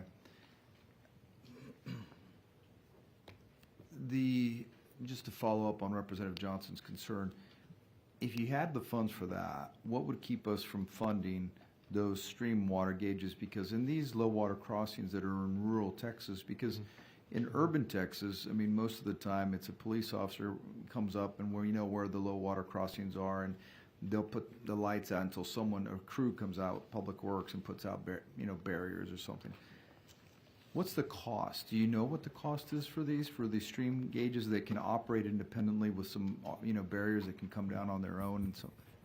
So the cost varies. $10,000 to $20,000 is a setup, and that would be either just lights that blink or a gate that might come down. We have a couple of automatic gates, but we're looking at $10,000 to $20,000 a piece is what we think one of those setups would cost. Now, that does not include design cost. It does not include management of contract. That would be just the apparatus itself. What would be the total cost? Approximate range. $30,000. $30,000. Yes, sir. Approximately. How many of these low water crossings do you think you have in this flood alley that we've talked about? Well, so we have over 1,300 statewide, almost 1,400 Right. statewide. In the Central Texas region, which would be 4 of our districts, we have approximately 420. So I believe I do have that number. In the 4 districts of the Austin District, Brownwood District, San Angelo, and San Antonio District, we're at 420 low water crossings. Now, if I was to say in this, if I Of the would just- 420, how many would you consider rural? I would say majority of them are rural. So 400 of them? Yes, sir. Because you said San Antonio. I didn't think San Antonio, I wouldn't consider that You're right, rural. yes, sir. So I have 80 in San Antonio alone. So we subtract 80 from the 420, so, okay, let's just start with that, get round numbers, 340 times 30,000. So we're looking at about 10.2 million? Yes, sir, 10 to 12 million is what. Okay, to get them all covered. How much is the reconstruction of that bridge gonna cost y'all? $4 million, I believe, is our estimate currently. All right. Are there any safety funds that TxDOT has in order to, I would assume you have a safety fund for vehicular safety, to improve safety for Texans, that sort of thing? We have a category for safety, yes, sir, that's correct. Are there funds in that? Yes, sir. We have maintenance funds, and we also have category safety funds as well. Yes, sir. Do you have that a number on hand, or is that something you could get back with us? I could get back to you with that. All right, let us know, because I think we just need to do everything we can to prevent the loss of life. I appreciate your testimony today, and thank you for answering my questions. Thank you, Mr. Chairman. Yes, sir. Chair recognizes Representative Martinez. Thank you, Mr. Chairman. I'm going to direct my questions to Mr. Johnson as well. And, Senator Perry mentioned something earlier about the best mitigation plan is prevention. And I'm going to follow up on what my esteemed colleague, Representative Johnson, touched on as well. You had mentioned that TxDOT works on assessing situations with transportation before, during, and after the risks on state roads. And then you also mentioned that it evaluates future projects to address stormwater impact. Then you also said you're working on ways to identify and understand what will impact the next event. Well, let me share a situation with you and a couple scenarios. 2018 in the Rio Grande Valley, we had a major flooding event. People couldn't get on or off the expressway. All the frontage roads are flooded. Had an auto pedestrian, a gentleman hit by a car. The ambulance couldn't get to him because there was no way for that ambulance to get up on the expressway. We had to get a high-profile vehicle in order to make contact with the gentleman and transport him to the hospital. Within a year, 2019, another major event in flooding in the Rio Grande Valley. All the frontage roads, once again, were flooded. Nobody could get on, nobody could get off. How do you evacuate, especially in emergency? You can't. 2020, Hurricane Hannah. Once again, nobody could evacuate. All the frontage roads were flooded. Businesses along the frontage roads were closed, and many people lost their businesses. Many people lost their homes. Now, as recent as 4 months ago, March 2025, another major flooding event in the Rio Grande Valley, all along the frontage roads. Once again, nobody could get on or off. Nobody could evacuate. Many people lost their vehicles. Some were swept away. Luckily, there wasn't any loss of life. It's been 8 years, and this hasn't been addressed. And I'm wondering why. You come up and you talk about doing your assessment before, during, and after, but how come this hasn't been addressed? So if this is happening now, and then within 60 days you were able to rebuild a bridge, but it's been 8 years and we haven't been able to address something very, very serious in the Rio Grande Valley, especially for evacuation purposes, I don't understand why, we come up here and we pat each other on the back and say, oh, you're doing a good job, but why aren't we addressing these issues? And these are important, because when it comes to safety and evacuation and the fact that our ambulances or emergency responders can't, Right. respond? Can't get there, right? Whose fault is that? Yes, sir. And it's very simple to point fingers, because I've heard it before from TxDOT that we're not in the business of drainage. Well, everybody's in the business of safety. Mhm. So who does it fall on? And my concern is it's been 8 years and we still haven't addressed this. But yet we're coming up and talking about how well we performed and how well we did. Well, you know what? This performance isn't very well. It doesn't look very well to me. Yes, sir. So could you give me an answer for that, please? Well, so I don't know all the specifics about that particular area, but I'd tell you, I think it'd be great for me to dive into that and circle back with you and my team to talk about that at a higher level with you, with constituents in the valley. I understand your concern. It's a valid concern, and I appreciate the concern. So honestly, I'm happy to work with you on that and try to come up with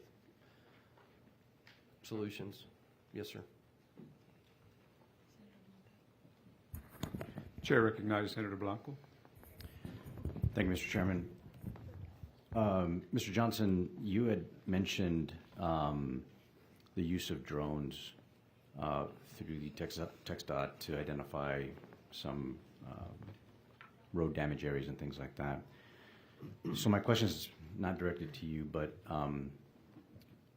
maybe more for our law enforcement officials. There was a private drone that collided with a Black Hawk helicopter that was undergoing rescue missions. That luckily nothing happened, nobody was injured, but that helicopter had to do an emergency landing, which made it inoperable, right?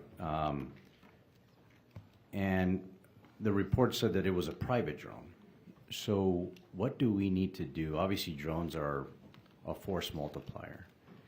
And our agencies and law enforcement and emergency management folks need to utilize these drones for rescue operations and a variety of other things. My question is there anything in current law that prohibits private drones from going into these rescue areas so that our first responders and our emergency management folks can utilize that airspace for rescue operations?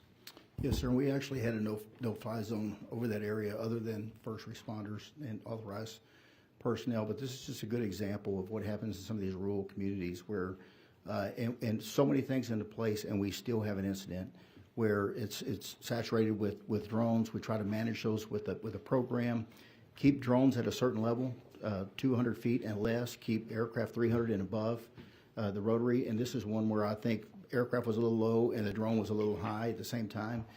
But the drone operators, the problem is the connectivity.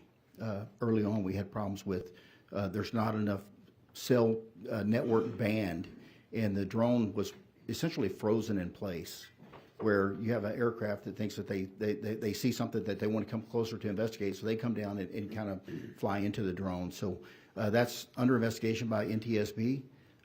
With the use of Starlink, we were able to mitigate some of those risks, but it's just a good example of overwhelming the system, and so we see what NTSB comes out of that. But we did restrict drone traffic, and so it was everybody out there was either law enforcement or some kind of responders that was responding to the event and actively searching. And so what are the repercussions for those private entities that disregard the warnings of the no-fly zone? What happens to those folks? We struggle, and there's at the federal level. There's so many discussions right now. We have things to mitigate, like in El Paso, for example. We have the technology to detect all these drones, and there's technology to take them down. We don't have the authority, so we have now embedded HSI with the state to be able to bring some of these drones when we know they're there for nefarious activity. Right. Those policies, in fact, we had a Texas Ranger captain testify in Congress here recently, just a couple of weeks ago, over the lack of authority to us to mitigate some of these drones. So we can detect it. We can normally detect where they started from and go find the operator, but we don't have the authority to take them down physically with a jammer or with a shotgun or with a net or whatever the case may be. And are there any state laws, can you prosecute someone that is flying a private drone during a rescue operation in a fly zone? Not that I'm aware of.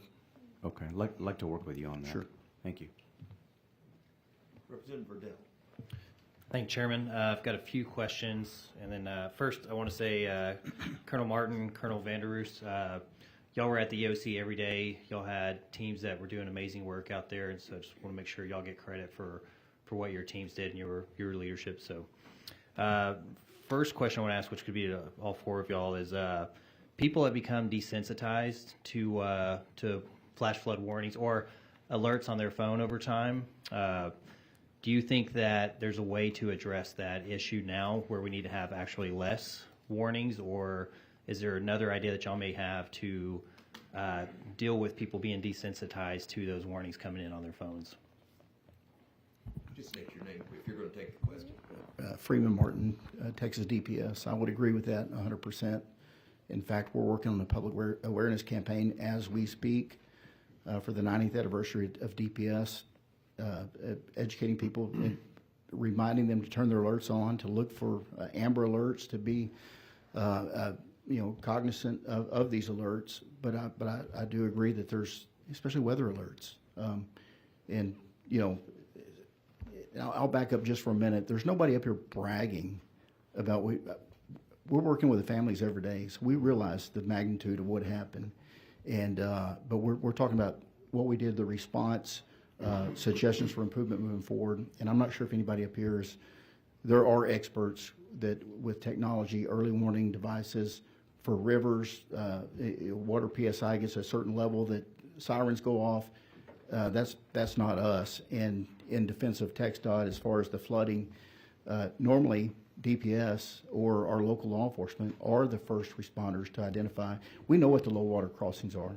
We get heavy rains. Troopers go out and they know to look to close this area. This was nothing I've ever seen before. And talking to the police chief, I'm not sure where he lives, a private road. He lives up on a mountain. And he was coming down the mountain, and it was up. He's never seen anything like this in his life. So that was early morning, 3 o'clock in the morning. I don't think there's any way that TxDOT would have known about that to close the road, and they were all flooded. So I know that morning when I got to Kerrville, Texas DPS had roads blocked everywhere. We were flying resources into some of these camps, and as a helicopter would land and we would identify somebody was actually injured. There's one gentleman hurt himself with a chainsaw trying to clear debris so they could get out, and we transported them by air, but all the roads were flooded. It was I don't know if they had ever seen anything, that private roads and things that TxDOT are not responsible for. But in answer to your question, I'm sorry, I rambled on for a minute. Yeah, no, it's all right. It was in regards to, are we sending too many warnings out on the phones? Because if we're in a restaurant, you see people, if an Amber Alert, first thing people do is try to mute their phone and turn it upside down. So I would agree with that. And being in charge of pushing those alerts, when the locals push that to DPS, and we work with other agencies to push that out, sometimes I'm hesitant, and you always want to look at what information do you have. And if there was a way we could regionalize that to the area affected, but many times you don't know. If a kid's abducted and they're in a vehicle and 2 hours have passed by, you look at the radius of where they could have traveled in 2 hours. Yeah. It's a large area, and the decision's made to push that out. And we normally do that in response to a local request, but there are a lot, and I think people are sensitized. I have friends that turn those off. Yes, mine's going off when we're in a restaurant, and theirs do not, because they have them silent. So yeah. I don't know what the answer to that is, but I agree with you. I appreciate it. The next question is, on July 4th, going into that next July 5th, I was out there till probably about 3, trying to talk to first responders. And one of the things that came up, we had some city PD from different areas that were there, and they had, I won't say the name of the radio, but they had a radio that has a touchpad on it, and they weren't able to communicate with that. Did y'all have any comms issues inside of your agency because of that? No cell service or whatnot out there? We did early on. Our troopers with the newer radio, we were able to mitigate that pretty quick with, we have the newer radios that have the technology, and we had to build a plug-in to be able to communicate with the Sheriff's Department. Like I said, I believe they just recently went to a new system. So in a very short period of time, we were able to mitigate that. There's so many different systems out there, as Chief Kidd was talking about, and some of those, the lower end radios are not compatible. Yeah. So we deployed some comms teams with some trailers, some radios, to mesh those systems, and some of them we just have to issue radios. Did some of the cell services companies that came in, did they help you with that? They too? did. Okay. Absolutely. FirstNet. Yes, sir. showing up. Yes, sir. I appreciate it. Next question, sir, is for you, TxDOT. I was in a meeting recently where they had mentioned that TxDOT has played a lesser role in road closures during flooding, flash flood.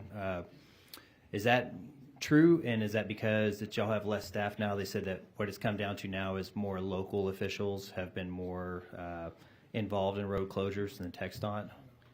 I would say our goal is to be as responsive as we can. Yes, sir. And to work with all locals to be responsive. We stand ready to help anybody. I don't think there's any staffing issues here. Okay. We have emergency trailers ready to go in every one of our maintenance yards in every county in the state. We have a great emergency management person that usually, in this case, in this circumstance, was at the State Operations Center and in contact with our folks. So we were responding as soon as we were called to respond, and I don't think that's. Yeah, I appreciate that. One last question on that to you, sir, is you mentioned that it could cost between $20,000 and $30,000 for low water crossings. One of the common complaints among citizens is that everything with government costs way too much. I do feel like a float switch and LEDs and solar setup would be at least only a fourth of that cost instead of $20,000 or $30,000. And so I think there's ways that we can develop systems significantly cheaper than that and not pay people too much for those systems. I'm with you 100%. I think technology can certainly help us, and we can work to get those costs down. Yes. Yes, sir. All right. Thank you all for y'all's questions or answers. Appreciate it. Thank you. Senator Campbell. Thank you, Mr. Chairman. I was going to ask Colonel Freeman, doesn't FirstNet, or anybody, if they know, doesn't FirstNet, which is an emergency secure network, I think operated by AT&T, have a bandwidth that's available for good communication for emergency services to coordinate? Because we've heard a lot about how systems you can't talk to each other, or you're in an area where there is poor reception. But does FirstNet alleviate some of that problem? It's supposed to be a secure. I know there's some experts here. I'm Freeman Martin, Texas DPS.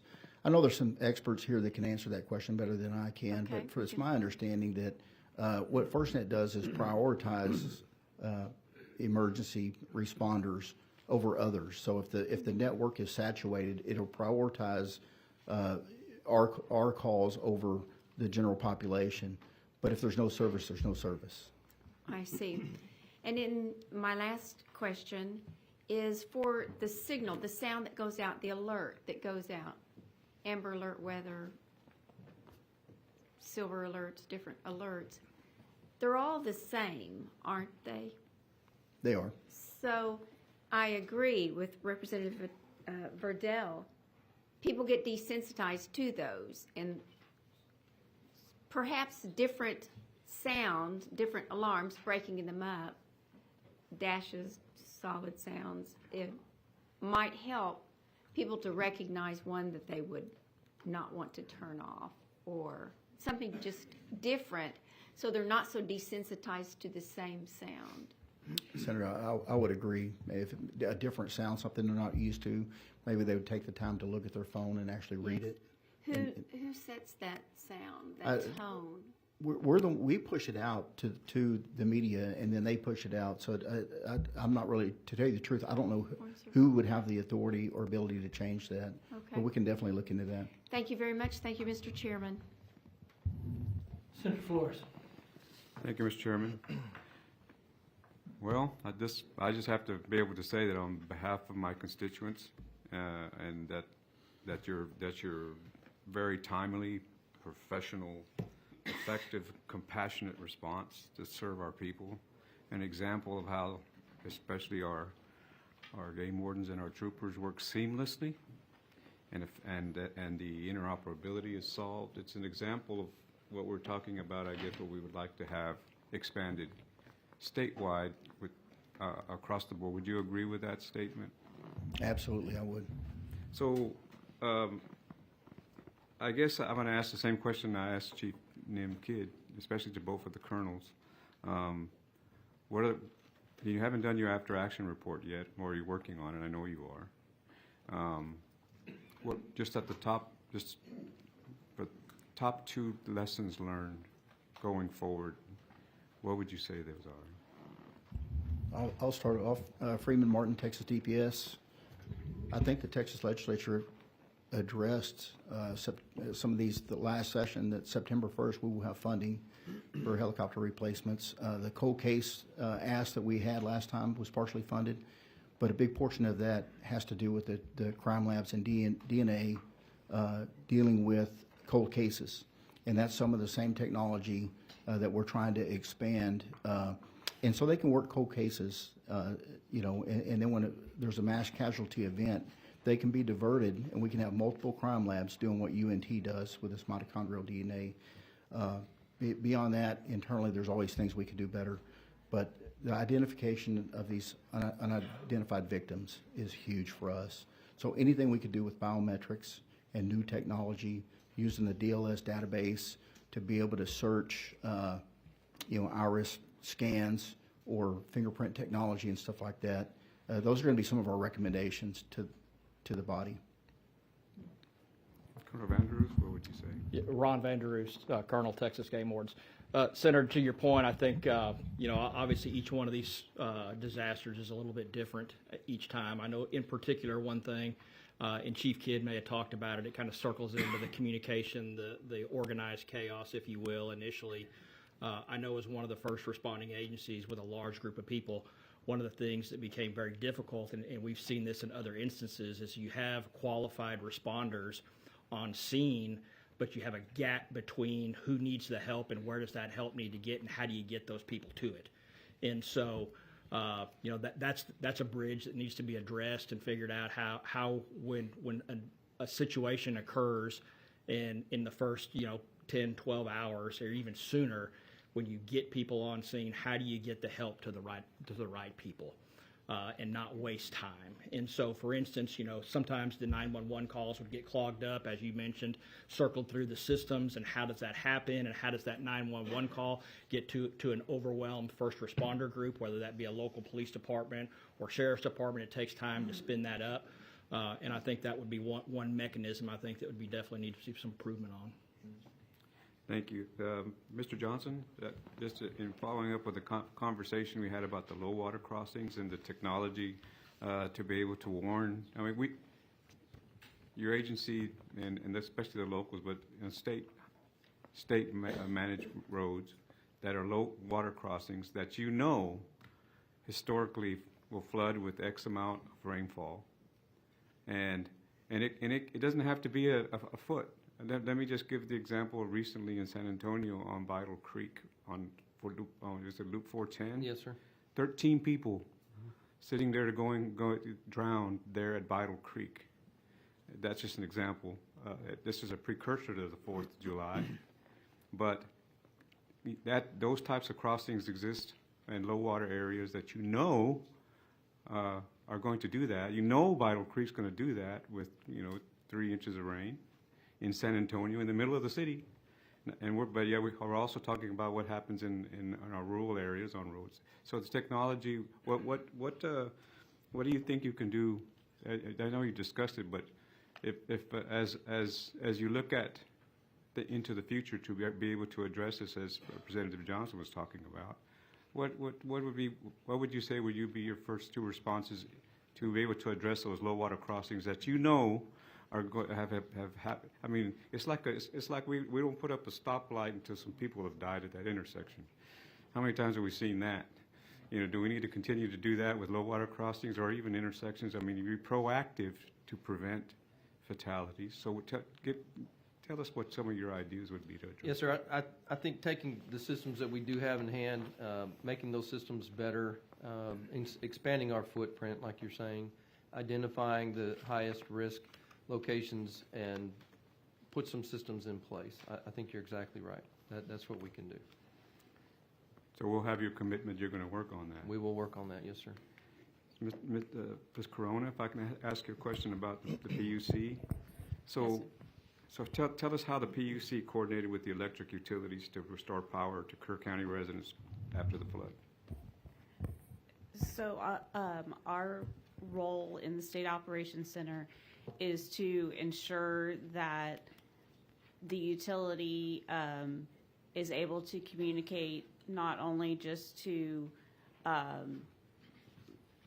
its needs for restoration, but timeliness to the first responders in the area, and to ensure that any needs that are coming in, say from critical facilities, that type of thing, are appropriately prioritized with the utility for restoration.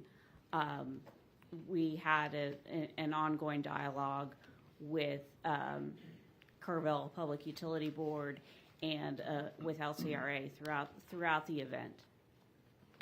Thank you, Mr. Chairman. I have no more questions. Thank you, Senator Flores. Members, we're going to stand at ease on the Senate side. We're going to stand at ease on the Senate side till 2 o'clock. We've got clerks and those folks that are supporting this panel and all that we do. You guys can check email, text message, whatever you need to do. Be back here shortly if you're leaving at 2 o'clock. If you're not, we will stand at ease till 2 o'clock and just let everybody take a real quick break here and get caught up on life and the bathroom breaks and take a quick snack or something. But I appreciate anybody that wants to stay. It's fine. Just we'll be starting back at 2 o'clock sharp. Now, the Texas House Select Committee on Disaster Preparedness and Flooding will also stand at ease till 2 o'clock. Panelists, you're stuck there, up or down, but just be back here at 2 o'clock.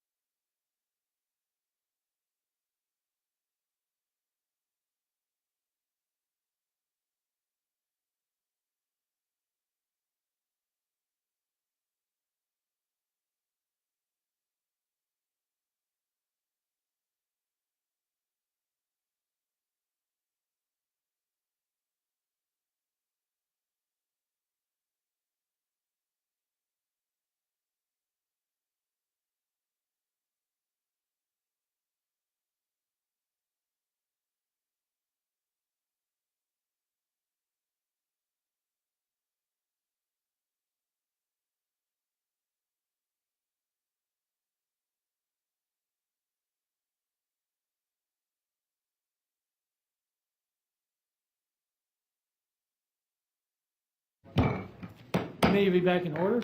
Let's continue on with the panel, and I believe we had a couple of members wanting to ask questions. If they still want to ask questions, they need to proceed back in here ASAP. I won't name names, Menendez or Kokor's. I don't know how to help. Well, you went for our way.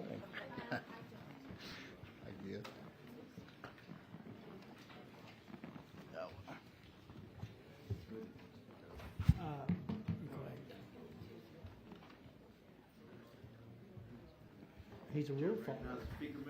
Oh, thank you very much. Appreciate it. I want to go back to Mr. Johnson real quick on a couple of different items, just for my education. When we're talking about road closures,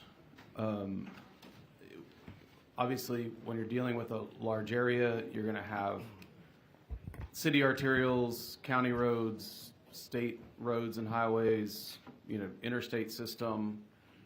Is there a centralized decision maker for closures, or is it dependent upon whose roadway it is and they determine that? Or I guess that'd be part one of the question. Part two of the question is there a coordinated communication place? Is there a place where we're coordinating communication if all of those different entities are part of the closure discussion?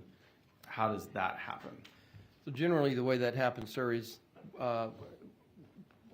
there are some folks that have what we consider authority to close the road. So TxDOT can close the road, DPS can close the road, fire chief can close the road. No matter, that authority rests with you no matter what type Correct. of roadway that is. Correct. And then do you all go through, there's a chain of communication, we've made this decision, and that way other entities are notified, or? Yes, sir. I would more characterize it as a partnership. Got it. Where we're in communication with each other. We all know what the situation is on the ground at that point in time, and a decision needs to be made, and that will be made. Generally, we try to deflect to our partners with DPS on whether we should actually close the road or not, and then we're there to support getting that accomplished. Because their folks are going to have to deploy and do. They help us with it, yes, sir. That work. We help them, yes, sir. Okay. All right. I was just trying to understand really just the nuts and bolts and the mechanics of how that happens. Second question, and one of the charges that we have here on the House side, I guess I don't know if it's identical, is streamlining rules and regulations to speed preparedness for recovery from preparedness for and recovery from natural disasters. So I look at that in two ways, and I think I can kind of strip that down. We're talking about bureaucratic nonsense that gets in the way of solving problems. That's what that says to me. We can have a lot of solutions, but if there's a lot of red tape that may have been well-intentioned, and I'm not saying to dispatch with all of it because there's certain controls you want over spending of funds, right? We want to be careful with that, and there's a responsibility we all have to that. But one of the charges we have is when people are in an emergency situation or when they think they can prepare better for an emergency situation, we want stuff happening faster. You talk about 60 days to get this roadway back up and running. Can't think of a bridge that gets built faster than that, right? So there's probably certain powers that you all have. You can waive certain things. Like you said, there's a pot of funds that are available. If there are things, are there things that we need to get out of the way for both preparing for or recovering from the red tape stuff, the bureaucracy stuff? Because I'll tell you what answer isn't good for families that don't know where their loved ones are, or that families that their homes are destroyed, or the communities are in disrepair. The answer isn't, well, the proper forms weren't sent in, or we didn't have the right grant writer on this, or we didn't have, like, those kinds of things that's the stuff that frustrates people to no end. And I would imagine it probably frustrates my colleagues too, but a lot of times it's stuff that we, have put in place. Are there barriers like that you can identify for us? Because I think a lot of the conversation we've had is what we can do. Here's our capacity to do this. Here's our capacity to do that. I think our focus needs to be like, what are we doing? When is it going to get done? And how, when we talk about partnerships, how can these folks up here help you get to that finish line? Because I think that's the goal of everybody. And it's not going to happen in 30 days. but I think people want to see that action item moving forward, whatever it may be. So are there things like that that fit into that category that you could help highlight for us? So there's some things on the TxDOT side I could speak to, but I can't speak to the citizen side of their stress that they may be having for reimbursements and things like that. But for Sure, us, and those are questions for other folks. Yes, sir. And in fact, if everybody's listening, it's coming to talk as witnesses, this is a question I want to know from everybody, because that's what we're here to do. So thank you. The great thing that we have going with our partnership with TDM and DPS and Parks and Wildlife, Forest Service is that we work so well together, and that partnership is very strong. And when we get that, as Chief Kidd talked about the declaration from the governor, that opens the door. And getting that very quickly is very, very helpful. I have the same issue that Chief Kidd talked about with purchasing items, getting materials very quickly, and having the ability to purchase what I need on the spot. Barriers to your question, just maybe some stronger partnerships with debris management could be helpful. I may not really address fully your question, but that's something on my mind. But honestly, I think the partnership that we've developed with the other agencies works very well, especially with the disaster declaration. Okay, and so you're highlighting the disaster declaration, which is the triggering event, and I think that speaks to the speed of streamlining recovering from. What about streamlining the speeding up of preparedness, getting ready for? Because that's probably where some of the barriers do exist. Because you're operating in a situation where there isn't a disaster declaration, but there is a need and a known need for preparedness measures. And so you may still have some of the same barriers, bureaucratic barriers that we need to identify and get out of the way if it's being done for these purposes. And it may not be something that you can highlight now, but I think it's something that we do need to know as a group. If you can opine on it, I'm happy to hear about it now. Otherwise, I'd like to hear about it whenever you can. I was thinking if you could give me some time to get with the team, I bet we could identify better than right this minute on some of those barriers for you. We use every event with our after action discussions to talk about how can we be better prepared for the next event. Sure. And somebody mentioned earlier, every event is different. Yes. And so it's a continuous growing opportunity to step it up for the next one and talk about how things went. So the after action is very important for us in my agency. No, and I appreciate that very much. And I keep hearing the words in my head, we can do better. We should do better, and people expect us to do better. And so that's what this is all about. And so it is identifying not just what we can do, but when we're going to do it, and how you need us to help you accomplish that. I appreciate that. And we have the full power and weight of this state. We talk about the greatness of this state, and we have to harness it in these moments. Absolutely. We do. And it's our obligation. It's our moral obligation to do that in light of this. And so thank you for your answers. Yes, sir. To the two colonels, a question more about your all's folks on the ground. A lot of time in tragedy, in situations like this, there's very little discussion about who helps the helpers. I think it's been a more prominent discussion in recent years because the folks that are on the ground from your organizations, they are seeing terrible things. They are working tirelessly.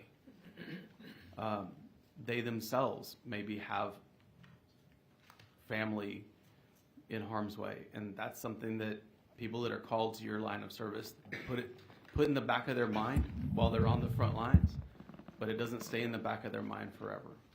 I know we've certainly seen that in mass shooting events and other mass casualty events. So I want to ask both of you to help enlighten us about what resources are there for your folks on the front lines, both in the field when they're dealing with this and then post, because that's a trauma they're living in that trauma too. And I think it's also important for us. These are folks that we also need to help the helpers as well. And so I'd love to know what it is that you have available for them now. And if there is a need, this is part of the need too. This is part of this discussion too. So I'd like to see if y'all could help me understand that. Chairman Freeman Martin, Texas DPS, and that's an excellent question, and it's something that you asked 5 or 10 years ago. I would dismiss it. We have seen with some of the mass shootings that we have, a good example is our major crime investigation team, the Ranger team that has handled so many incidents in Texas in the last 5 years. In their recent retirements, and you talk to a rough and tough Ranger that's had a great career and never showed any sign of weakness, and he kind of opens up about, just can't deal with children anymore and some of the stuff. So we have a victim and employee services that is excellent. We've grown that division. In the reason you ignore it, just Texas law enforcement is a little different. I was talking to a police chief in Chicago about their suicides and some of the issues they were having with their law enforcement. We didn't see it, but now we're starting to see it. And so we have a team. That team has been dedicated to the families, but they did divert some resources. There are 2 psychologists in the EOC that are looking for signs, that are communicating with our troopers and agents and rangers and officers and just trying to get people to talk. And if you don't want to talk to me, you can do it in confidentiality when you get back to your area. These are some resources. And then there's some apps that TCO and others have developed and really push for law enforcement. Some of those that don't want to open up in front of their peers. So we're doing a lot of stuff to address it, but we're not seeing the suicides that some of the agencies have seen, but we are seeing retirements because of that. And are there, I mean, to the pivot forward, is there something? We always need additional resources, and I think it's this last session in working with TCO and some private vendors on social media apps and how they can connect with people and maybe they don't want to do it internally in their own agency and have people think that they were struggling with an issue, but give them avenues. But this incident, like no other, when you have 71 adults and 37 children die, the same Rangers processed every one of those. Likewise, the same Rangers were dealing with the families, and our victim services are dealing with the families. I've talked to this day, I'm still communicating with families. Their lives are changed forever. One death is too many. Anything we can do on the front end to prevent it, but you're exactly right. At the end of this event, when the adrenaline stops, it does affect our officers, and we have to admit that. We can always do better. We have more resources now in victim and employee services than we've ever had, and most of them are focused externally on helping families of victims. But. No, and I appreciate that, and I raise it because when we were down in Uvalde, there was a trooper that we visited with during our investigation, someone who had been in the war zone, the military, had a military background, had seen some very difficult things in that life. And in the situation there at the school, actually was someone who kind of pushed harder than other people weren't pushing. And you probably all know who I'm talking about, and I don't need to name him now. But in that moment, hearing him talk to us, there's as tough as anybody can be, and he was probably as tough as they could come. That was a struggle, and you could see it. And we ask a lot, and we should, and people come to that calling because they want to be in these situations helping as best they can, but it doesn't mean that we can just move on because they can't. And so that has to be a part of this discussion too. And so I wanted to make sure that we have the ability to have that talk as well. So Ron Vanderoos, Texas Game Wardens.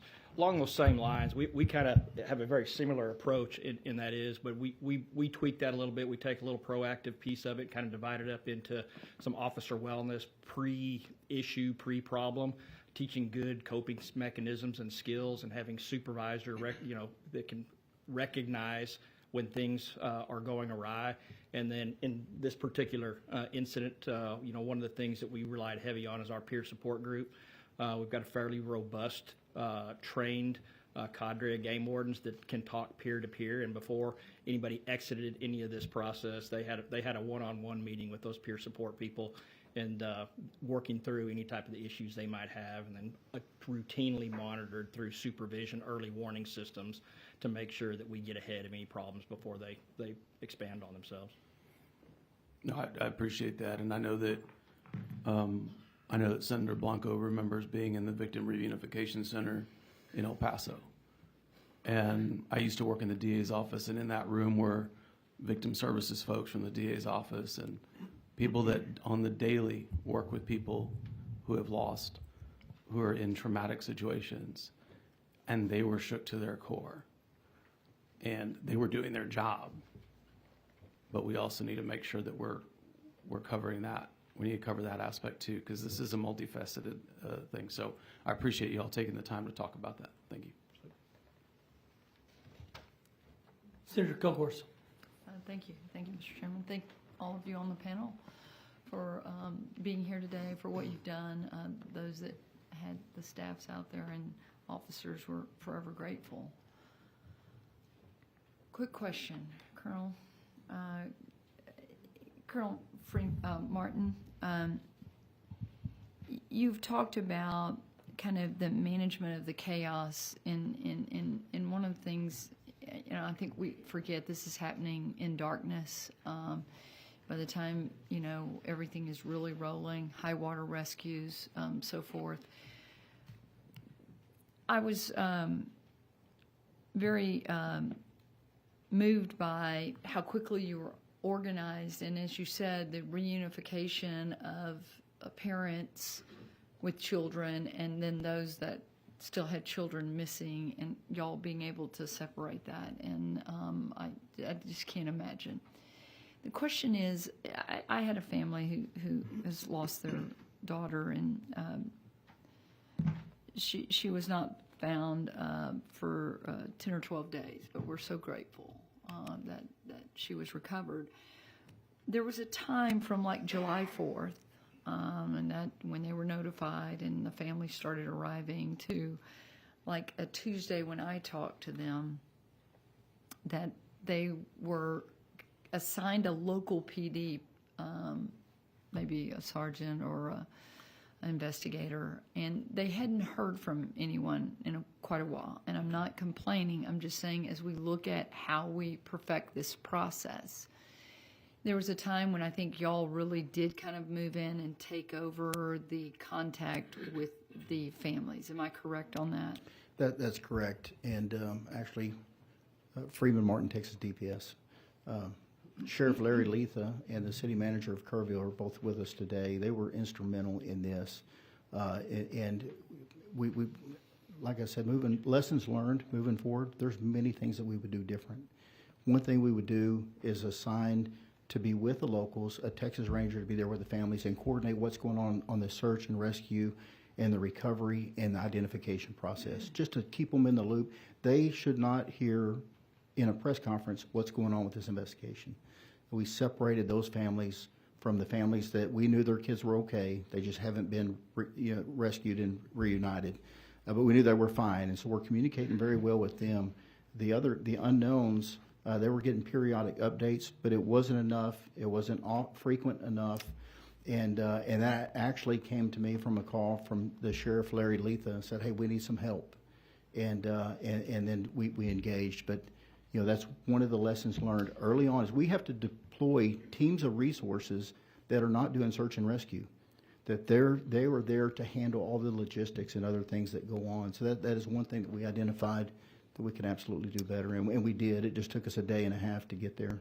So when I was talking to Chief Kidd, again, dealing with the family, they had not, and I'm not criticizing, there was a lot going on, but I do think that in our evaluations, that is something I think that the families, especially when you have a child missing, there's hope there for a while, statistically speaking, there could be hope. And then when the hope starts to fade, still, what is going on with the investigation, even just a touch on a daily basis. So thank y'all for when y'all did step in. I know Kerrville had a lot going on, and they were dealing with so many. I mean, the numbers as we know of how many we're missing. So I look forward to kind of your recommendations as we build, a bill, a statute, how that can be handled just a little bit better for those families who are just need that information. Absolutely. Thank you.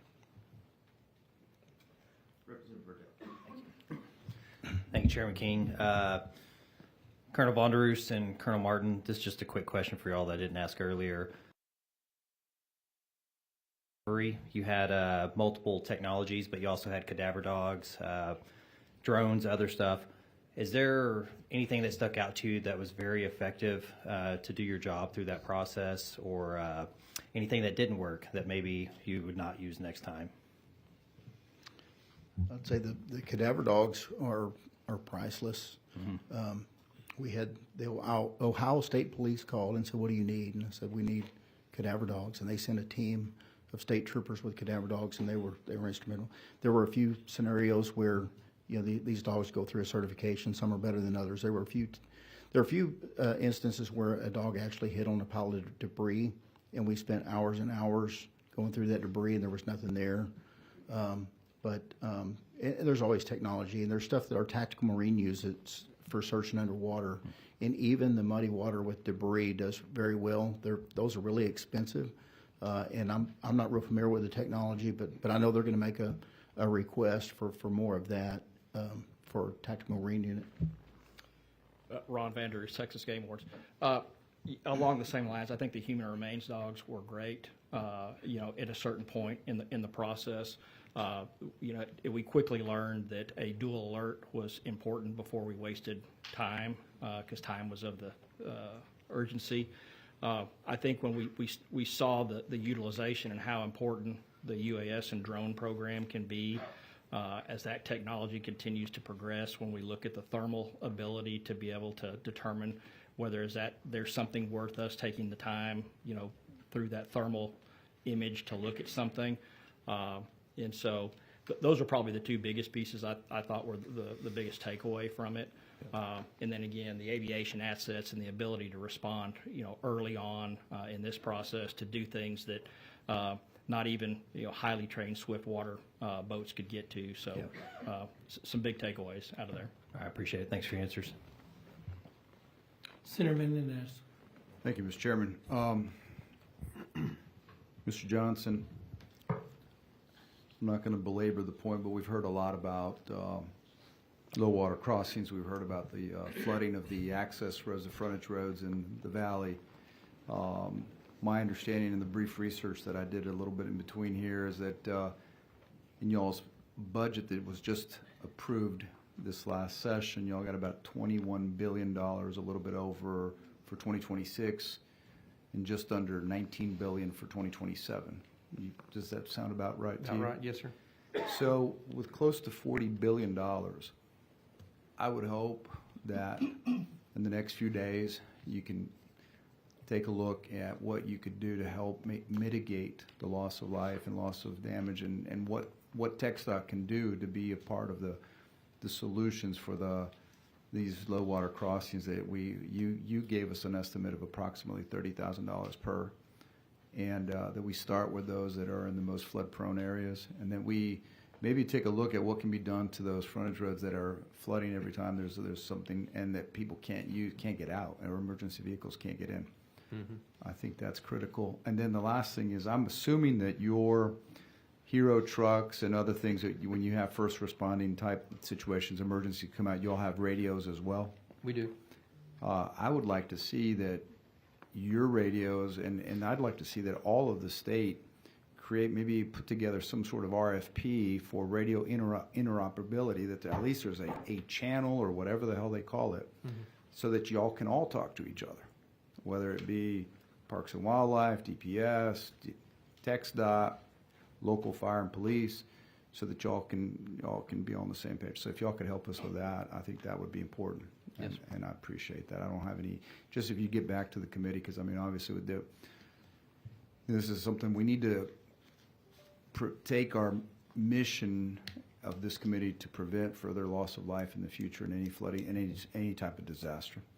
To both of our colonels, thank you for what you do. And Colonel Martin, you know I have the utmost respect for you. We've known each other for a long time. And you said something that struck me. You said that the officer who had maybe been dealing with some issues didn't want to see himself as having a weakness. I hope that y'all, when y'all get a chance, and it appears that Parks and Wildlife is addressing this, if one of your officers got shot or twisted their knee, had a torn ACL, nobody would think anything about going to get help, right? They need to understand mental health is just like a part of their physical health, and they just need to see it's not a weakness. We're all human, and we're not all, we're not robots, and they're feeling people, and that's part of what calls them to serve. So hopefully we can help them understand that there is no weakness in recognizing that sometimes we need a little help.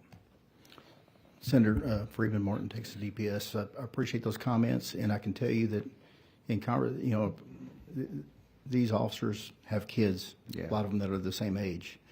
And I can tell you, I try not to tell personal stories, but every time I went over there, I heard a different one. But one I saw with my own eyes, flying into Kerrville one day or flying around Kerrville one day, there were a group of officers together, and we got a little closer to see what they're doing. Well, it was a group of DPS troopers and game wardens, and they were surrounding an 8-year-old girl that they had recovered, and they were saying a prayer. And even the pilots that were flying the helicopter were affected by it. So there's nobody out there working that doesn't care. Yeah. And some of them just get to the point where they don't want to see it anymore. But I appreciate it. It's, like I said, 5 years ago I would have dismissed that, but not anymore. Well, a lot of folks, unfortunately, were raised to say that it's sort of a defect. Mental health issues are a defect. They're not a defect. And we need to get it out of the shadows and, make sure we just talk about it and normalize the fact that people need help with their mental health. And so thank you for what y'all do. Thank you, Mr. Chairman. Representative Wilson. Thank you, Mr. Chairman. Again, I echo, as the other members do, our appreciation for everything that you and your agencies do, especially during these difficult times. Can you tell me, and this is for the entire panel, what participation your agency had in the Sandy Creek effort? Is that on 1431? It's Travis County, but right. It's Travis County, right on the other side of the Williamson County line. Right. It's an off-system bridge? That's correct. We had ESD1 in Travis County. Initially, we were helping block the roadway after the first incident where I believe a firefighter was swept away. If that's the same one, we helped so many areas over there. But we had a response of 4 Zodiac boats, and we were supported by some TMD personnel, and we deployed some drones over there to assist also for several days. If you wouldn't mind for each of y'all, if y'all could just provide this committee a timeline of Sure. support, I'd greatly appreciate it. Thank you. Absolutely. So Carl Johnson, TxDOT. So I do know that we had folks on site with Travis County representatives looking at that structure, and we did send bridge engineer there to assist in assessment of that structure and to give recommendations on what to do to fix it, timeliness of things like that. But do you recall at what point in time y'all were contacted that there I was do an not issue? recall, sir. That's great. Again, I'll make it- timeline. Yes, Thank sir. you. I appreciate it. Yes, sir. Yeah. Same with Utility Commission too. It'd be appreciated. Does any of your agencies, considering that we have 11 major Department of Defense installations in the state of Texas, have any sort of mutual military service support agreements? I'm not aware of any agreements, but almost every incident we respond to, the Texas Military Department, General Tom Seltzer is probably the best partner that we've had. He is great at coordinating resources. He was able to work with the state of Arkansas and move in 5 Black Hawks like the next day. And so he's really our point of contact for the military. Appreciate it. Yeah, Ron Vanderus, Game Wars, and I'm not aware of any contracts that we have or agreements with them. Is TxDOT familiar with mutual military service? I am agreements? familiar, but I do know that comes out of the State Operations Center, and then we end up working In hand by terms hand. of their request? Yes. Okay. My understanding, yes. Okay, but there's no agency to I do not have, direct to installation my knowledge, I do support? not have an agreement with them within TxDOT. We just partner with them. Okay, I appreciate it. Yes, sir. Same, Connie Corona, Public Utility Commission, same for PUC as TxDOT. We interface with the military through the State Operations Center. Thank you very much. And of course, not to rehash this past legislative session, nor would it have been beneficial for this particular event, the flood. Are there exceptional items that was provided that if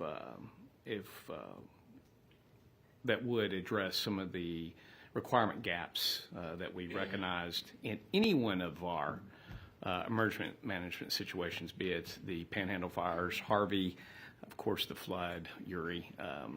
Are there any outstanding exceptional items that we may not have supported that would have been or would be beneficial in future emergency management events? I can start off with this September 1st, Texas DPS is going to be better off than we were previously with some of the additional personnel, resources, technology, the cold case, like I talked about, the DNA, the crime lab, definitely a move in the right direction. There's additional things that came to light that we will highlight, and one of them is our nighttime search and rescue.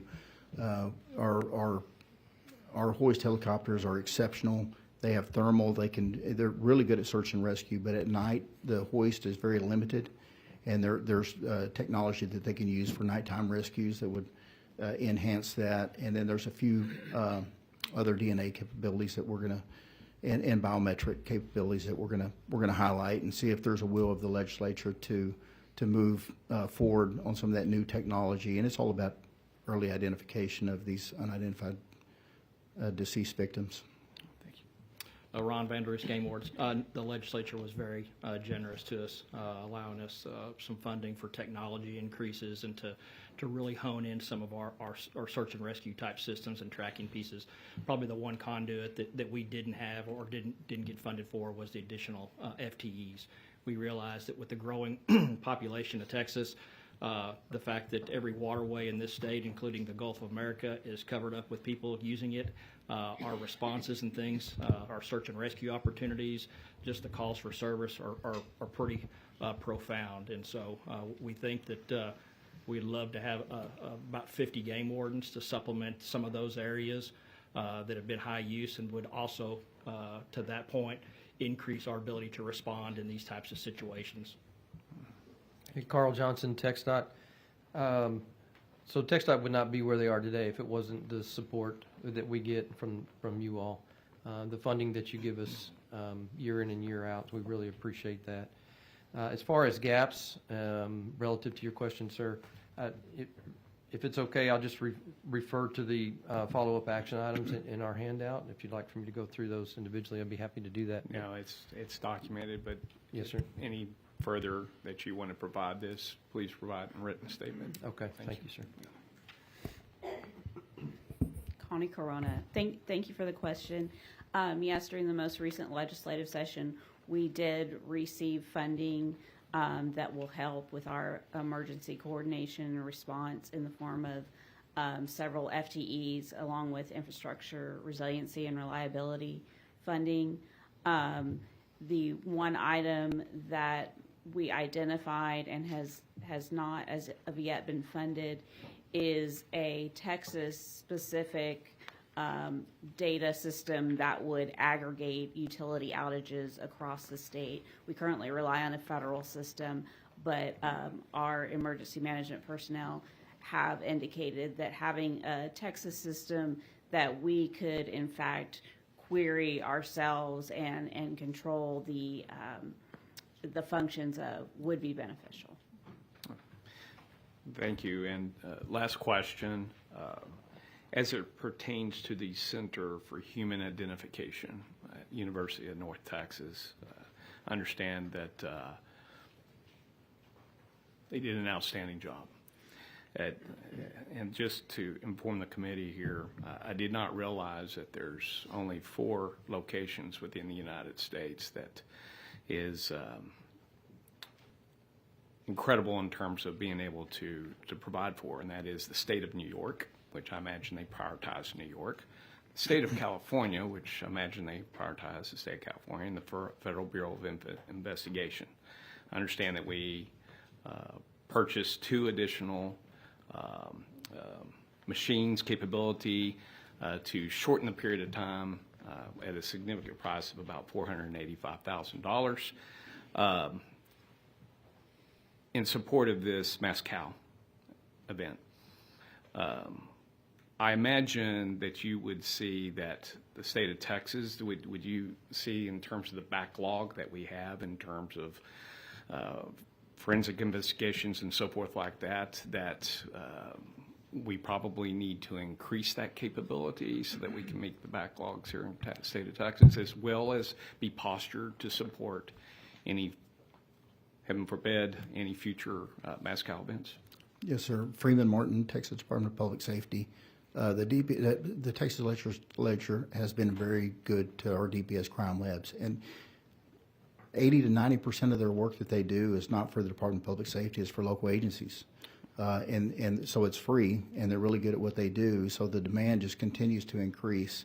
So the backlog, rape kits, DNA, drug analysis, they're doing really well. As some of the drug issues, with the hemp and THC testing and having to quantify has slowed down a little bit, but that's a different section from the DNA. We would like to expand it to this mitochondrial DNA that we're not accredited to do right now. And with that, we struggle with space in the lab.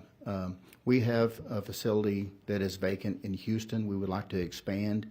But the good thing about investing in the Department of Public Safety DNA crime lab is that there's always work. There's always they can work cold cases 24/7. And then when there's a mass casualty event, we can divert all those resources to doing something else. UNT has been great. When this happened, they stopped everything they were doing and worked on nothing but this. And it's my understanding they don't get overtime. But they were answering the phone and communicating back and forth at 2, 3, 4, 5 o'clock in the morning and just running shifts just like we're doing the searches. And every one of these, they got back within 24 to 36 hours, which is phenomenal. On our end, we have to get them the known samples with the unknown samples. So there was a ton of coordination going on. But we're 24/7 operation. We're used to it. But UNT was great. We would like to expand that capability, absolutely. In your mind, well, I'm sure you're in coordination or in discussions with other states. I imagine the vast majority of those who you talk to, they're in a backlog situation as well, right? Absolutely, yes, sir. So we could certainly see that even if we did expand this operation, there would be plenty of need out there that they can meet nationally. Yes, sir. Thank you. Senator Campbell. Thank you, Mr. Chairman. I was just going to ask Mr. Johnson, the TxDOT does not have jurisdiction over county and city roads, even in the case of flooding, right? You're just handling state roads, is that correct? That's correct. Do you have a policy for barricading roads prior to flooding? You may set a barricade to the side if you anticipate a problem with flooding, but is it the policy, or has it ever been the policy, to close roads prior to the road being out, other than necessarily, or not functional, other than, for instance, ice in the winter or something? Is it a policy of TxDOT for the state roads and highways to close roads in anticipation of a flood? A policy specifically that says we are to go close roads before a flood? Is that a practice or a policy? I just haven't, I haven't known of that. So we do not have a policy, to my knowledge, that would require that. Our desire is to be as proactive as possible. Absolutely, and that's why a barricade is set at the side of the road sometimes if you anticipate, That's if correct. the state anticipates something? That's correct. And you Okay, will see thank that. you. Yes, ma'am. Thank you, Mr. Johnson. Thank you, Mr. Chairman. Thank you, Mr. Kemp. Real quick, Colonel Martin, during the break, I had some folks inquire regarding looting at the Sandy Creek issue. Were y'all called in, and if so, do you remember when that happened? We did respond to Sandy Creek. I'm not sure the time we got there, or Was it several days after the event, or do you remember? I don't recall. Yeah, We were involved in, we had Zodiac boats in the water actively searching, so we had to be there early So on. it wasn't like a week away, I was led to believe that there was never an inquiry for you guys, but ultimately there was, and it was several days late. I don't know if we did anything with the security. It wasn't y'all, by the way. I don't It was believe just- so. I don't believe we did any. So we provided security protection for many, many locations. Camp Mystic, many of the camps, many residents' neighborhoods, we controlled access to those neighborhoods based on recommendations from the sheriff and county judge. And the county judge would have wanted you guys to do that function, I assume. Absolutely, and I'm not aware of us doing that in Sandy Creek, Okay. any security. That's good enough. Well, I hope I'm working on a bottleneck for the crime lab problem this session, just saying. With that, Chairman King. One thing I'd like to add, that it just, through all of this, and it was, for all of you, it was great testimonies, very, very informative, but I kind of want to go back to this drone hitting the Black Hawk for a minute. I mean, talking to all DPS or troopers or people that pull people over on the side of the road for an emergency or whatever, rubbernecking is a thing. I mean, it causes lots of accidents, and particularly in highway construction zones, right? This is rubbernecking at another level with this drone thing. That is not only incredibly stupid for somebody to do that, but dangerous. And what I heard you say is you don't have a statute to prosecute that. Chairman, Freeman Martin, Texas Department of Public Safety. That drone was an authorized drone. They're searching, and I believe the ceiling is 200, and they were at 212, and the drone was frozen. And then I believe the helicopter was supposed to be at 300, and they were actually came down to 211. So it's kind of but because of the connectivity issue, the pilot could see what's happened and was unable to control that drone until we got some Starlink technology where they could control those better and manage the network.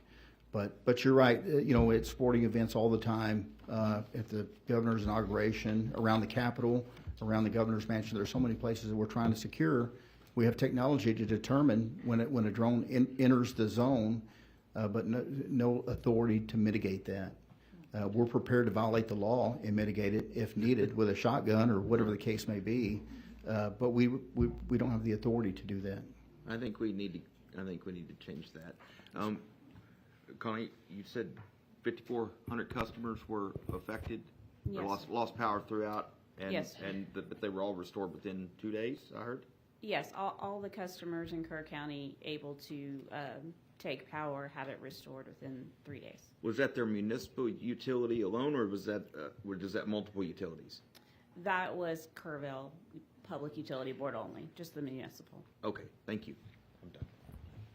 Connie, real quick while you're there, you mentioned about the Texas ability to do its own emergency assessment. That was in the last exceptional item request, was it not? It was. I thought I saw it come through. Do you remember what the cost of that was? We can go back and get it. It was, I'm saying 2 million, but I don't remember. The entire exceptional item was 2.7 million. I want to say that particular element was around $500,000. Okay, all right. To 700,000. Thank you. It's our own grid. I mean, it's not like we're hooked to hooked to the national grid. So, all right, appreciate that. Any other questions, members? Guys, thank you for participating. Wait, Oh, whoops. Oh, I'm sorry. Representative Johnson. Thank you so much.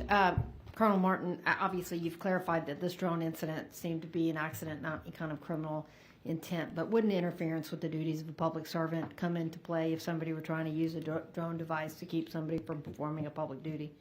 Yes, it could be. So we do have a Could be. statute that could cover the potential concern or scenario that somebody's using a drone as a way of interfering with public duties. It could be. Most, Freeman Martin takes a DPS. Most of what we see, they're hobbyists, and they're flying over events and sporting events. They're not really interfering with public. And sometimes it's, they're flying over a chemical plant. So we're, it's definitely suspicious. And we will interdict and try to identify and enter them into the SAR network and try to figure out, if they belong to a nefarious group or what they're doing. But there's no real offense for those. But if they're interfering with public duties, absolutely. Thank you. Okay. Senator Campbell, are you wanting to? Okay, you're off. All right. Anybody else wishing to talk to this panel? Thank you for being here. Thank you for your expertise. Thank you for your service and answering the call. I will say UNT, from my conversations, were stalwart in their duties, and I suspect none of them would have thought they needed to be paid overtime. Yes, sir. They answered something that needed to be done, and that's what we do when we're called to do it. So appreciate you guys. Thank you. Chair calls it third panel. L'Oreal Stepney, Brian McMath, Reem Zune, Marvin Cole Cheney with the Texas Water Development Board. If any of those are just support and don't need to be on the panel, that's okay. If they all need to be on the panel, then that's okay too.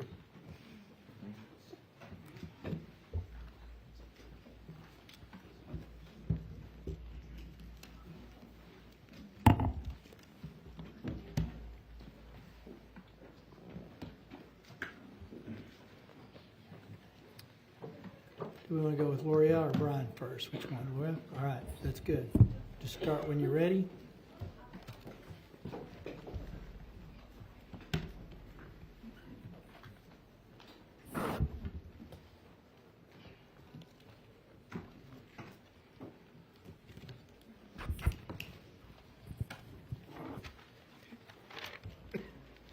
Good afternoon, Chairman Perry, Chairman King, Vice Chairs and members of both the Senate and House Select Committees.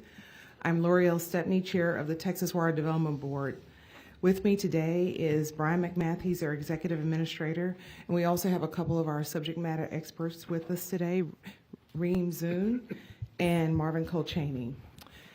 I believe the clerk is passing out a copy of our presentation for the members. And we have a couple of other handouts in those folders. Before I begin, I just want to express our deepest sorrow and condolences to those who are impacted by this unbelievable and unimaginable tragic event. You know, these are our neighbors, and I think we all feel that way. And so our hearts and prayers are with the families and with those communities. Thank you for the opportunity to visit with the committees today regarding the Texas Water Development Board's flood-related science, planning, and funding programs. Next slide. Great. In Texas, we've heard today about, Texas is a big state, and our topography and our environment all look different around the state. That's no different from what we see with respect to flood. Texas experiences not only severe droughts, but also major flood events. History has shown that flooding has really impacted our communities, and we heard of additional examples today. In recent years, the 2015 Memorial Day flood had a devastating effect on Wimberley and surrounding communities, setting new river stage records for the Blanco River, rising 41 feet. In 2017, Hurricane Harvey brought 19 trillion gallons of rainwater that caused significant loss of life and property to our state. And of course, the most recent tragedy with the July 4th and subsequent days of unprecedented and absolutely devastating flooding and loss of life. But we hear about flooding in all communities around Texas, from the Panhandle to the Valley, Central Texas, East and West Texas. Next slide. I think it's important for us to talk about a few key milestones that have been put in place in the last several years with respect to flood. I think that'll give us a perspective of where we are right now with respect to funding, science, and planning. In recognition of the major flood events that the state has seen, the Texas legislature has enacted a series of measures to update the state's approach to flood planning and flood funding. After the Memorial Day floods, the legislature provided funding for increased flood-related activities to the Texas Water Development Board. Additional funding was also provided in 2017 for the board to conduct the first ever state flood assessment, which was submitted to the legislature in 2019. This effort was followed by the passage of Senate Bill 8, creating the flood planning process, and Senate Bill 7, which created the Flood Infrastructure Fund program. Along with that was an appropriation of $793 million. That was a one-time appropriation. Next slide. From 2020 forward, the development of our planning function with respect to flood, as well as our funding function with respect for flood, went hand in hand. So just a few key milestones to point out to the committee. After 2019, which was a really busy year, the board hired staff, worked with state leadership, the legislature, state agencies, local representatives, flood experts, and the general public to develop the scientific foundation and programmatic requirements needed for flood planning and flood funding. On the timeline, a few key dates. In 2020, the first intended use plan for the FIF program, or Flood Infrastructure Fund program, was established and provided the requirements for submitting applications for funding. It was approved in September of 2020 with a prioritized list of 285 applications. Subsequently, later on in 2023, the legislature approved an additional one-time appropriation of $625 million for the fund. In July of 2023, the agency approved the first set of regional flood plans that will be later rolled up into the first adopted state flood plan in August of last year. And finally on this slide, in March of last year, we also approved the second intended use plan, again, which establishes the requirements for submitting funding applications. Next slide, please. Now, I want to go over, and Brian is going to do the same thing, some of the key elements of that timeline and update the committee on really kind of the how we got to where we are with respect to planning. The first state flood assessment in 2019, the board produced to assess risk and roles, estimate flood mitigation costs, and envision the future of planning in Texas.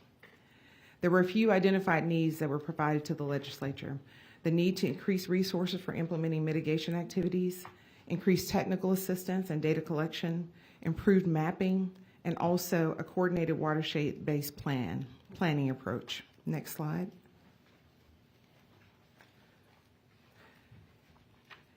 In response to these findings, the Texas Water Development Board made several policy recommendations to the 86th legislature, and we call those the 3 pillars of flood risk management.